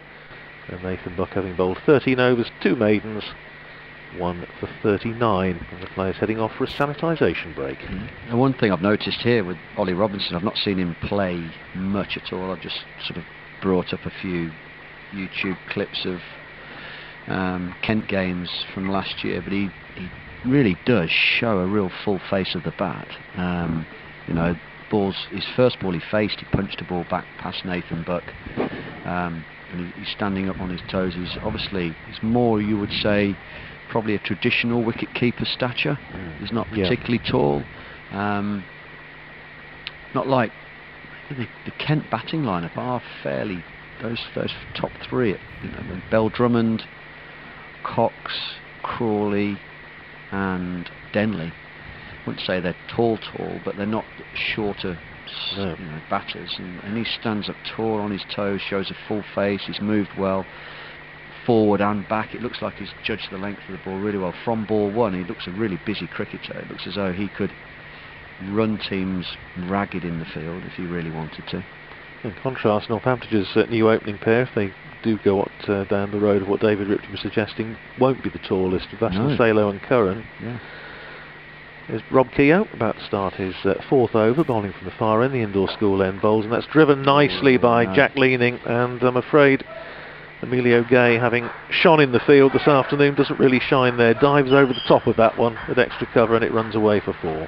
And that's 50 to Jack Leaning. Well played. He's worked hard for that. 120 balls, 155 minutes, so what, 2.5 hours.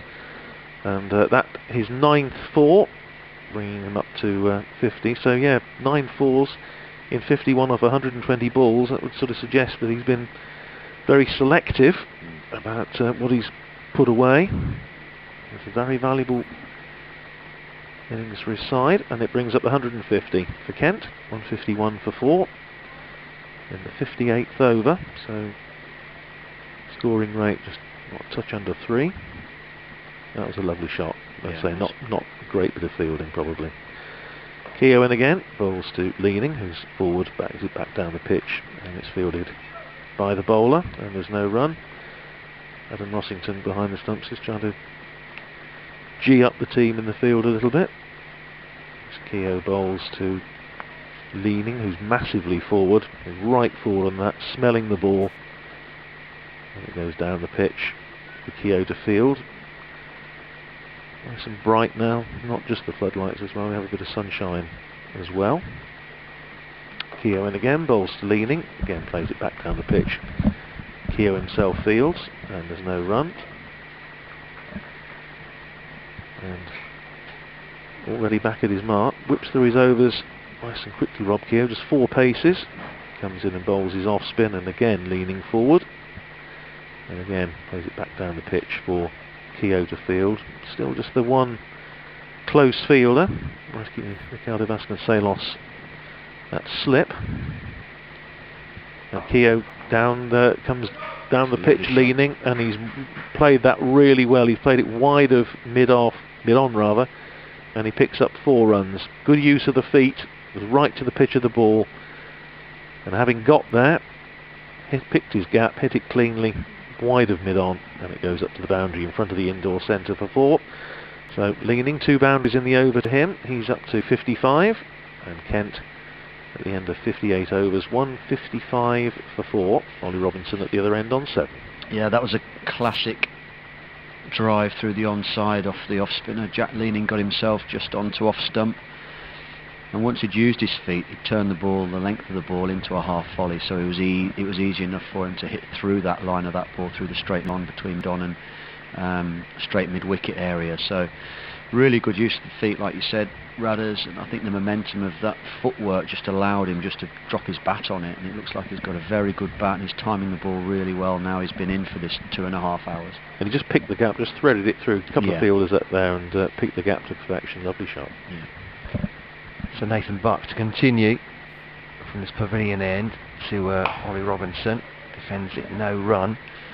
And Jack Leaning was on the update for BBC Radio. It's a bit like a highlights reel actually. We had that Emilio Gay catch which I was telling you about. Then Jack Greening hit his 50. They'll be thinking there's nothing going on. He's just coming on every half an hour just to update us on the highlights. But yes, it was a roar from below us, which I'm presuming the tier below us is where the Kent dressing room is. Yes, it is. Yes. Directly below us. A lot of enthusiasm for his 50 obviously, and the job he's done and Jordan Cox did in getting Kent back into this first day of the game, I suppose. And so Buck bowls to Robinson again, just pushed back at the bowler. He goes momentarily just on his back foot and gets the other foot down. 155 for 4, no lack of balance there, just a bit of a final flourish from Robinson.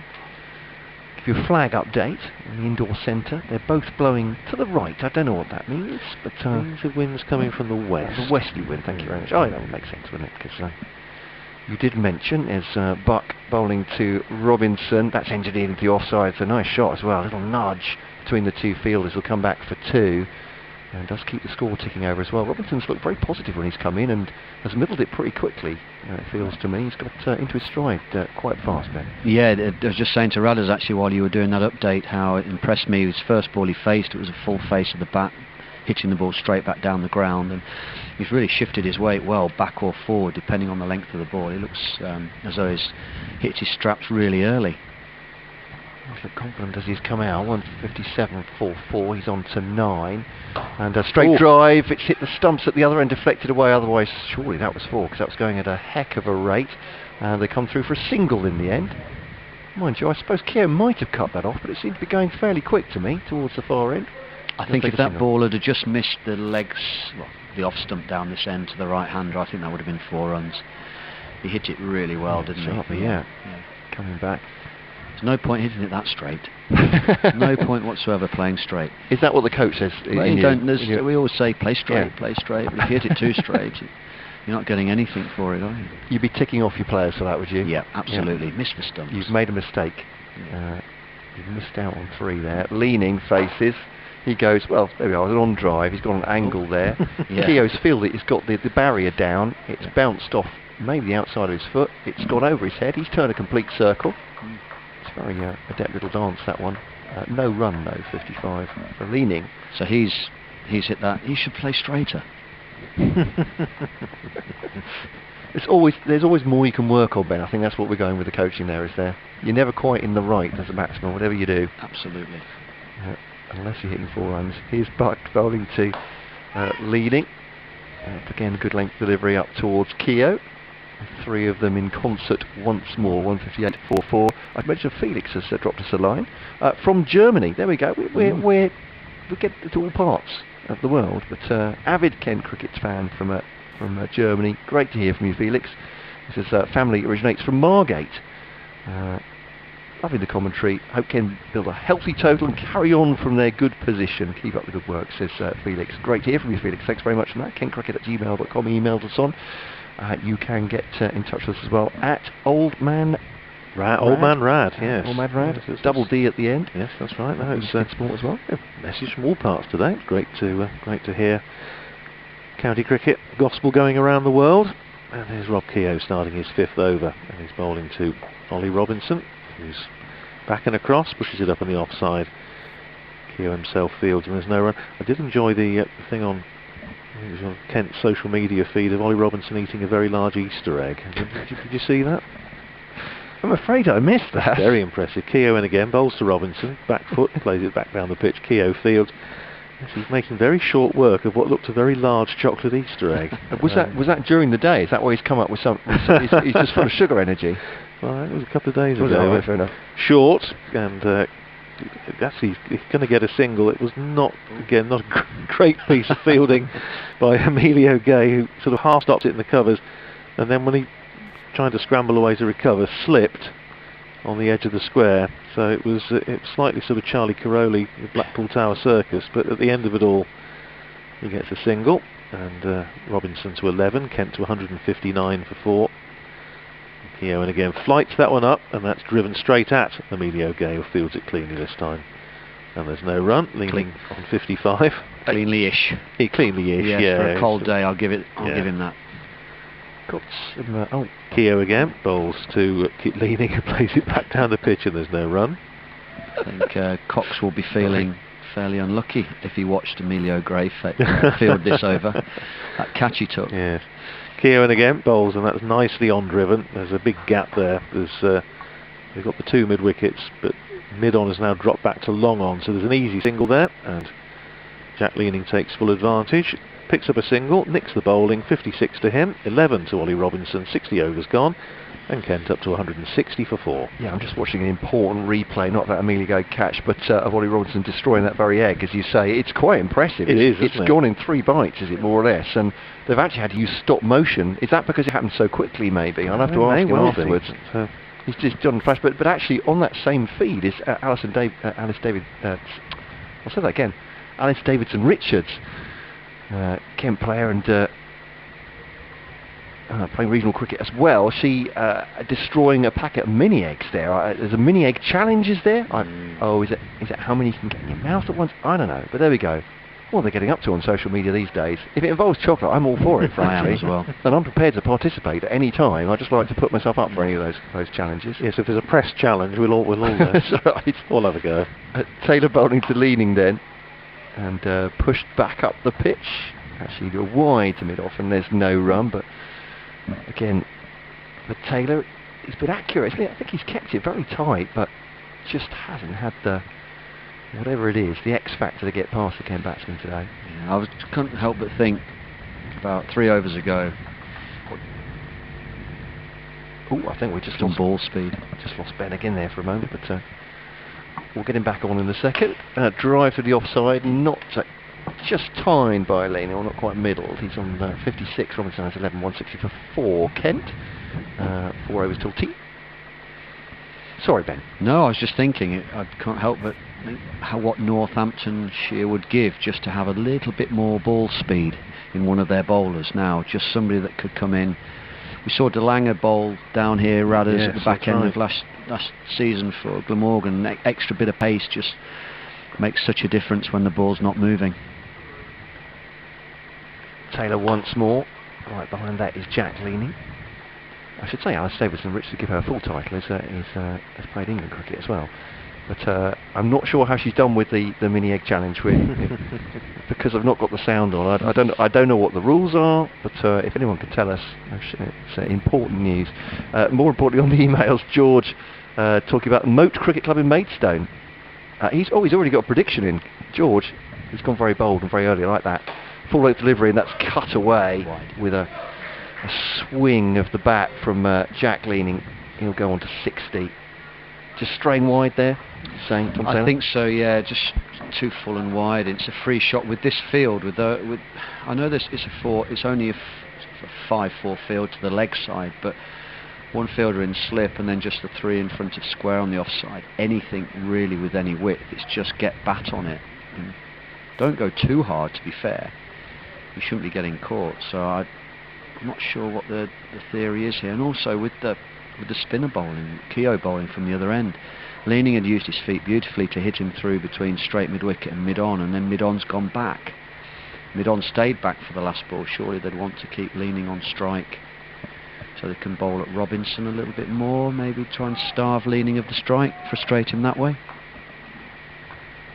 Taylor comes in once more for taking a time to settle. Good ball outside the off stump, get some bounce as well. George says Kent will win this match by 100 to 150 runs, I think. There we go. I do encourage our listeners to do predictions, but George is, I think, to be fair, George, you're always the first, aren't you? Which shows some real bravado, I think. George has gone early, that's fine. He may well be right. And if he is, perhaps he could tell us what's going to win the lottery next week. I was going to say, the Grand National's coming up the weekend as well, so that would do.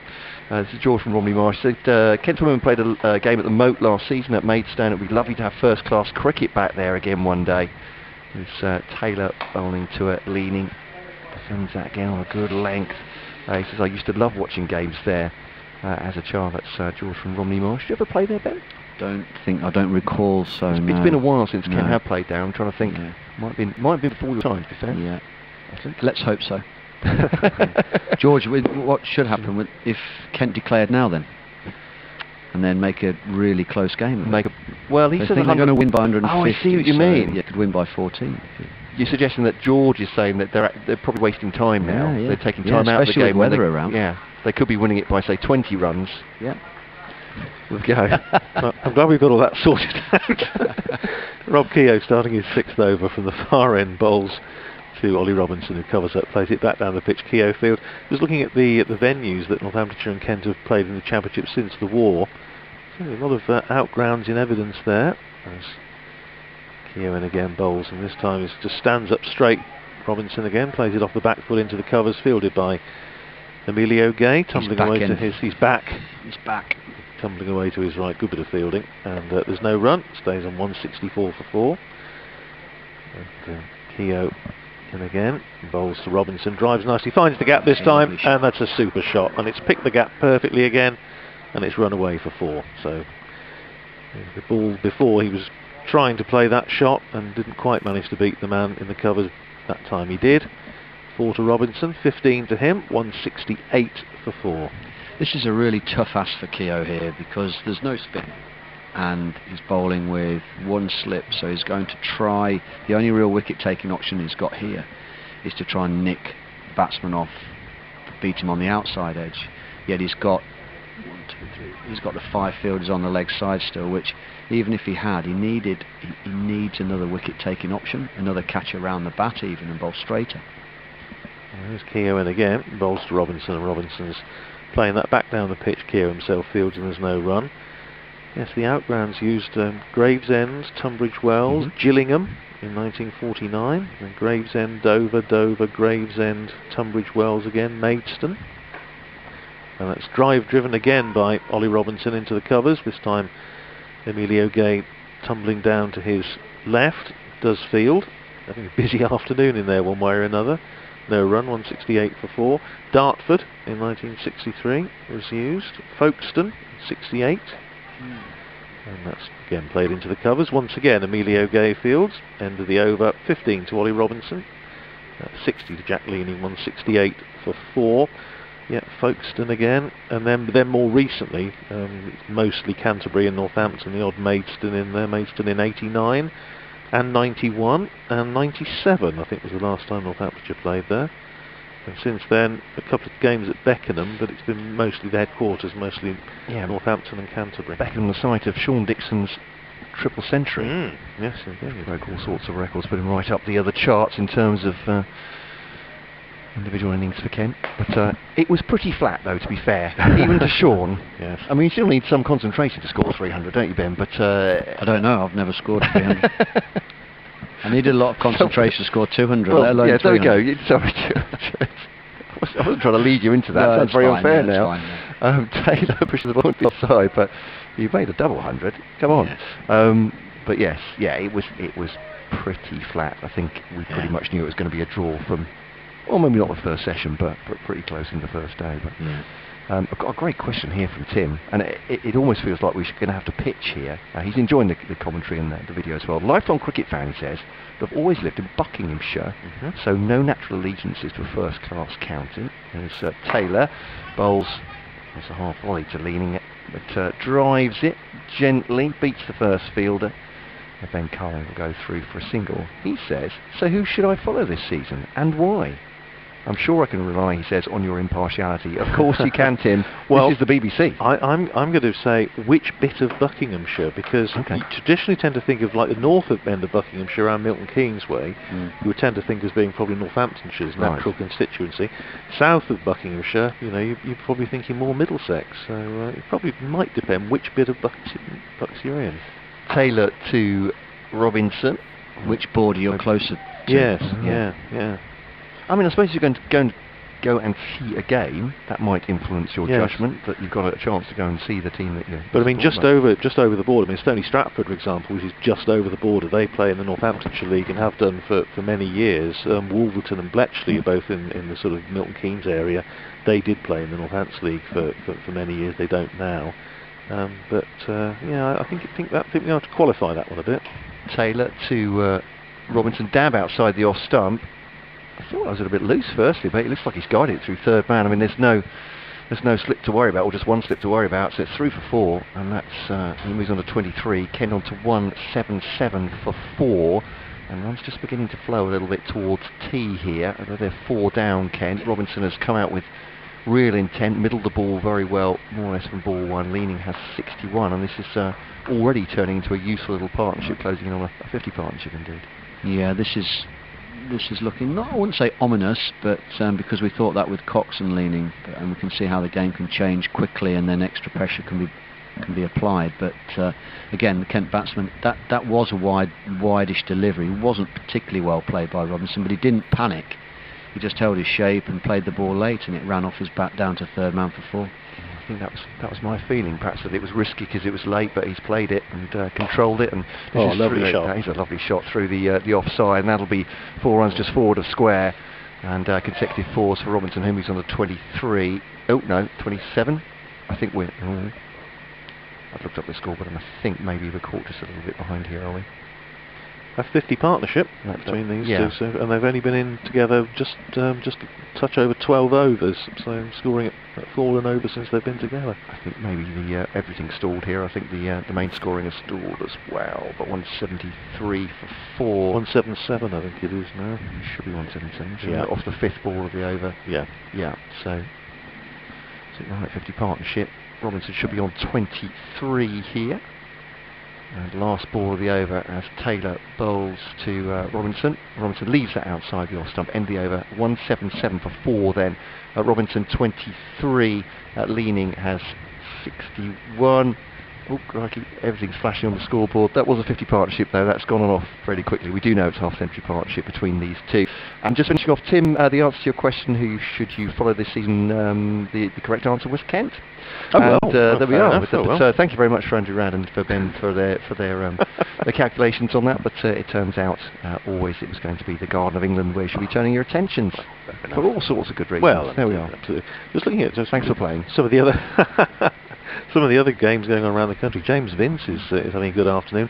99 not out of 80 balls for Hampshire against Leicestershire up the road at Grace Road. Rob Keogh is bowling to Jack Leaning, and Leaning picks up a single as he plays that away onto the onside. Three fielders converge on it, and eventually it's Alex Wakely, who's had a fairly quiet day in the field. He just runs round behind umpire Rob Bailey and fields, and Leaning up to 62, and Kent up to 178 for 4, closing in on T on the first day. Keogh again bowls this time to Robinson, who's been very impressive since he's been out there. 23 not out, and he's faced only 33 balls, so he's been busy and purposeful in his cricket. Keogh again, bowls to him, and he picks up another run, as again, almost a carbon copy of Leaning from earlier in the over, just plays it behind square on the onside, and he goes up to 24, 179 for 4. James Vince just reached his 100 off 81 balls, 2 sixes, 17 fours. Fastest ever 100 in first day of the season. Well, may well be. Hampshire 282 for 3 at Grace Road. Keogh in bowls to Leaning, who's forward defensive, plays it back down the pitch. Keogh fields 6 overs, 0 for 24 to Keogh so far, as Ben made the point on a first day pitch. Difficult for the spinner today, drawing a defensive stroke from Leaning that time. Keogh, as he plays it back down the pitch, the bowler himself to field, and there's no run. 179 for 4. Keogh comes in and doesn't bowl. He just got there and wasn't quite right in his delivery stride, so pulled out, gone back to the start of his mark. 1, 2, 3, 4 walking paces, comes in, bowls to Leaning, goes down the leg side. Rossington doesn't take cleanly, and it just runs down behind it on the onside, and that's T. So we've reached T on the first day of this LV Insurance County Championship match, Northamptonshire against Kent. At the end of it, pretty good session for Kent. They've added 124 runs in 34 overs, and they've lost just the 1 wicket, which was that of Jordan Cox, very well caught by Emilio Gay in the deep off the bowling of Nathan Buck for 62. That broke a partnership of 89 for the 4th wicket between Cox and Jack Leaning. Leaning is still there on 62. Ollie Robinson on 24. And Kent put into bat 179 for 4 at T after 64 overs. And Ben Smith, I think Kent will be pretty happy with their afternoon's work.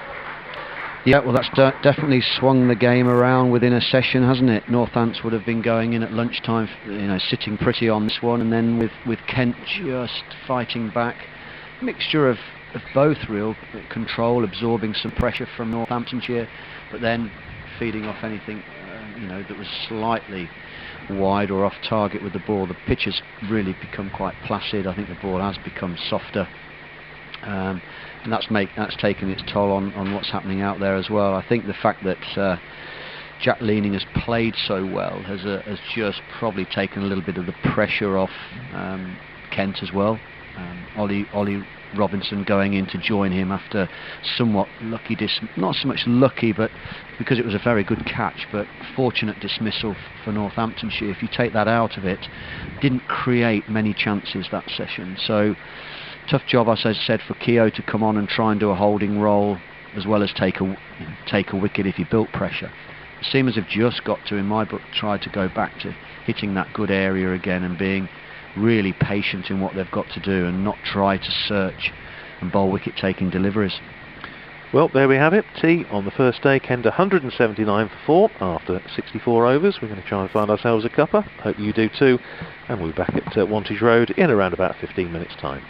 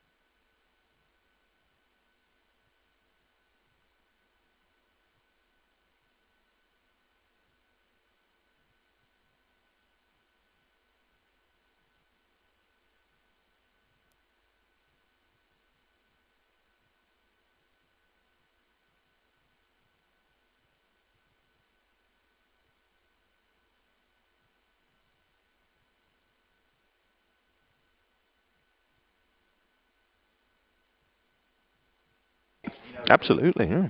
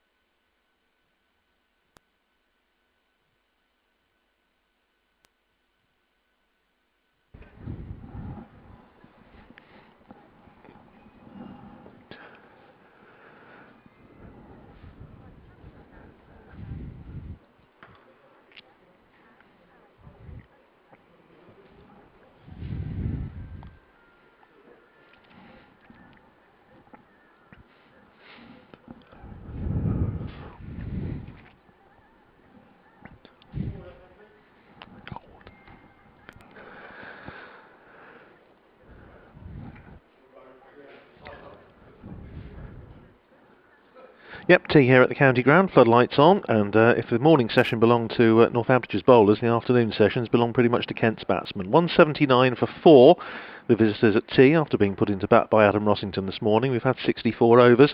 Jack Leaning is 62 not out, Ollie Robinson 24 not out, and in there long, looked very impressive. The one wicket for Northamptonshire this afternoon was that of Jordan Cox, and it came thanks to a brilliant catch in the deep by Emilio Gay. Just diving away to his right at deep mid-wicket. That was off the bowling of Nathan Butt. Cox out for 62. Partnership between him and Leaning worth 89 for the 4th wicket. But since then, Leaning and Robinson have dug in and have looked pretty impressive against Northamptonshire's 5-man attack, 4 seamers plus the off-spin of Rob Keogh. That, of course, after Northamptonshire had taken the early honours this morning with the wickets of Bell Drummond for 9, Crawley for 14 and Denley for 1, including 2 wickets and 3 balls for Gareth Berg. But very much Kent's afternoon session. We're heading into the evening session. It's getting colder. Kent 179 for 4.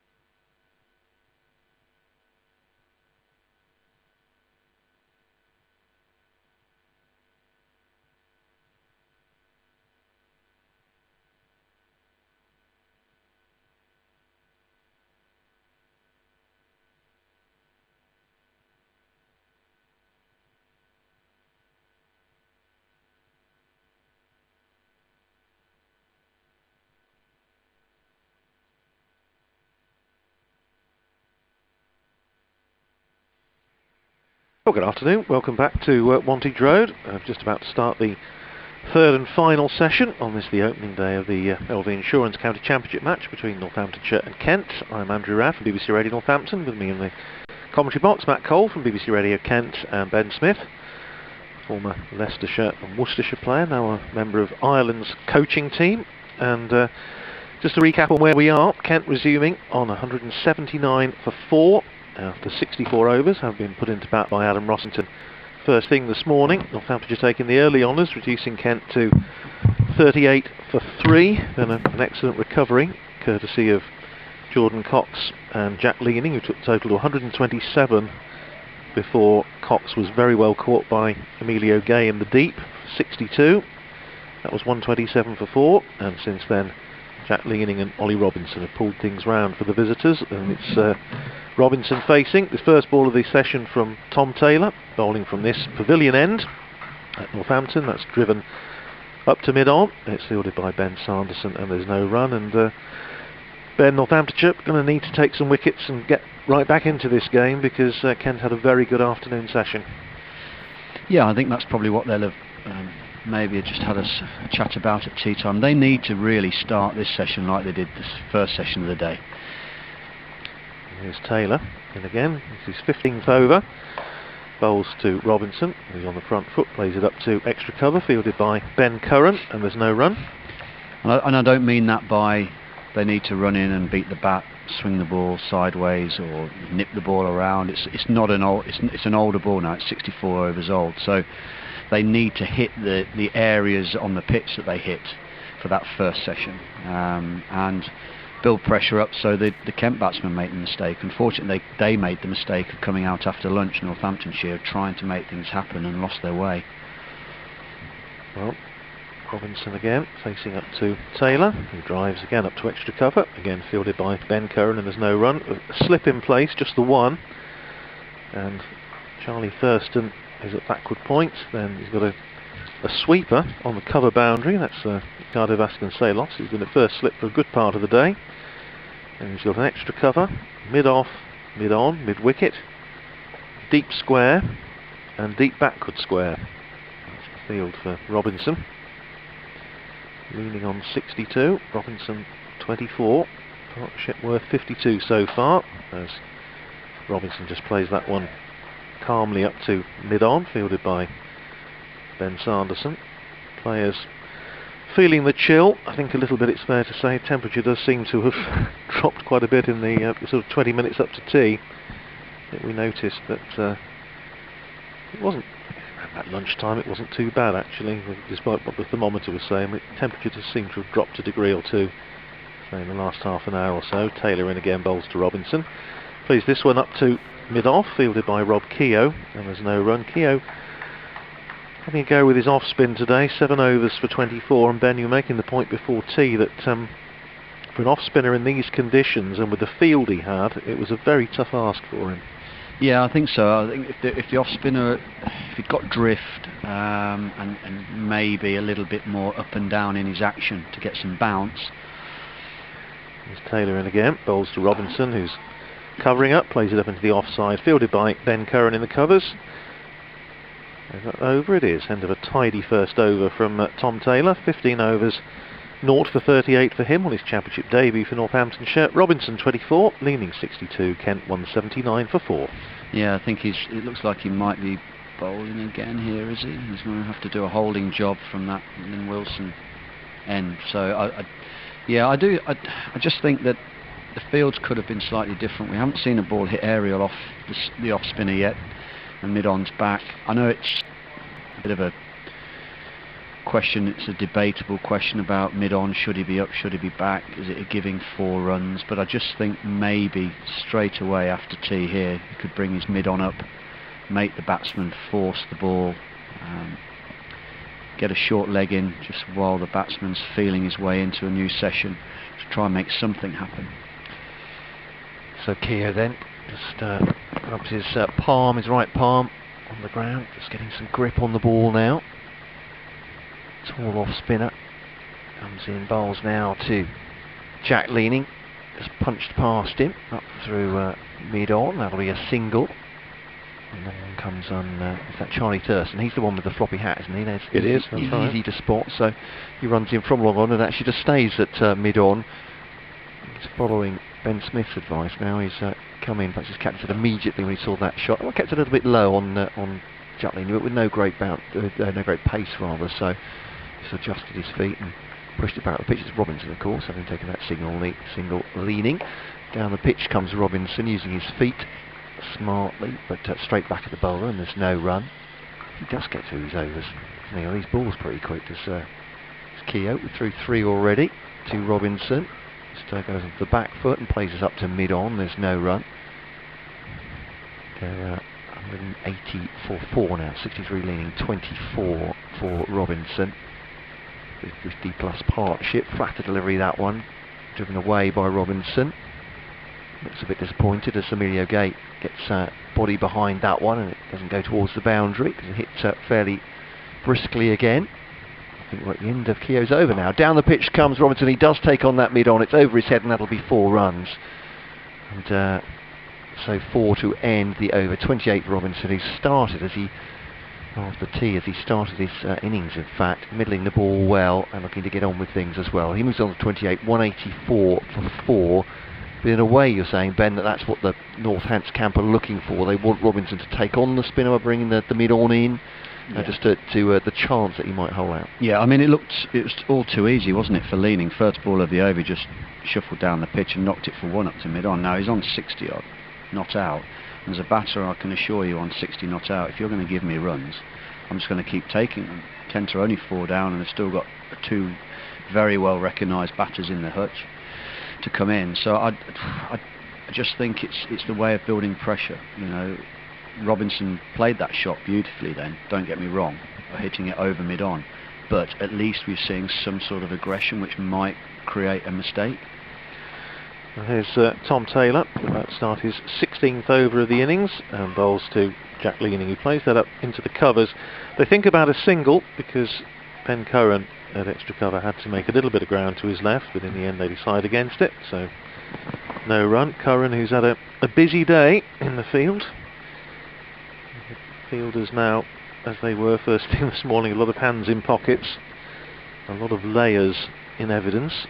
I don't blame them, because as I say, it is distinctly chilly up here now.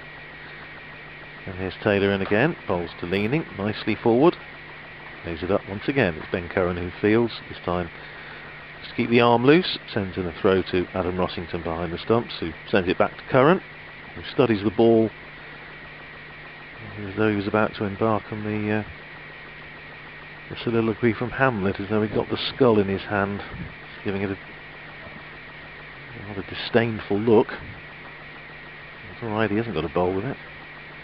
And here's Taylor, who has. Runs in again, bowls to Leaning, who gives himself again that little bit of room, plays it out on the offside. Got a sweeper back there on the cover boundary there. It's Ricardo Vasconcelos, comes in off the fence. Sends in a good flat return to Rossington, but not before they've come through for a single. 64 to Leaning, and Kent up to 185 for 4. Batsman out today, if you're just tuning in, and you're very, very welcome.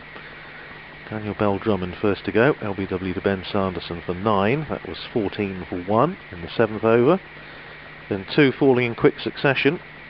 Zach Crawley caught behind off Gareth Berg for 14, that was 36 for 2. Taylor comes in, bowls to Robinson, plays that up into the covers. Inevitably Ben Curran, who does the fielding again, no run. And then 2 balls later, Joe Denley got an absolute jaffer from Berg. Trimmed his bails, he was out for 1, and at that stage Kent in deep trouble at 38 for 3. The recovery launched by Jordan Cox, who played a very patient innings, top of the order, and Jack Leaning. They put on 89 for the 4th wicket, took the total to 127.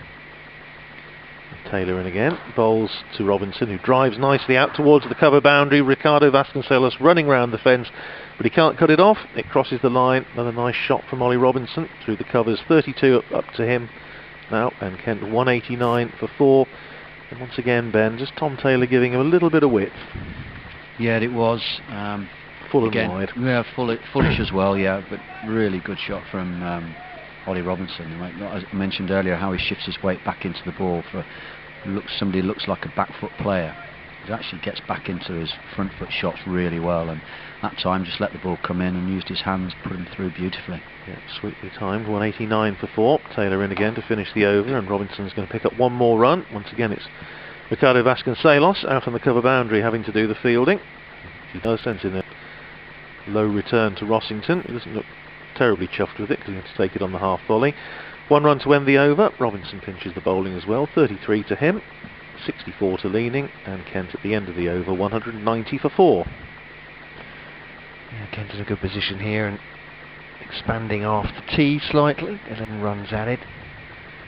Questions for Northamptonshire. Obviously 13 overs until, obviously it is 13 overs until the new ball's available. This could be a really dangerous time for them as Kent threatened to get away with Robinson hitting the ball sweetly on 33 and Leaning on 64. Keogh continues, and again they've got the man at long on, but for Ollie Robinson this time, and he takes a single. And I think if I look to my right, with Ben Smith is just going to say "I told you so" on that one. But yeah, to run it up to long on, and that's a single for Robinson. 34 for him, 191 for 4. Is there a question in your mind, Ben, whether that man should still be there, or they worried, are they playing more defensive now, worried that he's going to hit over the top again, Robinson? But have a slip in, Vasconcelos. That's Keogh bowls now to Leaning. He just pushes that into the offside, no run. I think this field is set. If there's a little bit of turn and it's gripping, then fair enough, because you've got your straight catcher at short mid wicket, so having long on back so the batsman doesn't quite get it right, it brings that short fielder in short mid wicket into play. I just think it just looks a little bit too easy at the moment for a batter just to get offside the ball and hit it straight through long on, rather than being challenged a little bit more on the outside edge. He's changed his tack here though. Yeah, he's come round the wicket now as Keogh to Robinson goes for a sweep. I'm not sure how much he's got on that, but it's gone past wicket-keeper and slip, and will go to the boundary. Yeah, it's come off the pad. He's got down and forward to that one. Leaning hit a single off the previous ball, just past the man at mid-wicket, and that's 4 more, but it's gone a little wide there. Obviously with the spin it's giving him the chance just to almost have a free hit at that one, albeit he missed it. It's 4. Yeah, no, he's changed his angle well. It's something different for the batter to think about. Bowls once more to Robinson, just pats that into the onside. Bother running for that one. 196 for 4. Robinson 34 off 50. He scored faster than any other Kent batsman in this innings so far, and did look very assured as soon as he came out.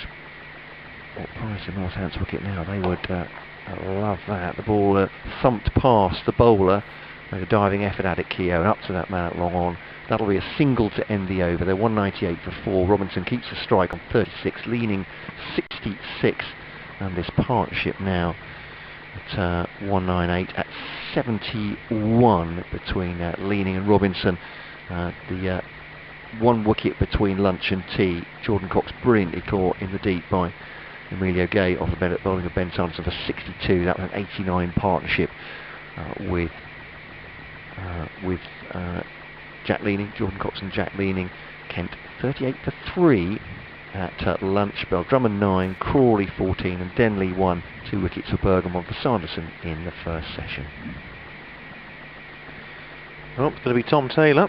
He's going to start his 17th over. Keogh just putting his sweater on at mid-off. One of his 2 sweaters on at mid-off. Taylor in again, and he bowls to Robinson, who whips that one away nicely down to deep backward square, where Emilio Gay just comes in off the fence and fields to come through for an easy single. One more to Ollie Robinson, who's 36 off just 53 balls. Good purposeful innings from him. And a total 198 for 4. And Jack Leaning, as Ben says, has done all the hard work really. Got himself up to 65. Had to work very hard, as all the batsmen have today. And Taylor in again, bowls to him, just tucks him up a little bit, and just shake back into him. Plays it back down the pitch, and it's fielded by Rob Keogh, and there's no run. The 1 slip in place, which is Alex Wakely at the moment, because Ricardo Vasconcelos finds himself sweeping on the cover boundary. Charlie Thurston at backward point, where he has been pretty much all day. Ben Curran in the covers. Rob Keogh at mid-off. Ben Sanderson at mid-on. And Taylor in again. Plays that one up to Gareth Berg at mid-wicket. Jack Leaning stays on 65. Berg, who picked up the 2 wickets in 3 balls, 2 England players of recent vintage, Zach Crawley and Joe Denley. Crawley out, caught behind for 14, and Denley getting a terrific delivery that just nipped through the gate and bowled him for a single. Seems a long time ago. Taylor in again. Bowls to Leaning, who drives nicely. He's beaten the man at extra cover. Keogh is giving chase from mid-off up towards the boundary in front of the new pavilion, and they come through for 2 easy runs. Sends back the return, which Taylor can't take, but goes through and is taken, cleaned up by Gareth Berg, and that's 200 up for Kent in the 69th over. It's been a good job by these two. They've put on 73, and they've been together, what, just 18 overs. So yeah, it's been a very good partnership, hasn't it? Going along at 4 and over, leaning on 67 now. Facing up to Tom Taylor, and he can pick up certainly one more, I think a couple more here, but he just plays it behind square on the offside, and he beats the man at backward point, and it means Vasconcelos has to come round from the cover boundary and do the fielding, which he does. Sends in his return to Rossington, but they pick up 2 easy runs, 69 to Leaning, 202 for 4. 75 the partnership. Lights on. Without the lights it would be pretty murky at the moment. It's brightened up a little bit this afternoon, needless to say, after they put the lights on. Taylor in again, bowls short when Leaning pulls. I was a little bit surprised by that one, I think. He didn't quite get hold of it, just clothed it a little bit, but he gets a single as it goes out to Emilio Gay, running round on the mid-wicket boundary and goes into the 70s. Jack Leaning, 70 to him, 36 to Robinson. End of the over, 69 gone, so 11 overs to go until Northamptonshire could take the second new ball if they choose to, and Kent up to 203 for 4. That's last ball there, just bounced. And it's caused Leaning to play a pull shot that he wasn't really in control. I mean, go anywhere near a fielder, there's no risk involved, but he wasn't in control of the shot particularly. That might be something that maybe I'm thinking now Northamptonshire could have gone to a little bit earlier, where they bowled such good areas, and then it became a little bit predictable. Yes. They just veered on the wrong side, it would be a slight drag down or over pitch. Well, here's Keogh starting this fresh over, bowling to Leaning, who drives that one up to mid-off, who's pretty deep, and so they can come through for an easy single. It takes Leaning up to 71, and Kent up to 204 for 4. Keogh already back at his mark. We say he doesn't nip through his overs, bowls to Robinson, who's forward, plays it up to mid-on, and there's no run. Just on the edge of the square, that fielder at mid-on, and this time bowling a little bit short to Robinson. He chops it down towards backward point. Decent bit of fielding by Tom Taylor. Yep. He thought about possibly coming through for a single for the misfield, and then thought better of it. Sensibly, I think. Keogh in again, bowls to Robinson, pushes it up to extra cover. Emilio Gay comes across and cuts it off in front of Nathan Buck, and there's no run. Keogh back again at his mark, bowls to Robinson, just plays him from the crease, pushes it out into the covers once again, fielded by Emilio Gay. Good for the over rate, Rob Keogh, that is for sure. Rapid, isn't he? 4 paces, and he's in, and he sweeps, and that's going to be 4. That's a good shot, good option by Ollie Robinson. He swept it, got hold of it, went in the air, but the man was up in the 45, cleared him comfortably. Ben Sanderson, no chance for Ricardo Vasconcelos running round, so he picks up 4 good runs, moves up to 40. 208 for 4. Kent, partnership 81, Leaning at 71. And Rob Keogh having a tough afternoon, 10 overs, no wicket for 37. Yeah, it is a tough afternoon for him, and you wouldn't expect him to come on and be an impact bowler. You need Rob Keogh to come on in a situation like this today and be a holding bowler. I mean, it just goes to show just missed his line by a stump there, and that's a fantastic shot by Ollie Robinson. He actually meant to sweep under, get under that, and hit that over the 45 on the leg side. But again, when there's no bounce and there's no spin to be threatened by as a batsman, you are a lot more confident playing offline of the ball. So you don't have to score down the ground with it. Your sweep shot comes into play, your cut shots come into play from balls that are relatively straight, because you're not, there's no fear of being beaten by any turn off the surface. I think, Matt, the snoods have come out after tea, haven't they? By the look of it, I can see one or two of them around the field. Yeah. Well, I have to admit, I have brought one today, but I feel like waiting for perhaps when the wind turns northerly. Yes, is that right? They might need it then, I think. Players certainly getting into it. Berg now, change of bowling at this pavilion end to leaning. He's on 71. Robinson has 40.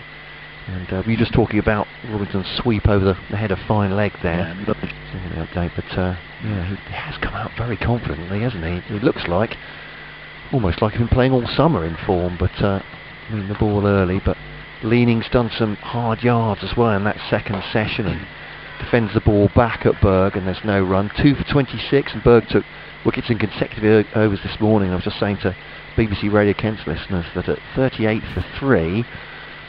Just wondered about the collywobbles in the Kent camp. So they've had one or two very costly collapses.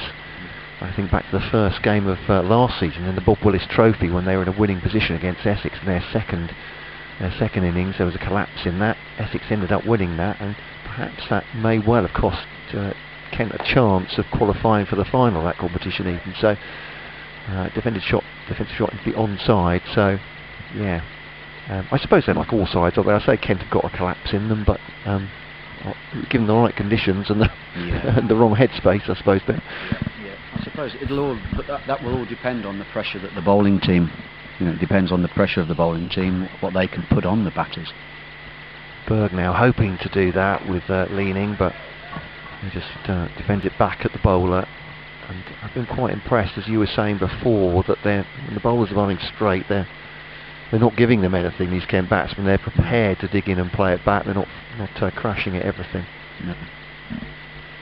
71 for Leaning, 40 for Robinson. And Berg turns well with Rob Keogh. Basically on his back now, bowls, and again Leaning's defended that. The keeper captain Adam Rossington applauds him. It's a good line, but Leaning on 71 looking confident as you'd expect at this point. A little bit grey overhead now, and floodlights coming into to play ever more in this final session. End of the 71st over here, so 9 more until the second new ball is available.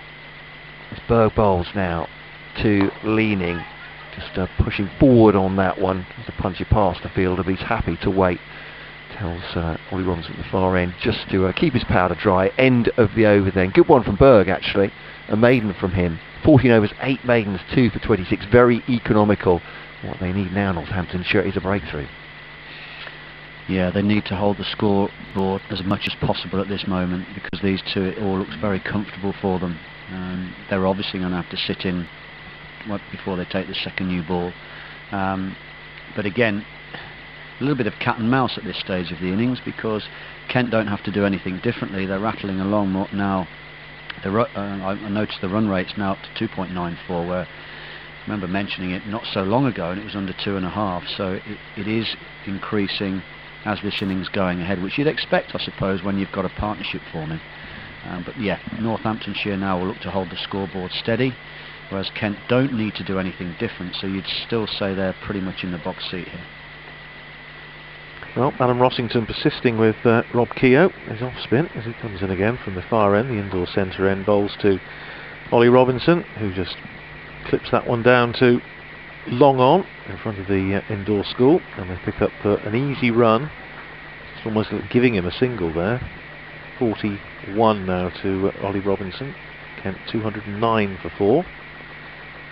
And Jack Leaning now facing up to Keogh, who Leaning drives nicely, but only as far as Emilio Gay, an extra cover.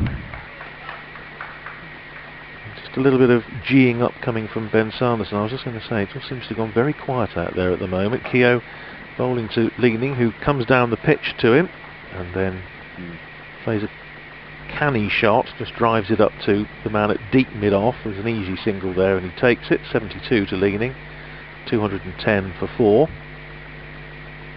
Keoghan again bowling to Robinson short, and he cuts that away, pass backward point, bit of a gift, and it goes down for 4. So again, it's get the impression Rob Keogh's not massively enjoying himself out there at the moment. It's very difficult for him. Ollie Robinson to 45, and that was really a bit of a buffet ball. 214 for 4. It was short, it was wide. Keoghan again bowls, that's better, fuller length, and Robinson drives back to the bowler and there's no run. Keogh already back to his mark to finish off the over, and that's driven again by Robinson and Tom Taylor coming across to try and cut off the single, but he can't, so in the end it's another easy single down to first at long. So 6 off the over with great ease. 215 rather for 4. Kent. Robinson is 46, Leaning is 72. 72 overs gone, and I was just going to say before that little bit of geeing up from Ben Sanderson, then it just seems to have gone very quiet out there this afternoon as far as Northamptonshire, certainly since the tee. Yeah, I think it has gone flat. You're absolutely right, and I think it's cold as well, isn't it? And these guys are thinking, where are we going to get this wicket from? Are we just waiting for the new ball? Then are we waiting for something to happen rather than trying to create some atmosphere, like you say, geeing up and getting into the batsman's head a little bit? Tricky at the moment. As Berg bowls, it's a right in delivery outside off stump, and Robinson, I'm not sure how much he withdrew his bat from that one, how much that's kidology. But he's looking at Jack Leaning and just angling his head to look at the bowler there as well. Yeah, that was a cracker, Jack. I think he's been beaten there. The bounce, I think. These two batters now, they're not expecting the ball to bounce. And this is where just that extra little bit of effort from the bowling group, if you can find that, you might just create one chance. Take that and you're through.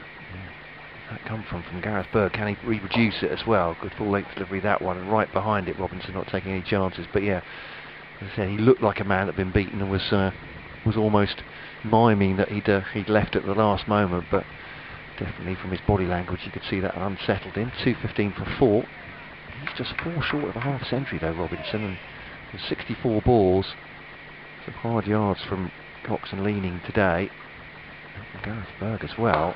It was a heavy ball, hit straight back at him off the fingertips, so misses the stumps at the far end. It's okay though, he's just gone to ground, Gareth Berg. Yeah, he's just rigging that hand, isn't he? Yeah, that was hit firmly back. He got a good hand on it, and it was a good bit of fielding actually off his own ball, and to get down as quickly as that low to his right. Just going back to the Keogh over, the batsmen are using their feet now. They've got quite comfortable using their feet just to come down the wicket and knock it through that vacant long on area. He's then had to try and bowl the ball more into the pitch, so they can't get to the pitch a bit. And he's been cut and hit off the back foot up to mid-off. I think that's one of the... Berg bowls then. That straight drive again, just wide of the off stump. No run, fielded. Yeah, it's one of the outcomes from that. Actually having the long on that is just allowing them to get an easy single. The bowler has to change his length so he doesn't go for easy singles, because that's frustrating him. He wants to bowl dots. His job is to bowl dots because he's a holding bowler. Here's Berg then to bowl to Robinson, 4 short of a half century. It's a push back past the bowler this time and fielded by Sanderson, and there's no run. It goes up to mid-on. Welcome wherever you're listening on BBC Radio Northampton, BBC Radio Kent. Joint commentary of this one with Matt Cole and Andrew Rad and Ben Smith today. Absorbing contest, but Kent, whereas Northampton had the first two, the first and are threatening to take this one as well. But the new ball available won't be very long. This one just up on his toes there, Robinson, that ball from Berg. Got the first one to lift off a length outside the off stump, and the rest on the stumps, and causing Robinson to play and make sure he pushed them away. And Berg has been very economic and is keeping some pressure on as well. He is. Berg's done a great job here. He's just gone back-to-back maidens, and I think that's obviously, he's got the experience to understand that that's what's required in this situation. If you from new ball, but what else can he do? If he knows bowling maidens, it's going to but he also knows that they've got to get through with minimum damage on the scoreboard, on the total column anyway, leading into taking this second new ball. Well, it's the light, even with the floodlights, is a little bit murky now, but no problem obviously when Rob Keogh's bowling. You ought to put a stopwatch on one of his overs actually, because he really does whip through them very, very quickly. Just these 4 walking paces as he comes in, bowls to Leaning, who paddles that away around the corner, runs for him here. It's chased down towards the boundary by Ben Sanderson. Underneath us here, they come through for 2, and that's a good bit of fielding by Sanderson. Lovely throw right over the bails to Adam Rossington, so he's keeping up his standards. A couple of runs though to Jack Leaning, who goes up to 74, and total 217 for 4. Keogh in again, bowls to Leaning, and behind that plays it back down the pitch. Keogh himself just trots across to field, and there's no run. Keogh already back at his mark, comes in, bowls to Leaning, who comes a step down the pitch, drives that up to Charlie Thurston, fielding in front of the indoor centre at long on, and they come through for an easy single. Leaning up to 75, 218 for 4. Keogh in again, bowls to Robinson, who picks up an easy single, just milking Rob Keogh here a little bit, you feel. Yeah. Just turns that away towards the man at deep backward square, which is Ben Curran, and they come through for another easy run, 47 to Robinson, 219 for 4.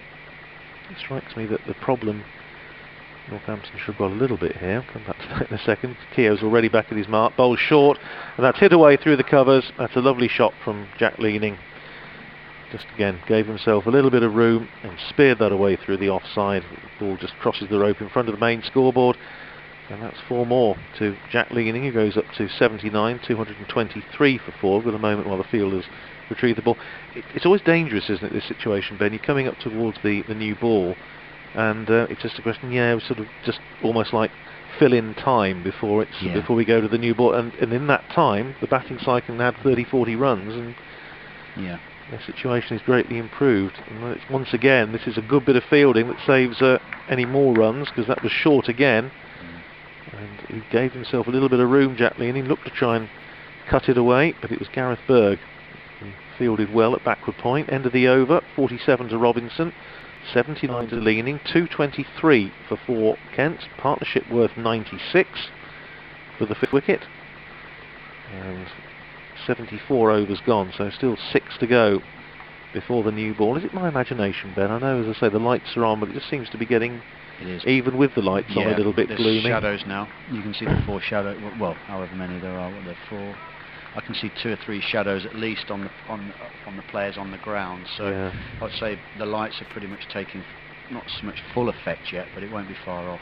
22 overs to go in the day, so that's going to be a good hour and 20, hour and a half pushing, you'd have thought.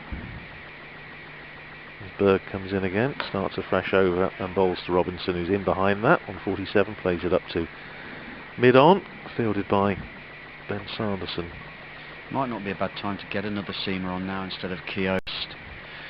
You'll need the 2 seamers for the new ball. If Berg can hold this end up and bring another seamer on, then get your 2 new seam bowlers. I just feel the new ball. I do feel for Rob Keogh. Well, he's going at 6 and over as well. Yeah. Well, here's Berg in again, and bowls to Robinson, who on drives nicely, but once again just finds Ben Sanderson at mid-on. 12 overs for 52.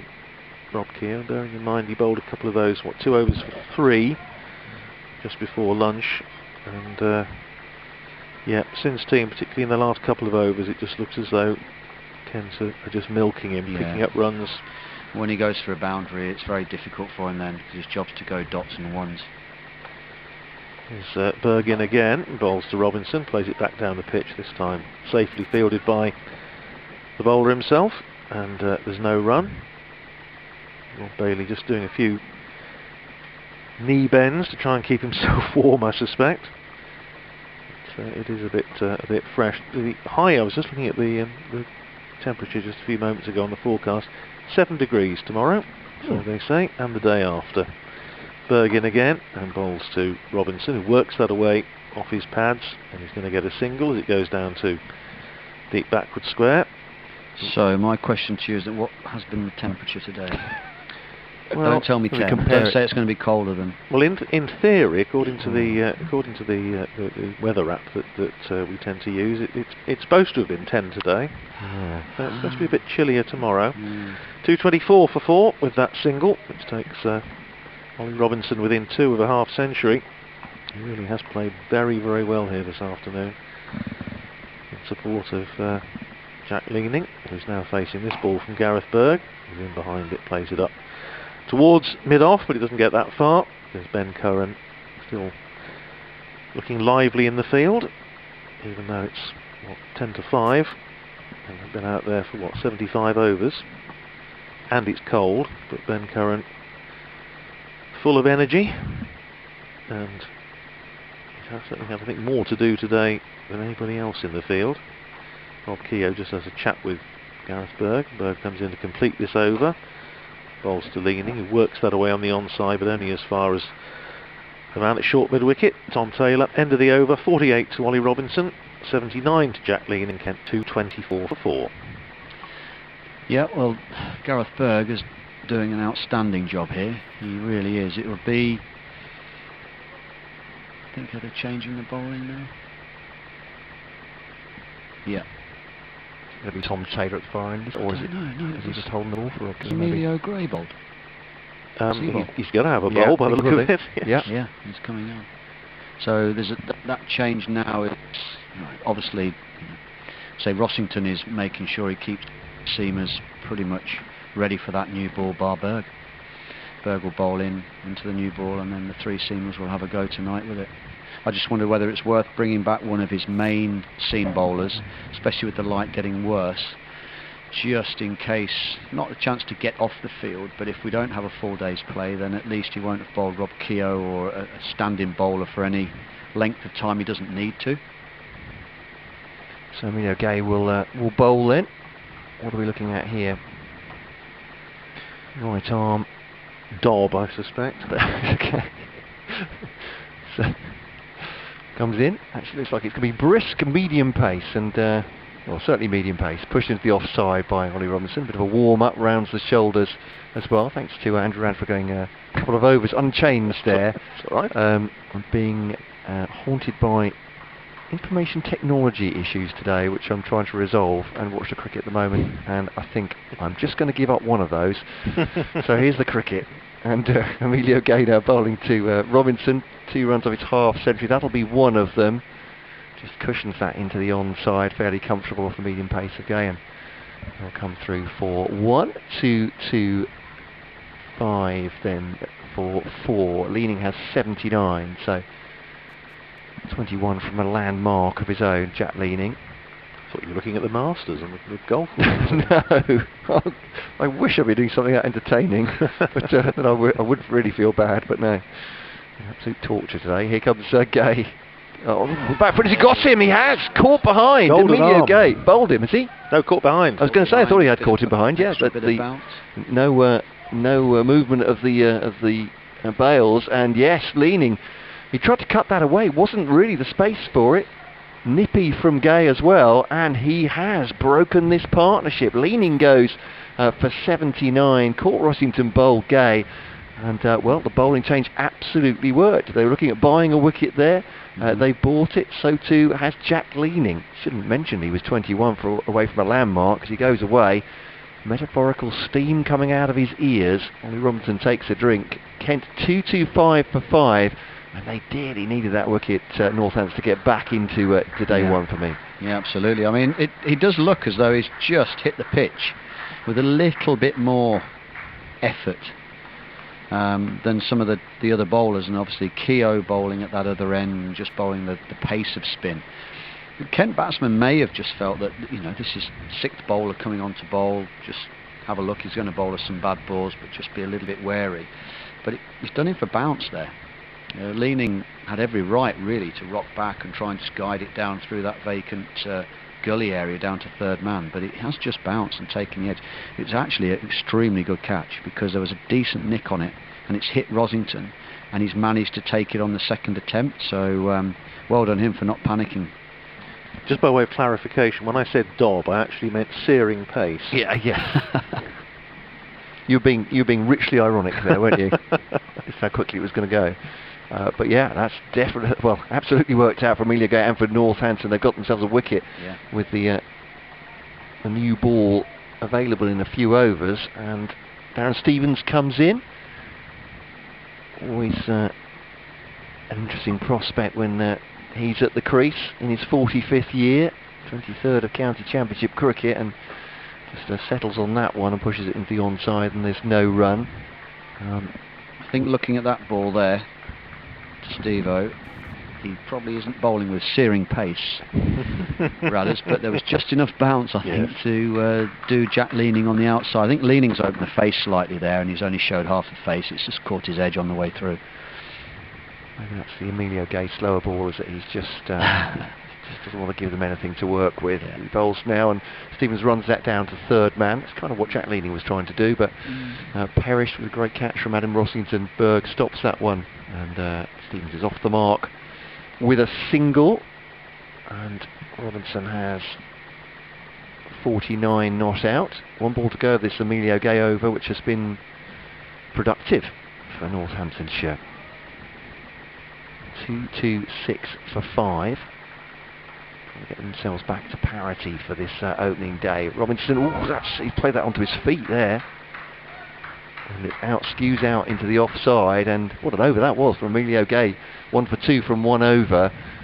What a bowling change as well. And Rossington with a great catch as well, but he'll take all sorts of credit for that.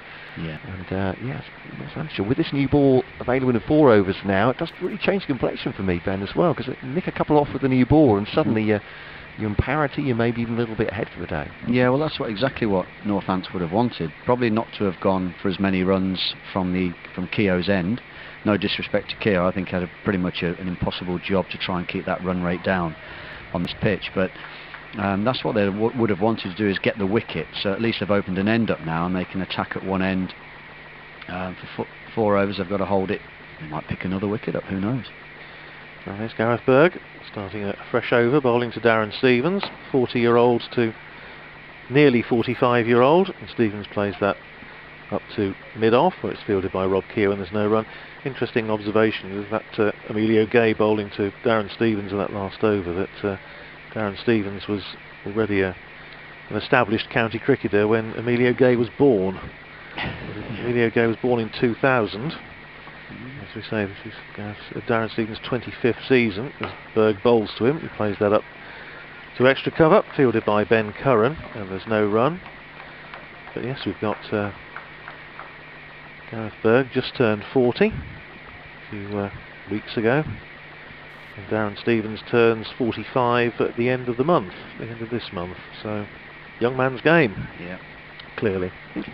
Get the pads on, Ben. Back out there. Here's Berg in again. Bowls to Darren Stevens, who's nicely in behind that. Plays it up towards mid-on. Doesn't get as far as Ben Sanderson. Rob Keogh presumably trying to save his opening bowler's back. So he gets down, picks that one up. Saves Ben Sanderson the bother. Sanderson undoubtedly will be in the attack pretty soon, taking the new ball, one would imagine.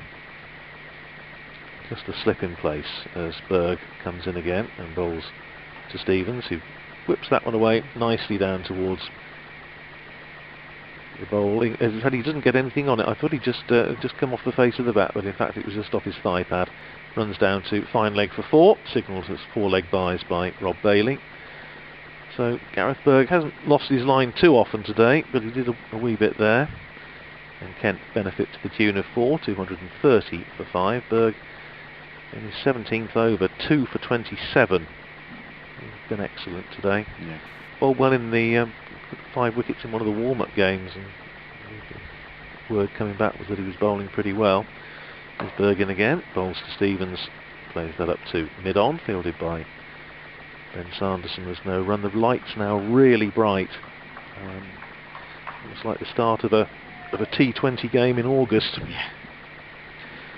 It's there's this magical watershed, isn't there, between well, when the lights take over from the natural Yes. light. Yeah, I think we're not. I suspect we're not far off that point, to be honest. Bergen again, and bowls to Stevens, bowls in short. A slightly bit of slow motion cricket there, sort of a bit of a loopy bouncer that goes over the rump of the sort of the small of Darren Stevens' back, goes through to Adam Rossington. End of the over, a maiden for Berg, but of course those 4-leg buys. 17 overs, 10 maidens, 2 for 27. Gareth Berg.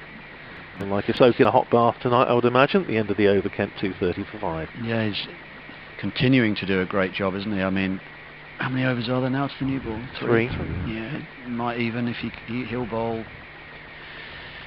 2 more of those. Shame, because you'd like to probably think he could have 1 or 2 with the new ball once it becomes available. Whether he'll have done his bit by then, I don't know, but he's bowled beautifully here. And maybe got Emilio Gray his wicket. Well, here's Emilio Gray bowling again, this time to Ollie Robinson, and he's in behind that, plays it up on the offside for the bowler himself to field. So Emilio Gay's had an interesting day. He's taken one very, very good catch indeed to dismiss Jordan Cox. He's picked up a maiden first-class wicket out of Jack Leaning, just when Northamptonshire needed a wicket, and in between some of the fielding and the covers, well, Gay in again, bowls to Robinson, who works that one away through mid-wicket. He's going to pick up a single, and that takes him to 50. Well played, Ollie Robinson. That really is an excellent knock. 50 off 78 balls with 7 fours. Been at the crease just over an hour and a half. Came in at 127 for 4 at the fall of Jordan Cox's wicket, and he's been busy and purposeful and very impressive. So 52 for Robinson, 231 for 5. And he'll now want to make sure that he's there when the new ball's taken. And here's Stevens facing up to Gay. And again, a little bit of bounce for Gay. Just plays it behind square on the offside. It's fielded by Alex Wakely, and there's no run.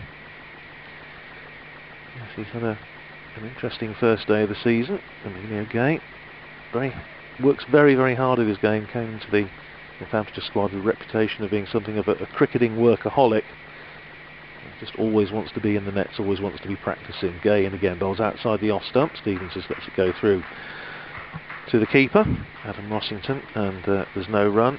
He has I think I'm right in saying he had a net in the garden at his home in Bedfordshire. And really keen to improve, and particularly in red ball cricket. Talented young player. Tall left-hander batsman, top order. Bowling now, he bowls to Darren Stevens and just gives Stevens the chance to work that one away off his hip down towards deep square. It's fielded by Ben Curran out on the boundary, and he picks up a single. One more to Darren Stevens, who's up to 232 for 5. This is the last ball of the 78th over, so after this, 2 to go until the new ball becomes available. No slips in place now, just a ring saving 1, and they can't even do that on this occasion because Robinson steers that one away through the covers, and they pick up an easy single. One more to Robinson, and he takes the bowling. 51 to him. Stevens on 2, and at the end of the over, Kent 233 for 5, 78 gone. Yeah, it's well, I mentioned earlier that I think looking at Gareth Berg, how he potentially got that wicket for Emilio Gay. Well, what I mean by that is the pressure Berg built up with 2 maidens. Now he's on to 3 maidens. He's going to bowl 1 more over. I'd be tempted, when taking the new ball, to give Berg 1 or 2 overs with it. Just extend his spell now and get your strike bowler on from the other end, Sanderson.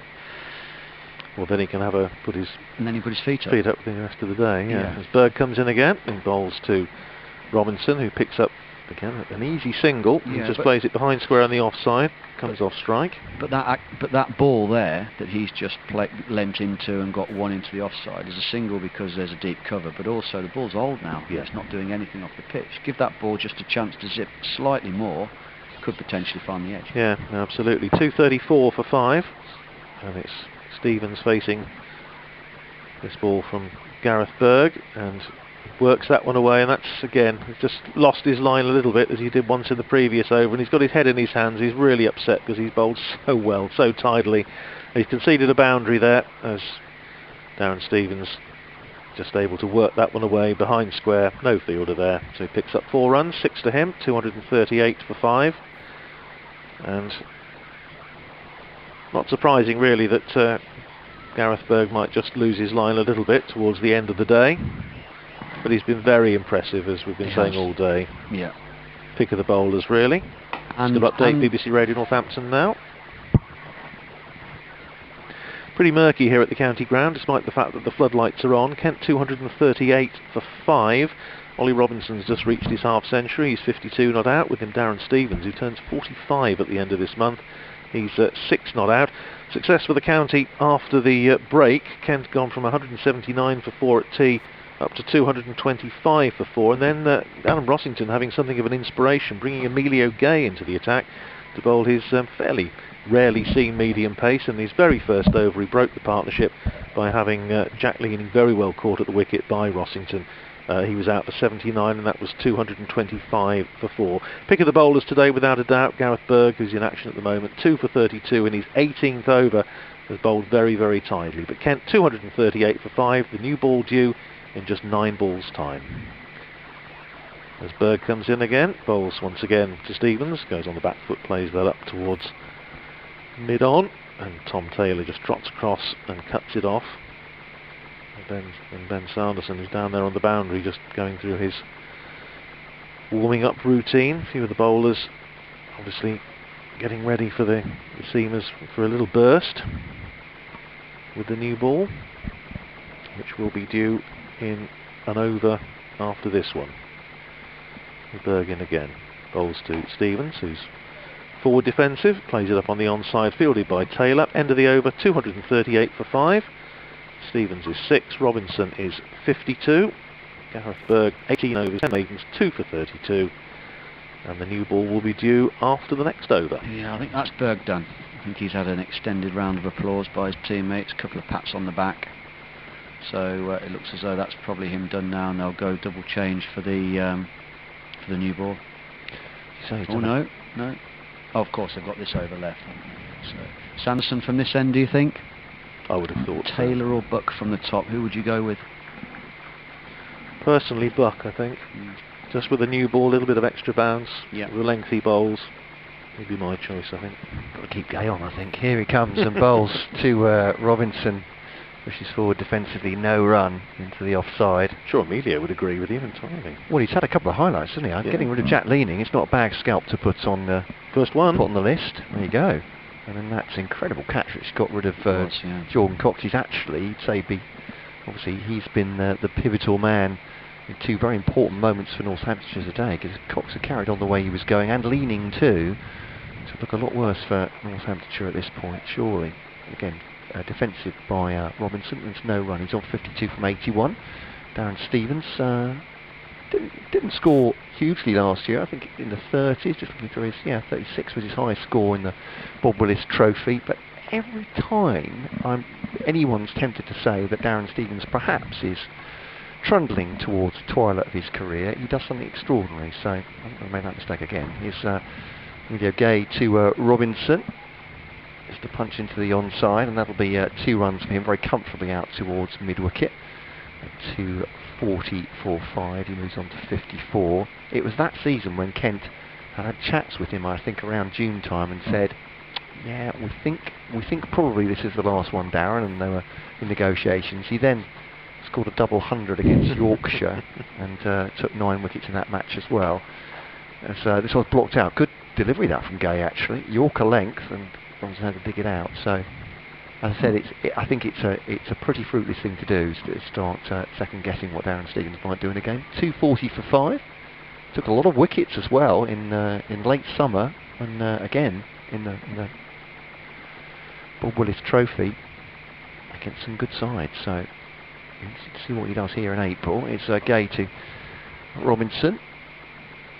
I think as an experienced player, and especially of Steve-O's age, you'll know the time, and not just because physically and mentally you're ready to finish, but you'll know the performances you're putting in, you'll know if you're keeping somebody else back, you'll know if you're playing well for the team and good for the team, and I think he's earned the right to sort of make that decision himself with a little bit of help along the way.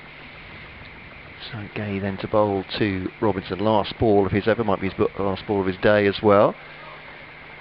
Just gently guided out into the offside and towards Vasconcelos forward of square, and some applause from Emilio Gay, I think, for the end of that over, because the new ball surely will be taken here. 2-4-1 for 5. Kent, Adam Rossington takes off his helmet. That certainly signifies that he's going to be standing well back.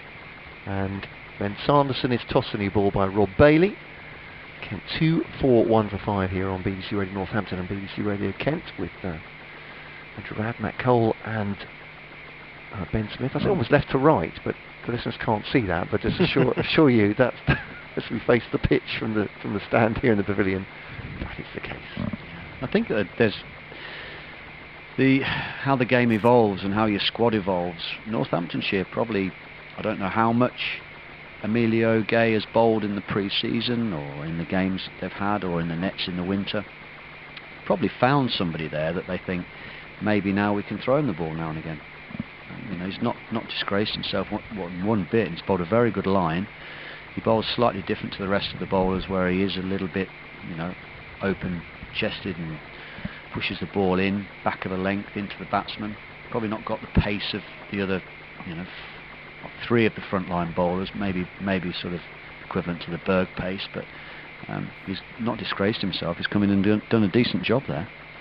I can see Rosington going to him again. Ben Sanderson with the new ball, and he bowls to Ollie Robinson straight away, takes some of the shine off it by whipping it away through mid-wicket for 4. Oh well. 59 to Robinson, 245 for 5. Bit of a loosener from Ben Sanderson, and taken full advantage of by Ollie Robinson. That's another boundary to him, 245 for 5. Just looking up, chaps, we were saying about the disparity in age between Gay and Stevens. Emilio Gay was born 14th of April 2000, and 14 days later Dan Stevens was playing a championship match for Leicestershire against Derbyshire. That's on-driven by Ollie Robinson, but only as far as mid-on, fielded by Tom Taylor, and there's no run. So when Emilio Gay was a fortnight old, Darren Stevens was playing in a championship match for Leicestershire against Derbyshire. So yeah, we've got looks like the 7 ages of man in here, isn't it? Just a few in between. Tom Taylor, just see there's no swing with this new ball. No. Rudders. No, Sanderson in again, and bowls to Robinson, and he's solidly in behind that, pushes it up to mid-off, where it's fielded by Rob Keogh, and there's no run. Yes, it's not. It's only going to be perhaps the odd little bit of nibble, bit of bounce maybe, which is why I say my preference would be for Nathan Buck with a new ball, but we'll see what Adam Rossington thinks. Northamptonshire with a few seam bowling options not playing in this game, of course. They are definitely going to rotate this year. Sanderson in again, bowls to Robinson, just tucks him up a little bit, possibly just coming back in off the seam, and Robinson playing it back down the pitch. It's fielded by Sanderson. Brandon Glover, who's probably the quickest bowler on the staff. He has been injured, but he's certainly been having a run out and a bowl in the intervals today with the bowling coach Chris Liddle, so hopefully he's not too far away from coming back. Sanderson in again, and bowls to Robinson, who pushes it up on the offside, fielded by Ben Curran in the covers, and there's no run. It's Wayne Parnell, we've said, the left armour, who was in the country but wasn't able to make his Northamptonshire debut in this match, still needs to spend a bit longer in quarantine to abide by the rules. Also Jack White, who was in the squad for this game, but I think had a little bit of a niggle in the pre-season, so not playing here. Luke Proctor is also injured, useful seamer with a very quick arm. Sanderson in again, bowls to Robinson, plays that out in the offside again. Once again Ben Curran fields, carbon copy of the previous delivery, end of the over, first one with the new ball. 59 to Robinson. And Stevens on 6. Kent 245 for 5. And the over costing 4 runs. That boundary off the first ball to Robinson through mid-wicket. Darren Stevens just removing the batting helmet and having a chat with Ollie Robinson, who's hitting the ball very sweetly indeed so far. 59 from 92. Looking at around the grounds, if you can the scores recently, Radders, but James Vince is carrying on at more than a run a ball, and he's got he's into the 140s now against Leicestershire. Talking about how nice it is for counties to play other counties they don't normally play because they're in different divisions. Maybe not for Leicestershire today, because he's hit 144 of 134 balls. Tom Alsop has 118 himself, 350 for 3. Hampshire coming towards 80 overs there, so big day for James Vince. Elsewhere, Essex 206 for 3. They're off at Chelmsford for bad light, so 206 for 3. Essex against Worcestershire. Sussex 242 for 6. They've made a decent comeback there, haven't they? Because they were 4 down quite early against Lancashire. That one's at Old Trafford. Middlesex 250 for 5 against Somerset at Lords. And Taylor bowls to Stevens, defends it, and there's no run. Surrey, there's rain at Bristol, so Surrey 220 for 9 have not had a good first day, I would say, in the Championship. Durham 205 for 7 against Nottinghamshire at Trent Bridge. At Derbyshire 186 for 9. It's a bit of a struggle for them. At Edgbaston against Warwickshire, and Glamorgan 216 for 7 against Yorkshire. A defensive shot from Darren Stevens, and no run. Good full delivery though from Tom Taylor. Are you both favouring Nathan Buck for this over? I was. Yeah, I think that extra little bit of bounce that Radders mentioned might be the way forward. There have been the odd from this end, bowling from that end, from the Lynn Wilson Indoor School end, bowling down there towards us. There has been the odd ball that's bounced. Taylor to Stevens, leaves that alone outside off stump. Gives the bowler a bit of a look there, does he? Was there a grunt from Taylor, or maybe that's just his natural pugnacious spirit down Stevens? 245 for 5. It was a good delivery, wasn't it? It was just that back of the length outside off stump. Looked like it might have nipped back and potentially bounced that bit more. We'll see that now though, won't we, with the new ball? You know, the old ball was more like a featherbed, the pitch was, with the old ball. Taylor turns now. Stevens, sleeveless jumper. Leaves it, goes low outside the off stump, and there's no run. 245 for 5 Kent. 3 half centurions today. Cox made 62, leading 79. Robinson has 59, but Northamptonshire had Kent 38 for 3 this morning after putting them to the bat, winning the toss. Bell Drummond, W. Sanderson for 9, and Crawley caught Washington bowl. Berg, Denley, absolute jaffa from Berg, getting him for 1. And Jordan Cox brilliantly caught in the deep by Emilio Gay off the bowling of Ben Sanderson for 62. So Stevens just moves forward, squeezes out of the offside, and there's no run. So that was the 1 wicket to Jordan Cox for 62 to 4 between lunch and tea. A good session for Kent, and they've lost just 1 in this third session of the day as well. Jack Leaning caught behind off the bowling of Emilio Gay for 79. Just get amongst them this Kent batting order. That's exposed the tail. Taylor to Stevens, more aggressively into the offside, but no run once again. 245 for 5. Except that Kent bat a reasonable way down. I did speak to Matt. I hope I'm not blowing any confidences here. I'm sure the batsmen, the bowlers will know this, but he said, I said, you've got quite a long tail, or a batsman that would think they were better, and he just rolled his eyes and said, I spend so much time talking to batsmen, sorry, to bowlers rather, about where they are in the batting lineup. I don't think that's it's not Kent alone, is it? It's not an isolated case. That goes through village cricket. What am I batting 10, Skip? I should be in the top 6. What are you talking about? At least at 7. There we go. Well, here's Ben Sanderson, who probably would not rise much above number 11 unless Brendan Glover's playing. Sanderson in again, bowls to Robinson, who plays that nicely off the back foot, but there's cover, sweeper on the cover boundary, and Charlie Thurston turns in his return, so that's an easy single to Robinson, 60 to him. and 246 for 5. In fact, thinking about it, if Jack White and Brandon Glover were playing, I think Sando might nip in at 9. Although Jack White actually can hit a ball, we've seen that a time or two, but doesn't always exude an air of permanence, as they say at the crease. Let's go back to that game we were talking about involving Darren Stevens, Leicestershire against Derbyshire. Sanderson comes in, bowls to Stevens, who gets a thick inside edge. It runs down towards fine leg, and they come through for a jogged single. What year was that? That was that was the year 2000. 7 to Stevens, 247 for 5. Yeah, Darren Stevens bowled by Aldred for 78 after Ben Smith, LBW Smith, 38. So which Smith that was? Was that Greg? Yes. No, it wasn't. It was Trevor Smith, right arm medium pacer for Derbyshire.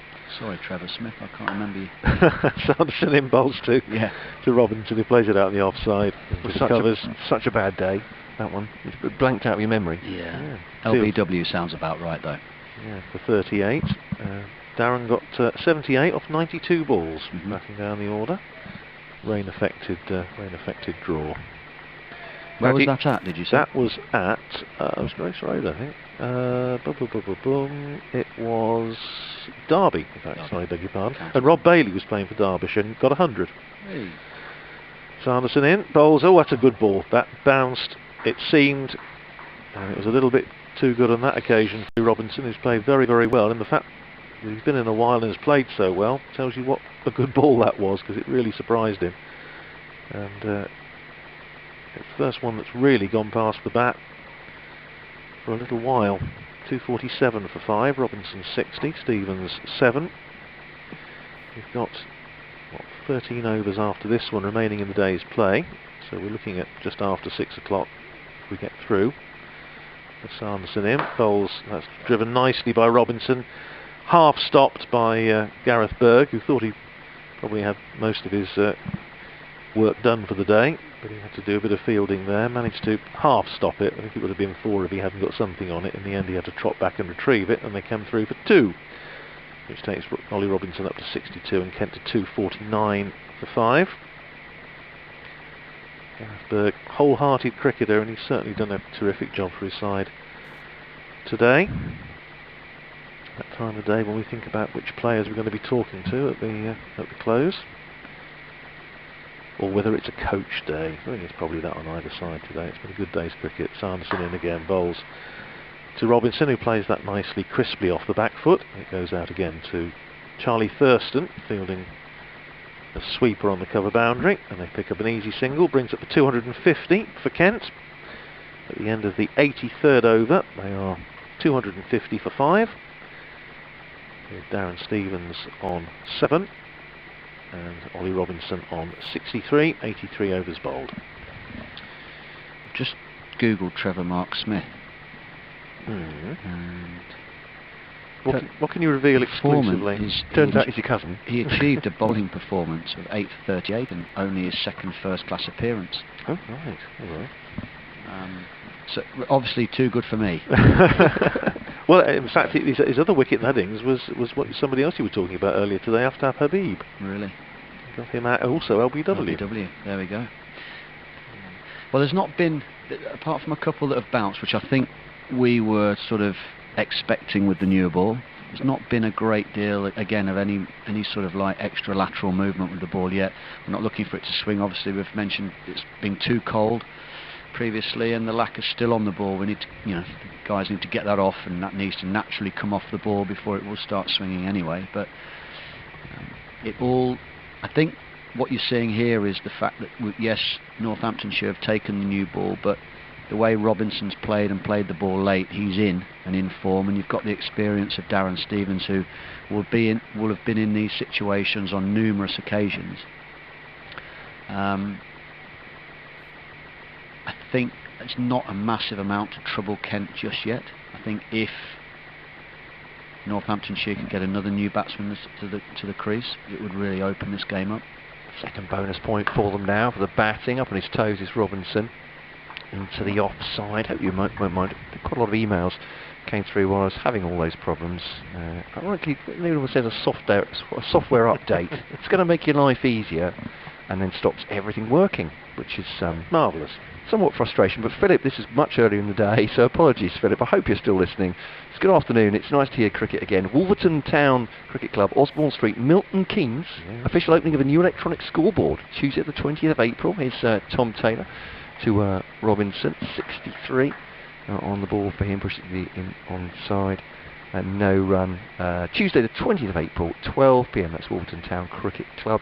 Say hello to Andrew. I think we've done that. Fantastic. Very nice ground, Wolverton, and they're surrounded by houses with iron railings around the boundary. And there are one or two, or certainly was when I was playing there, loose railings, and you need to know where they were if you need to retrieve the ball from somebody's garden. Here's Taylor then to bowl to Robinson. The ball was over outside the off stump, left by Robinson, and certainly left it on width there. Tresborn talking about your Charlie Caroli mention. Perhaps it should be dragged back to Kent and Benbourne Brothers. Other circuses have been, will be available. I don't know what disclaimer I'm supposed to say. Frank, great to hear from you, Frank, as well. On the emails, talking about the last game at the Moat at Maidstone for Kent was 2005 in July. Is Taylor to Robinson, push back at the bowler. There's no run. It finished in just over 3 days, 2 and a bit in fact. Kent would drop points because of an unfit pitch, and that was the last time we saw first-class cricket at the Moat. It was an ignominious end, really, wasn't it, to a great venue. He said, shame, a great ground to watch cricket from, a natural amphitheatre and banking. But great to hear from you, Frank, who's busy teaching, or was busy teaching. I'm sure that was in a well-earned break between sessions. And here is Taylor to bowl to Robinson. Again, it's solidly behind it, just guides it up to mid-off, and there's no run. Brian saying, wonderful to have you back. As we're unable to join you at the ground, enjoying the live stream and your commentary. We'd love you back as soon as possible, Brian, but thank you for your comments. He says, wonderful to see Kent making such a good recovery. Could you tell me, are there any bonus points in this year's format? Yes, indeed, like last year's, but there are, and like last year's in this competition, in fact, 8 points for a draw, yes, aren't they? They right, kept yes. that, particularly in these groups with only 6 teams. Feels like it makes sense to me, but I'll get the wisdom and experience of 2 gentlemen on my right and left in a second. This single taken towards the end of the over. That is the end of the over. 25145. Kent Robinson 64, Stevens 7. And Dave from Sidcup on the emails again, enjoying it. Also the half centuries from the Kent Young Bucks. He says, now you've mentioned T20. Also round of thoughts about the President joining the Steelbacks for the T20 campaign. I've actually just been too upset, Dave, to talk about President now be joining their club. It's a big sadness, I think, for everyone at Kent. No, he's a wonderful player, and will grace this ground and others as well. Proper triple threat, as they say in American sport, don't they? So Mohammed Nabi, will miss him, but what are your thoughts on that? Oh, I think it's a wonderful signing. I think everyone's very excited about it. Just wonder if the ground's going to be big enough if he middles well. Sanderson in again, starts a fresh over, bowls to Ollie Robinson, who again just plays it calmly away on the offside. There's the element of Groundhog Day about some of his cricket at the moment, pretty much the same as we've had in the last 2 or 3 overs, just picking up singles more or less at will. Charlie Thurston still fielding out there on the cover boundary. One more to Robinson, 65 to him, 252 for 5. And another handy little partnership developing here. Kent have done really, really well from the depths of 38 for 3. They say about building partnerships. Well, 89 for the 4th, 98 for the 5th. Sanderson in bowls to Stevens. He's in behind that, pushes it out the offside, fielded by Ben Curran, and now 27 unbroken for the 6th between Robinson and Stevens. Yeah, I think the 8 points for a draw makes sense for me, as you say, particularly with the conferences of 6 teams. And there's no doubt about it that there should still be some honour in playing for a draw if that's what the situation demands. Northamptonshire, of course, saving the match at Edgbaston last year. Sanderson comes in, bowls to Stevens. who's again in behind it, pushes it up to mid-off, fielded by Gareth Berg, when Adam Rossington and Luke Proctor batted the whole of the last day. Same two batsmen batted right the way through the final day to save the game after Charlie Thurston had laid the foundations in the last session the previous day, came close to what would have been his maiden 100, did of course get it later in the season, but it was a terrific performance to save that match, and certainly points I think ought to reflect a performance like that. Sanderson in again, bowls, and frustratingly for him, Stevens gets it off a thick outside edge, goes wide of second slip, perfectly safely. No third man, and he picks up 4 runs, signalled by Rob Bailey. Takes Stevens into double figures, 11 to him, 256 for 5. And as a fast bowler, Ben, that's just what you want, isn't it? That at the 5:30 on a cold day, and you just see somebody open the face, nibble it past second slip. What you want, not really, isn't it? No, and it was. Actually, I've just seen the replay, and you'd see this yourself. He didn't actually open the face. He did him. Yeah, it just moved away actually quite nicely. Just a slightly tentative, but it wasn't even front foot prod, but he just played it so late it ran off the bat and went down. Sanderson in again, bowls this time. Stevens is solidly enough behind it, and middles that one up to Ben Curran, and there's no run. That would have been the ball that he walking back to his mark thinking, if only that was the one that bounced. Yes. And then I think that would have, you'd have caught the thinner outside edge and carried through to the slips or the keeper, but it wasn't. It was just one that placidly came off this slow surface again. Yeah. Any devil that there might have been in the pitch early on certainly does look to have calmed down a bit. Sanderson in again, and once again Stevens a little bit firm-footed, but plays it solidly enough up to extra cover where Ben Curran fields, and there's no run. End of the over. 11 to Stevens, 65 to Robinson, 256 for 5 Kent, 85 overs bowled. And again, Ben, you go back to this thing, we've said it so often in recent seasons, that here at Northampton, if you're going to get anything out of the pitch, it will be in the first session and a bit, maybe. And then you do tend to find if you can get in, if you can weather that first little storm, as it were, then you can make hay. I actually, when we sort of spoke about the toss being won and you got to insert, and I said, well, yeah, I mean, the pros about it, you can all get out there together. I know it's a cold day, but it puts some pressure on the batters. One mistake from a batter and it's sport your first day of the season. But looking at how this wicket played, and I'm sure if Northamptonshire thought this wicket would play this way. Yes, Tom Taylor starts another over and bowls to Robinson, who plays that into the covers. Nicely fielded at extra cover, tumbling away to his left by Emilio Gay on an old wicket end, and there's no run. I actually think probably they would have thought, well, maybe batting first on this wicket wouldn't have been too disastrous. The ball hasn't swung, and whether they took that into consideration because it was so cold, I'm sure they did. I'm sure they felt that it would just nibble a little bit more, and hopefully was a little bit quicker than it has been.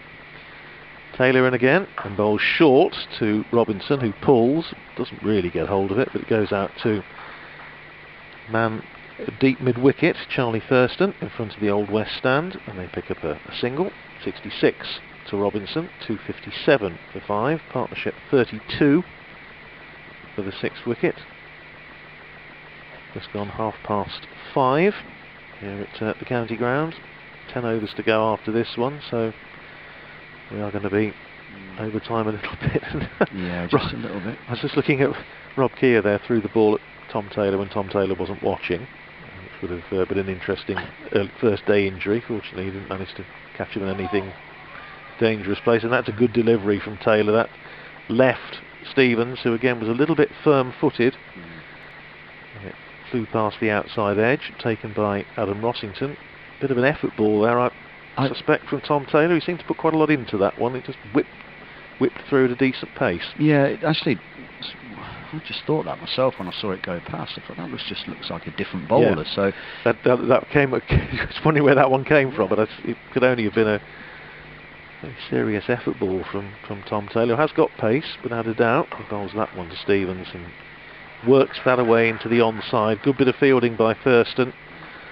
It was noticeable, talking about Charlie Thurston's fielding earlier on in the day last season, in that shortened Bob Willis Trophy. Obviously Charlie Thurston's confidence was right up as he was scoring runs as well, but once or twice when Northamptonshire were having a bad session, his fielding, the quality of his fielding and the energy of his fielding just lifted the side a little bit. Yeah. And, on commentary, I think a number of occasions where we were commenting on that, and worth the weight in gold. And this is a nice shot from Darren Stevens, punches away off the back foot.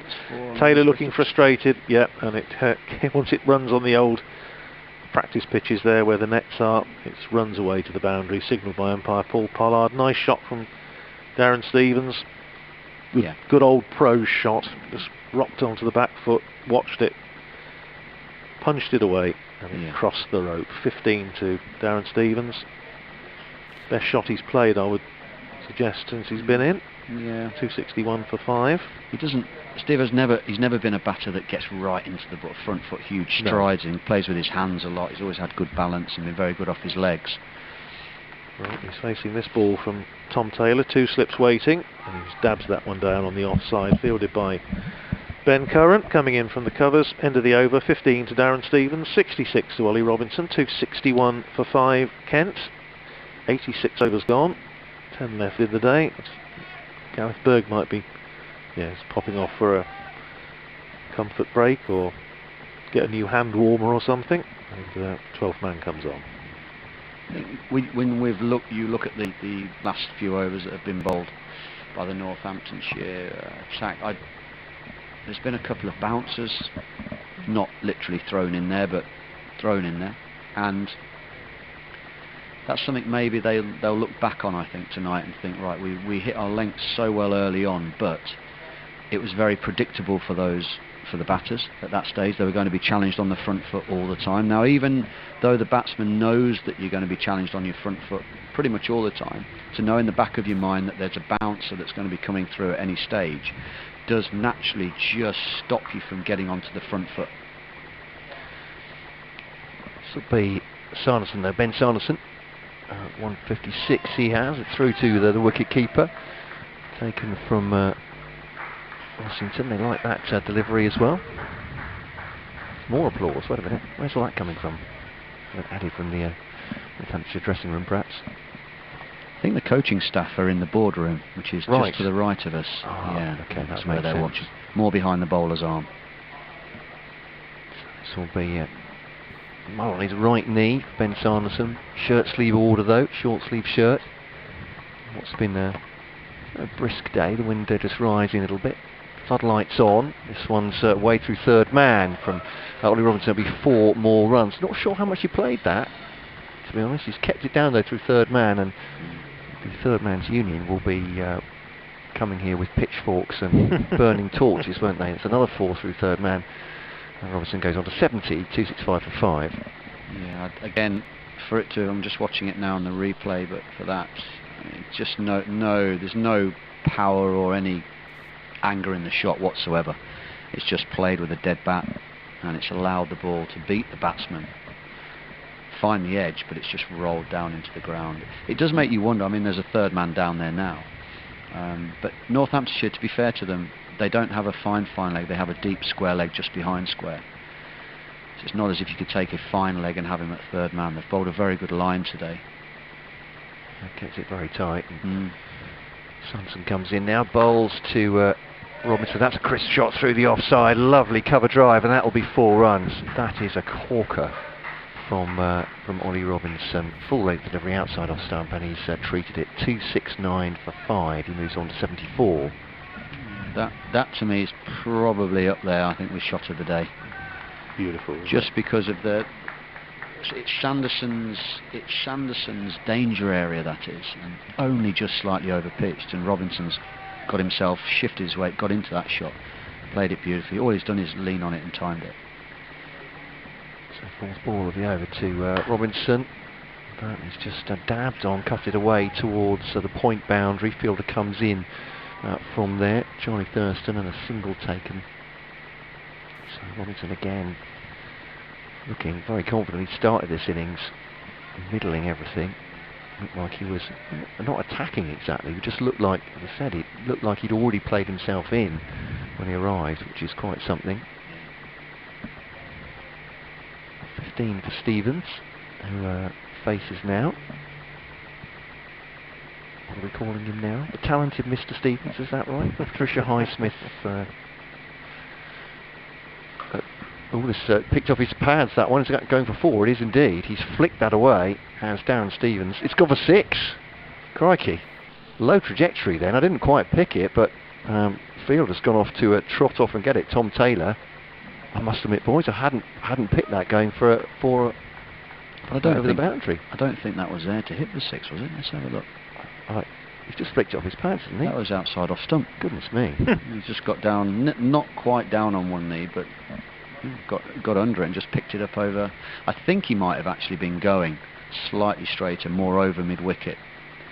But as it's come onto the bat, and it's carried all the way. It is a shortish boundary though out there. I think we've agreed that it is fairly short out there. Absolutely. And Radders, it would be one of the shorter boundaries. I think they could only play maybe 1 or 2 pitches further over. It's about as far as they can go on the edge of the square. So a shot from Darren Stevens though. As I said, it doesn't seem to be that aerial, but he's giving treatment. First 6 of this innings, right to say. Yeah. Push and run rather. I say tip and run, sorry, it's not garden cricket, is it? So a push and run for Darren Stevens, a nice smart single taken at the end of the over. 2-7-7 for 5. 22 for Stevens, 75 for Robinson. I'm not using the term maximum anymore. I've seen a good deal of debate on social media about that, particularly Daniel Norcross, who says it's not a maximum, because that's not the maximum you can get off a single ball, and there we go.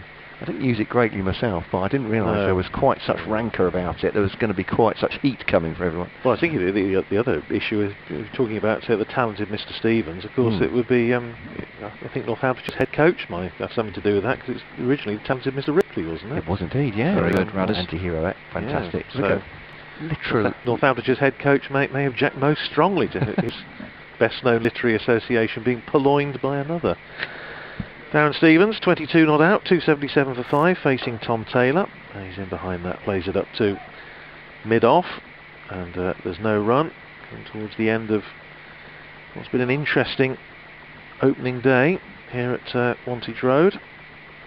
The light is not great, but the clouds are fairly high. Hopefully we'll get through now to the end and get a full day's play, which will be a bit of a bonus really when you consider what it was like a couple of days ago with snow on the ground.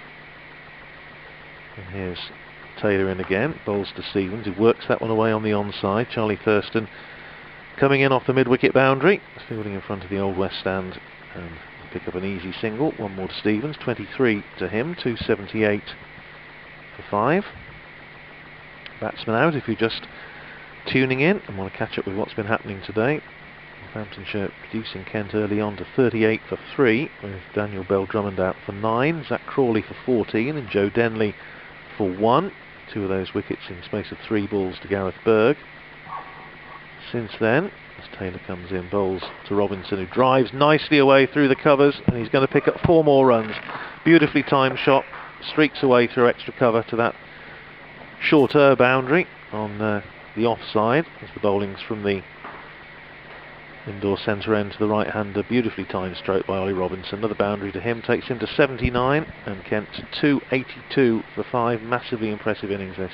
Yeah. From Ollie Robinson. Really has played so well. Joint top scorer now as well, with leaning at 79 himself. But yeah, let's go through just so 38 for 3 since then.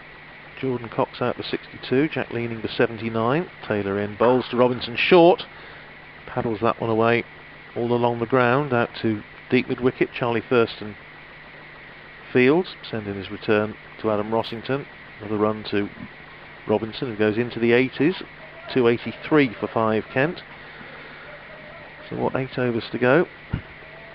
Ollie Robinson could possibly get 100 before the close, but I doubt that'll be particularly uppermost in his thoughts. I'm sure he'll really want to be there at the close and come back tomorrow morning. Taylor in again, bowls to Stevens, outside the off stump. Stevens lets it go. Ben's just nipped off for a quick break, but the point was interesting, Matt, that one of our colleagues was pointing out the fact that I think as of this moment, only one team, which is Derbyshire, has actually been bowled out on the first day. Yeah. And speculating whether the fact that it's maybe just too cold for the ball to swing. And so batsmen have had generally not a bad day. Taylor in again, bowls to Stevens, who forces that one away back past the bowler. Can't get a run though, as Emilio Gay comes round from mid-on to field. End of the over, 23 to Darren Stevens, 80 to Ollie Robinson. Kent 283 for 5, 8 overs to go. Certainly one or two of the matches looking around the country have finished early. There's notably down at Bristol, where they've actually had some rain. They finished for the day there. Just going to see what was happening at Chelmsford, because they were off for the light. They're still off for the light there, 206 for 3. And just wait for Ben to get his headphones on. We were saying, Ben, that the point's been made by one of our colleagues that I think there's only one team, as of this moment, which is Derbyshire, that have actually been bowled out today so far. And we were wondering whether they were talking about whether it was the fact that the ball isn't swinging because it's too cold to swing, or what the other thoughts might be. But definitely the temperature being as cold as it has, is no sort of like natural humidity, or at least any warmth for the the air to be, I suppose, the ball to grip through the air and swing, as it were. But it just seems so cold, and it doesn't naturally swing that much when it's cold. So yeah, I mean, I don't know. Seam movement is normally one of the biggest threats to batters early season, and it's more difficult to play than the swinging ball. At least you can line yourself up for a swinging ball, and you've just got to be aware of the ball might swing both ways. But off the seam, off the surface, it's a lot more difficult to play. I just wondered, I mean, I mentioned this to you, whether you think, batting first would have been a better option on a pitch that's played as placid as this. So Berg comes back into the attack and withdraws the bat from that late to Sir Robinson. That's a corker from Berg to start, bouncing just over the off stump. And he's taken away the bat at the last minute. I think that's beaten him. Another good delivery, some bounce from Berg, 2 for 32. Yeah, but also we don't know how the other teams have bowled either, so it'd be interesting to see how attacks have gone. I thought that first session, the way Northamptonshire bowled, Kent could have quite easily been 5 down. So that you could take that into effect as well. Yeah, they beat the bat a lot in that first session. Yeah. Berg to Robinson, slightly behind it this time. So 283 for 5, very different complexion, you'd have to say. If Kent loses no further wickets, now they certainly will be. They'll see it as their day, won't they, going towards 300? Absolutely, yeah. Northamptonshire will feel as though they've let them get away because of how they bowled, sort of set the tone, or however they didn't set the tone in that second session after lunch. So Berg back, brought him back into the attack. He's bowled so tightly. He bowls to Robinson, who again is right behind this one, thumping off the middle of the bat. 283 for 5. Talking about Mohammed Nabi earlier in the day, by the way, I just wanted to slip this in. If you ever have a 7 over a side game, he is the world champion at that. Really? Take us back to an absolutely packed oval, Surrey against Kent in the Blast 2019. Yeah. Reduced to 7 overs a side. Surrey made 54 for 4. We were thinking, actually, that doesn't look too bad. 54 for 4. That might be a bit of an issue. As Berg bowls to Robinson. 80 not out. Thumped back to him, and as Berg looking towards the heavens because he got a finger on it, I think it was just trying to turn it onto the stumps, and Robinson, because he should have got 4, because that was a thumping drive and a great stop. So and then Kent lose their first wicket with 3 on the board. Daniel Bell-Drummond's gone. Collie wobbles in the Kent commentary box, I can tell you at that point. The Kent fans in a packed oval. Mohammed Nabi hit a 12-ball 43. I kid you not, a 12-ball 43. 2 fours, 5 sixes. It's a thing of beauty I will remember for a long, long time. What a player.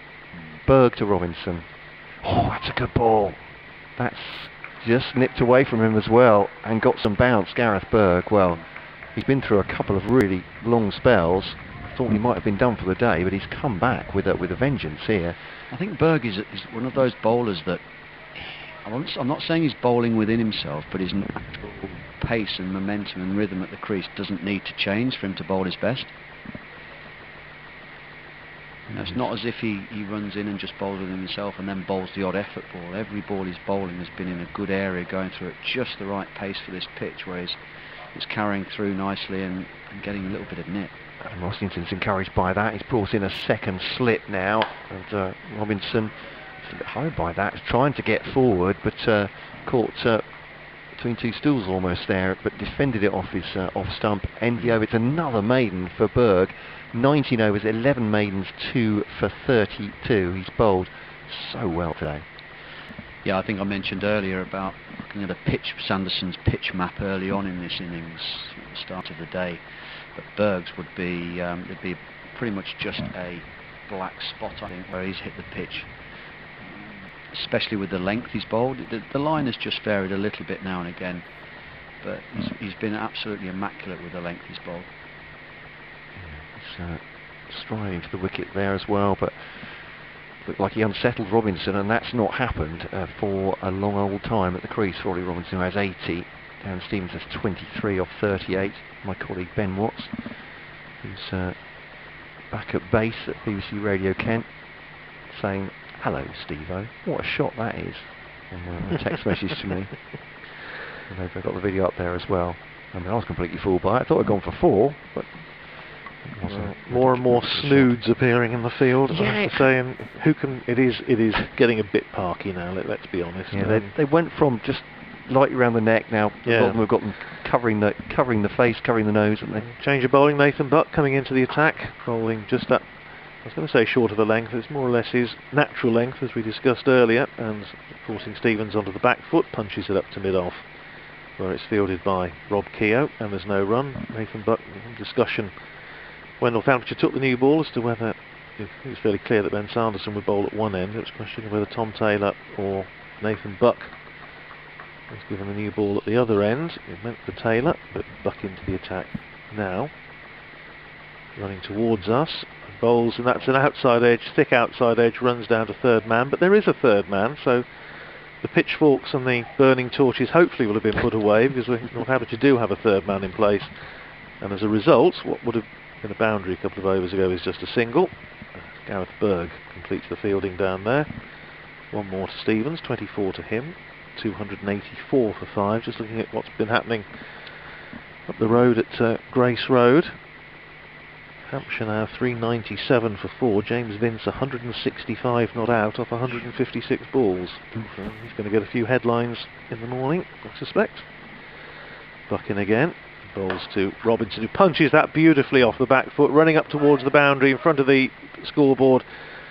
Chased but fruitlessly by Ricardo Vasconcelos. It crosses the rope, and that's another lovely boundary to Ollie Robinson. Really is very easy on the eye to watch. Yeah, for a player of short stature, he really, I think I mentioned earlier, he gets right up onto his back, onto his toes when he plays that back foot punch, which he'd have to get his hands above the ball. But, just wonder, it was quite tired fielding, wasn't it? Yeah, 84 to him now, 288 for 5.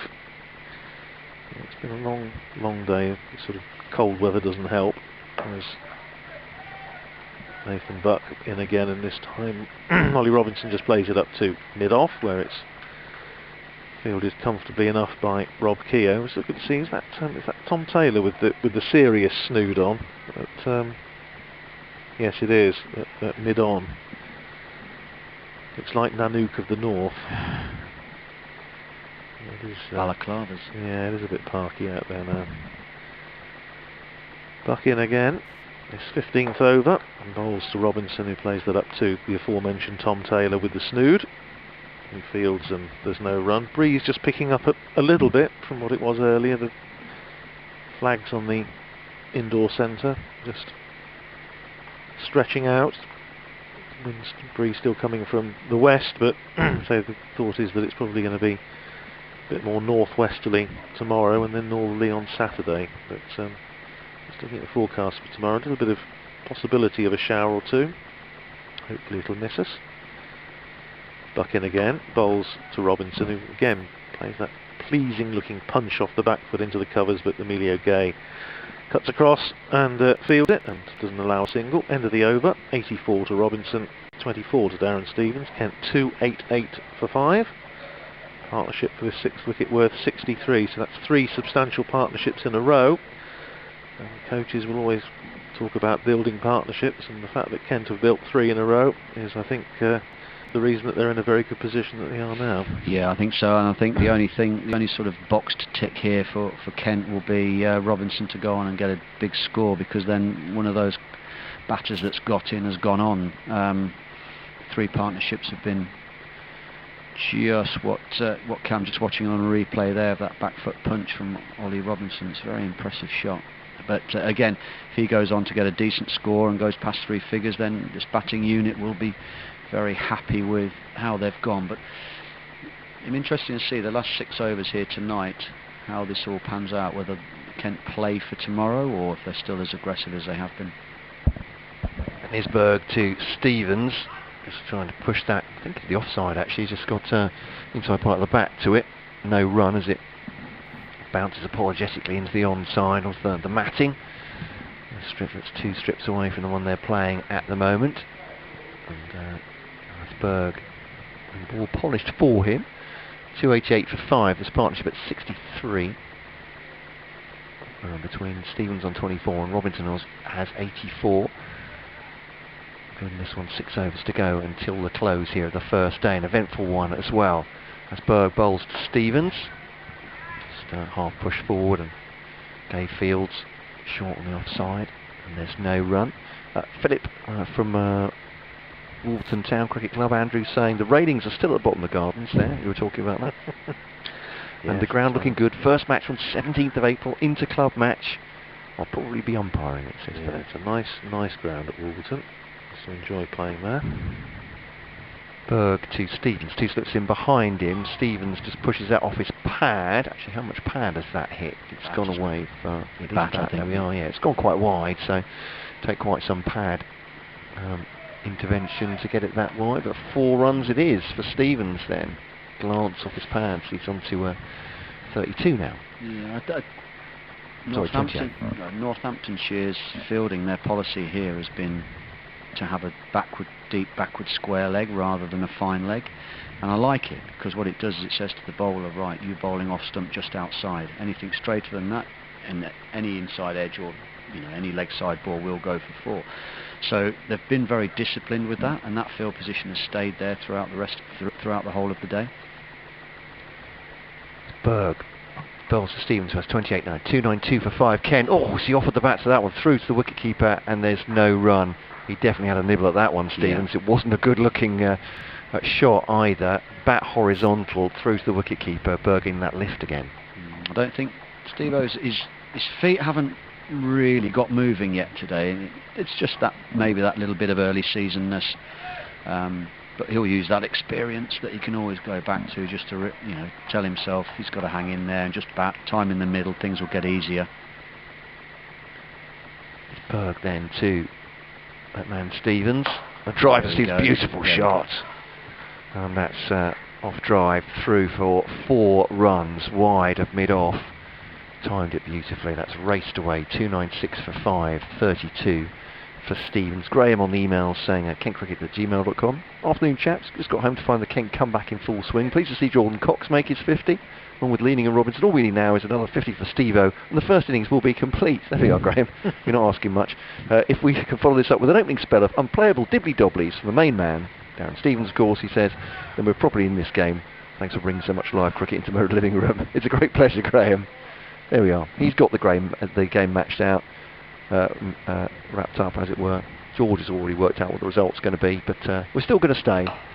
Berg to Stevens, and defends that up to mid-off Sanderson Fields. End of the over, 296 for 5. Kent closing in on that 3rd batting bonus point, and it's their day so far now. Yeah, and I think ironically, anyone listening to me comment on Darren Stevens not moving his feet yet in this innings, very next ball, shifted his weight, he got a nice stride in and hit that extra cover drive off Berg. But then the very next ball, he played an immaculate front foot defensive shot as well in exactly the same position, and it just looked as though once he'd got that extra cover drive away, he's away and he's moving his feet better. 5 overs to go on this opening day between Northamptonshire and Kent. Nathan Buck from the indoor centre end, bowling short to Ollie Robinson. He's hit it up in the air, he's going to be caught, and he is.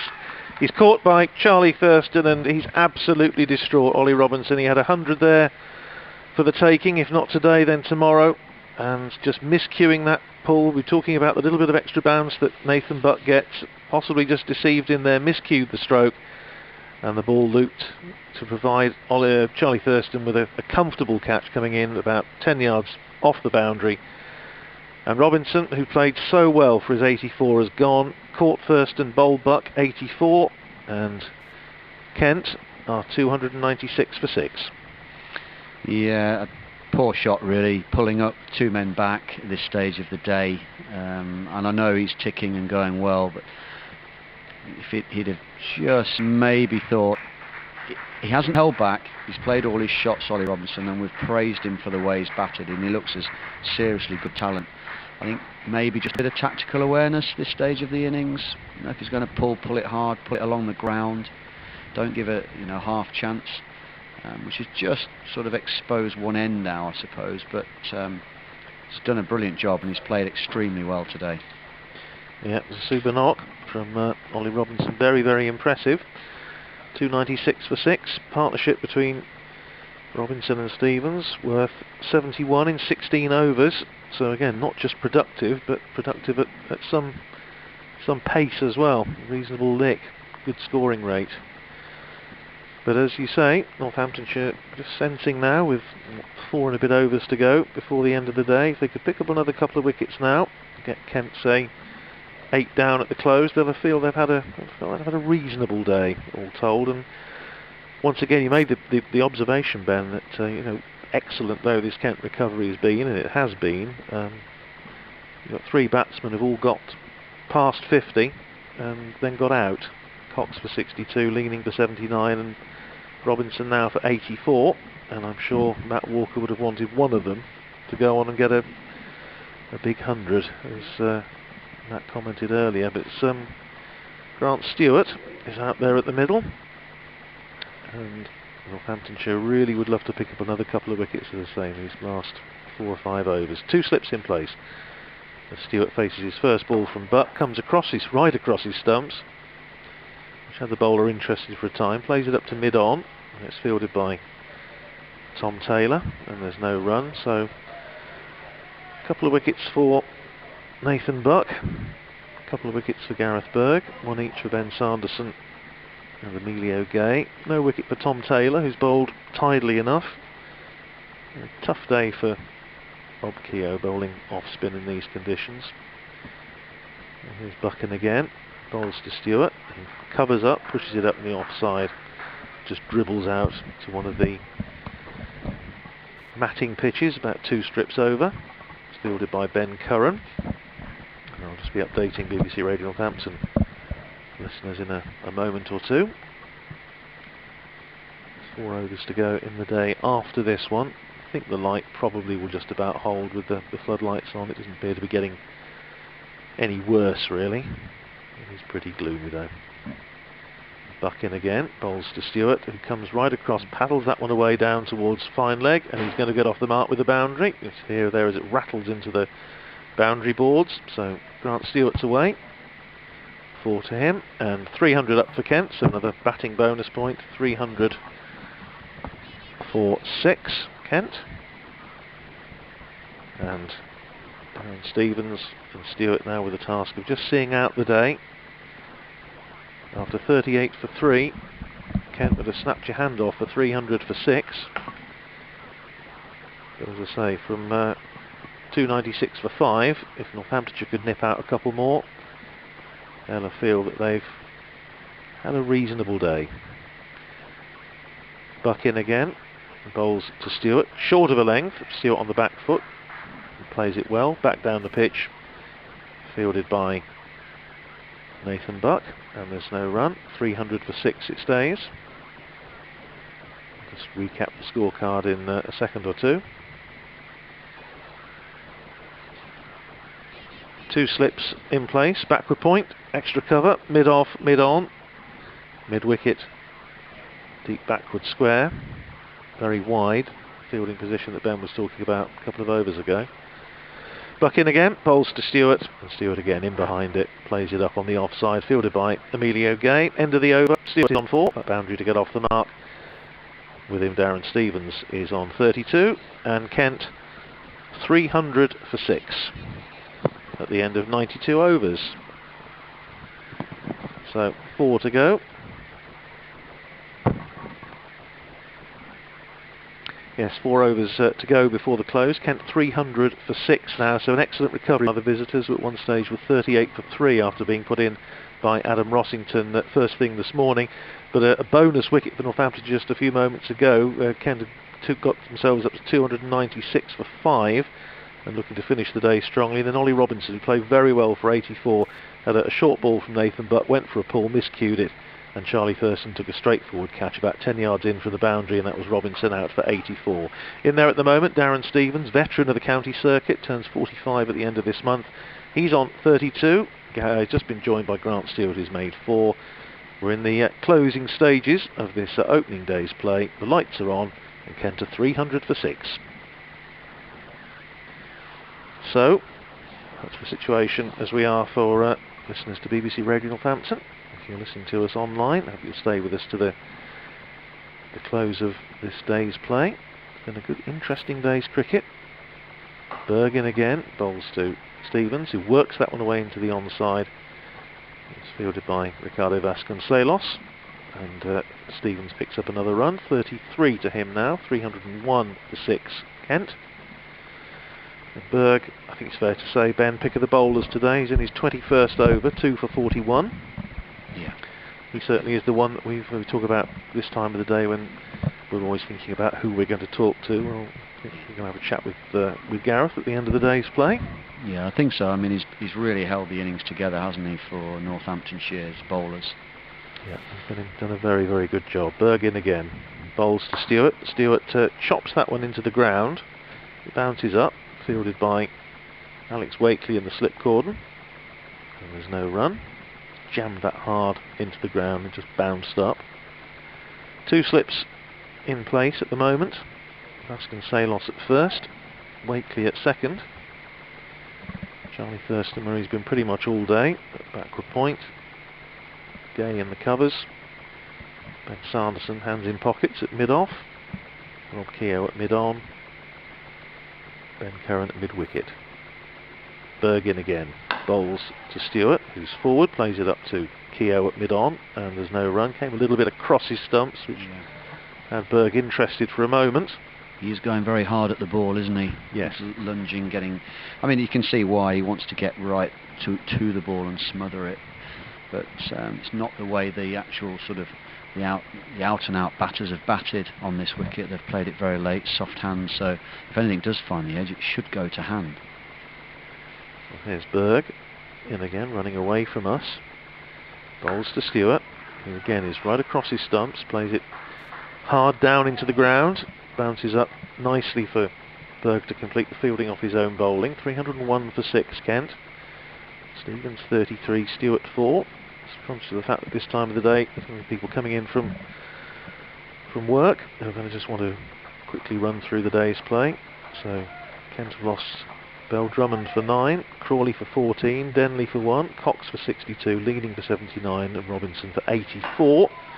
And once again, Stewart coming right across his stumps to that ball from Gareth Berg. Middles it okay, plays it up to mid-on where it's fielded by Rob Keogh, but a bit of encouragement there for Gareth Berg. End of the over. Stewart still on 4, Stevens on 33, Kent 301 for 6, and Berg now 21 overs, 11 maidens, 2 for 41.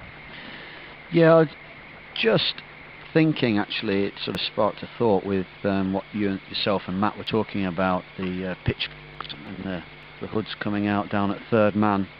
The field positions actually, and whether something that Northamptonshire could have done slightly different. Nothing's gone to slip. Slowness of the pitch, everything's hit the bat and gone quite wide because of the slowness of the wicket. And the way that the Kent batters have consciously played the ball late and with a straighter bat. Just wonder whether a catcher on that line to third man would have worked. Nathan Buck now herring into the bowler's end. Quick single taken there.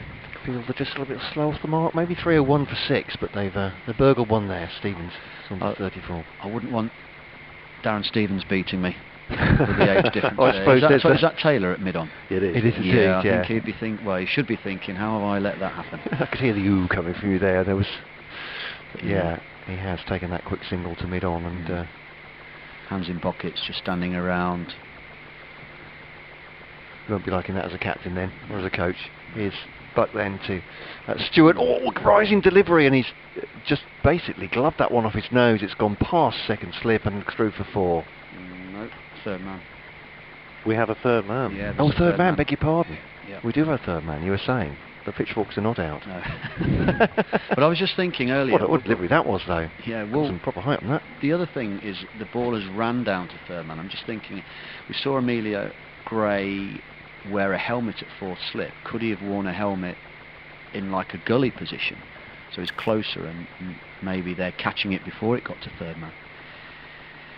So Buck to Stevens, turns that off his pad. He'll take a single, 35 for him, 5 for Stewart now, 304 for 6. I should point out to the listeners, I'm not being that stupid. We can't actually see. No, we can't.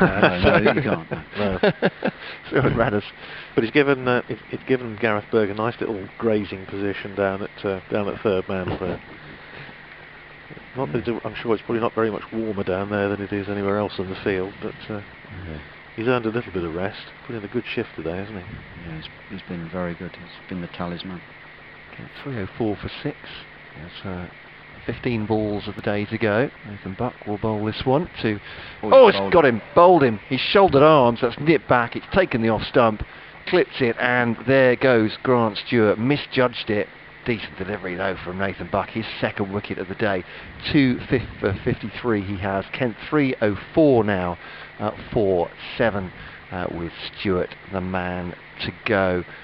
And let's take a little bit of gloss off for Kent, I suppose, and Northamptonshire battling back into this one, not letting Kent get away at the end of the day. Stewart then goes 4-5, Kent 304 for 7. Yeah, there's definitely some movement back in off the seam. It's a good ball. It does look as though he's covered up off stump, but it looked as though maybe the ball's through him before he's made that final movement across to cover his stumps up. Interesting, because the Kent batsmen have really made a conscious effort, like I said earlier, to play the ball late, but they've looked to play the ball. They haven't done a great deal of leaving, and that normally stems from the fact the ball's not swung away predominantly. If it's a seaming wicket, which you'd have to class this as a wicket you'd need to bowl seam on rather than swing because of the conditions. You should be looking to play at as many balls as you can, unless you don't really need to, as it were. But it'd be interesting to see how Stevens plays, not necessarily now, because he'll try and face every ball, I'd have thought, until the end of the day.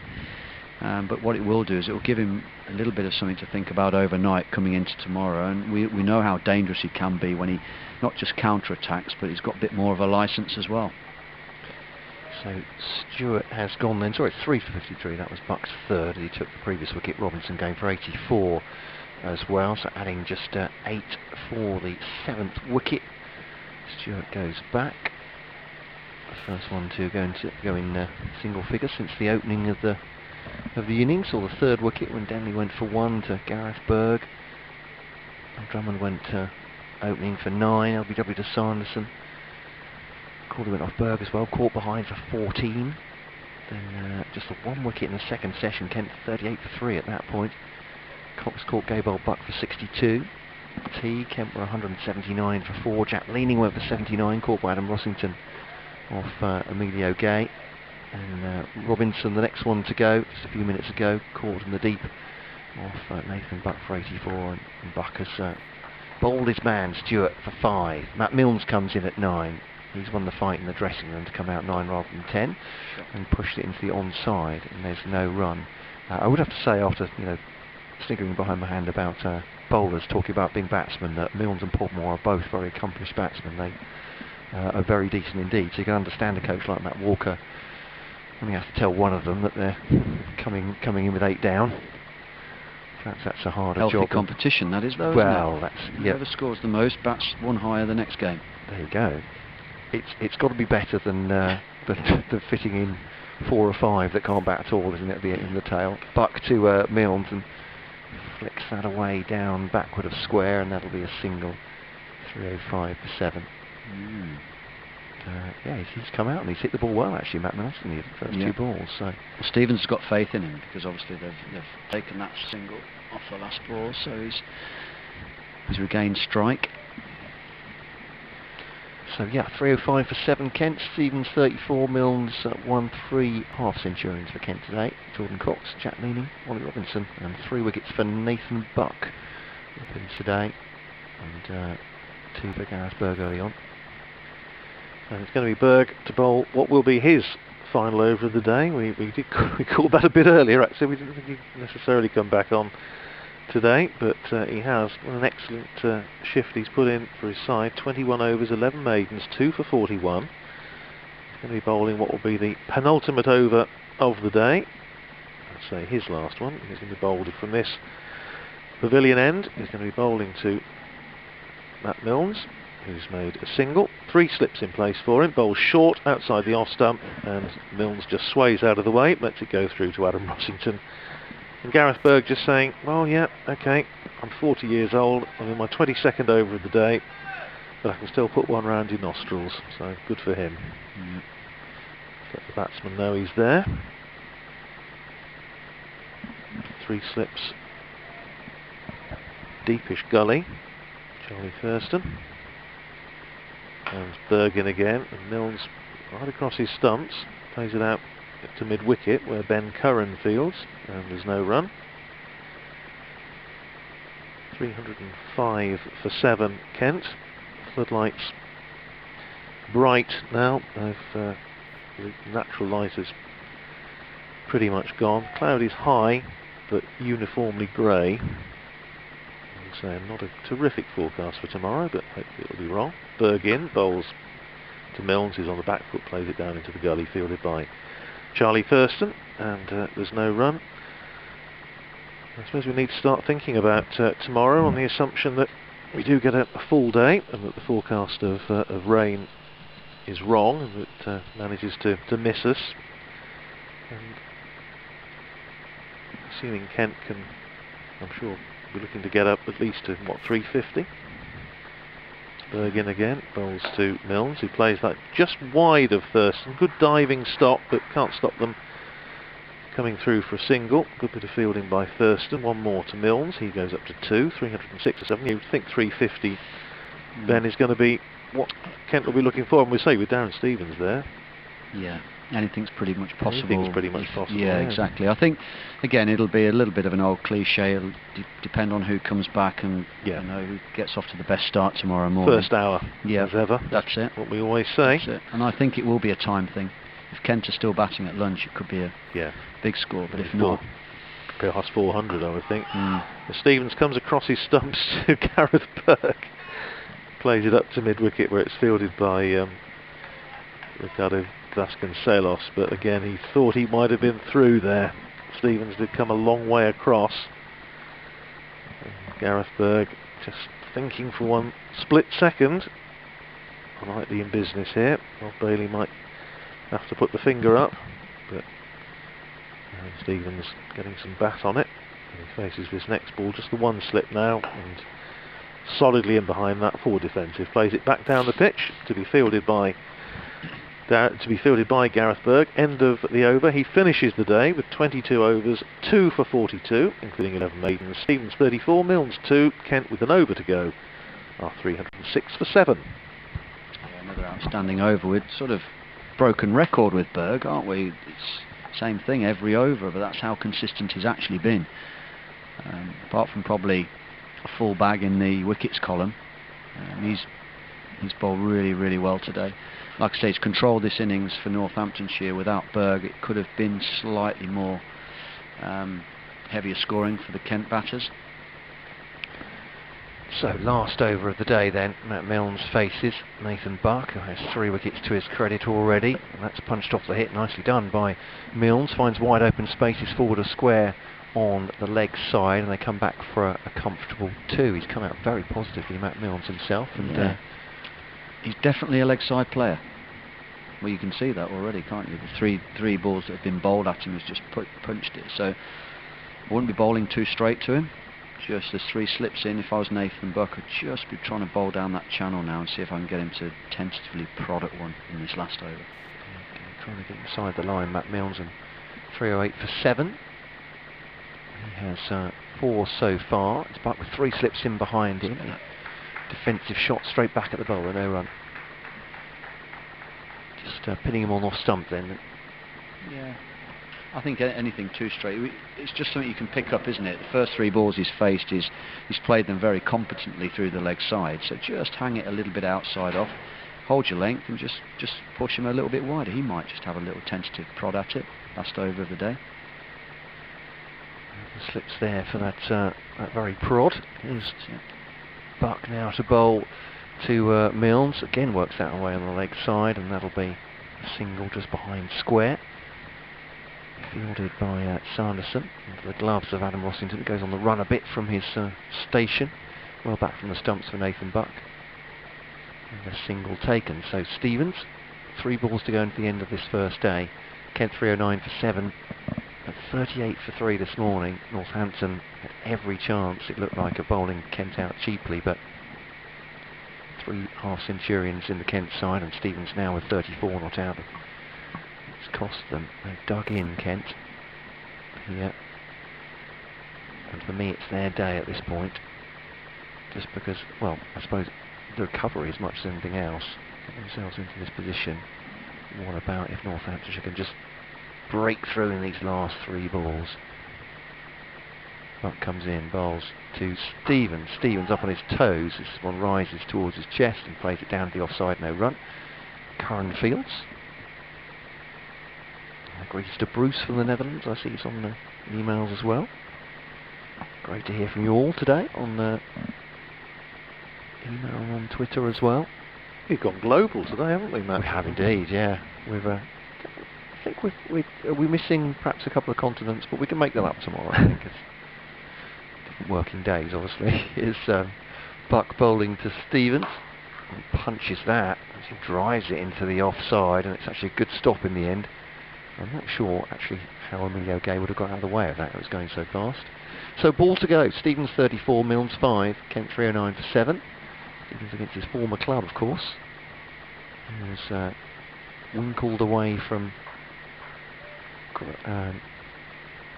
So what am I talking about? I've gone way off there. From Ben's former club, I should say. I'm thinking all Leicestershire men together here. Is Buck now bowling to Stevens, leaves it outside off stump. That is the end of the day. So you got on a positive note. 309 for 7 then. 96 overs old this day, and all done. Stevens 34, Milnes 5. 309 for 7. Kent have made 3 batting bonus points. Just the 2 bowling bonus points so far for Northants. Berg 2 for 42. Buck 3 for 57. Perhaps the pick of the Northamptonshire bowlers. Ben Smith, haven't you seen the first day? Yeah, well, it's Kent's day for me, especially with the recovery that you quite rightly mentioned from earlier. I think Northamptonshire will be slightly disappointed that they didn't set the tone as well after lunch. I think that's where the game got away from them. If they'd have bowled as well, and I mean by hitting the same areas straight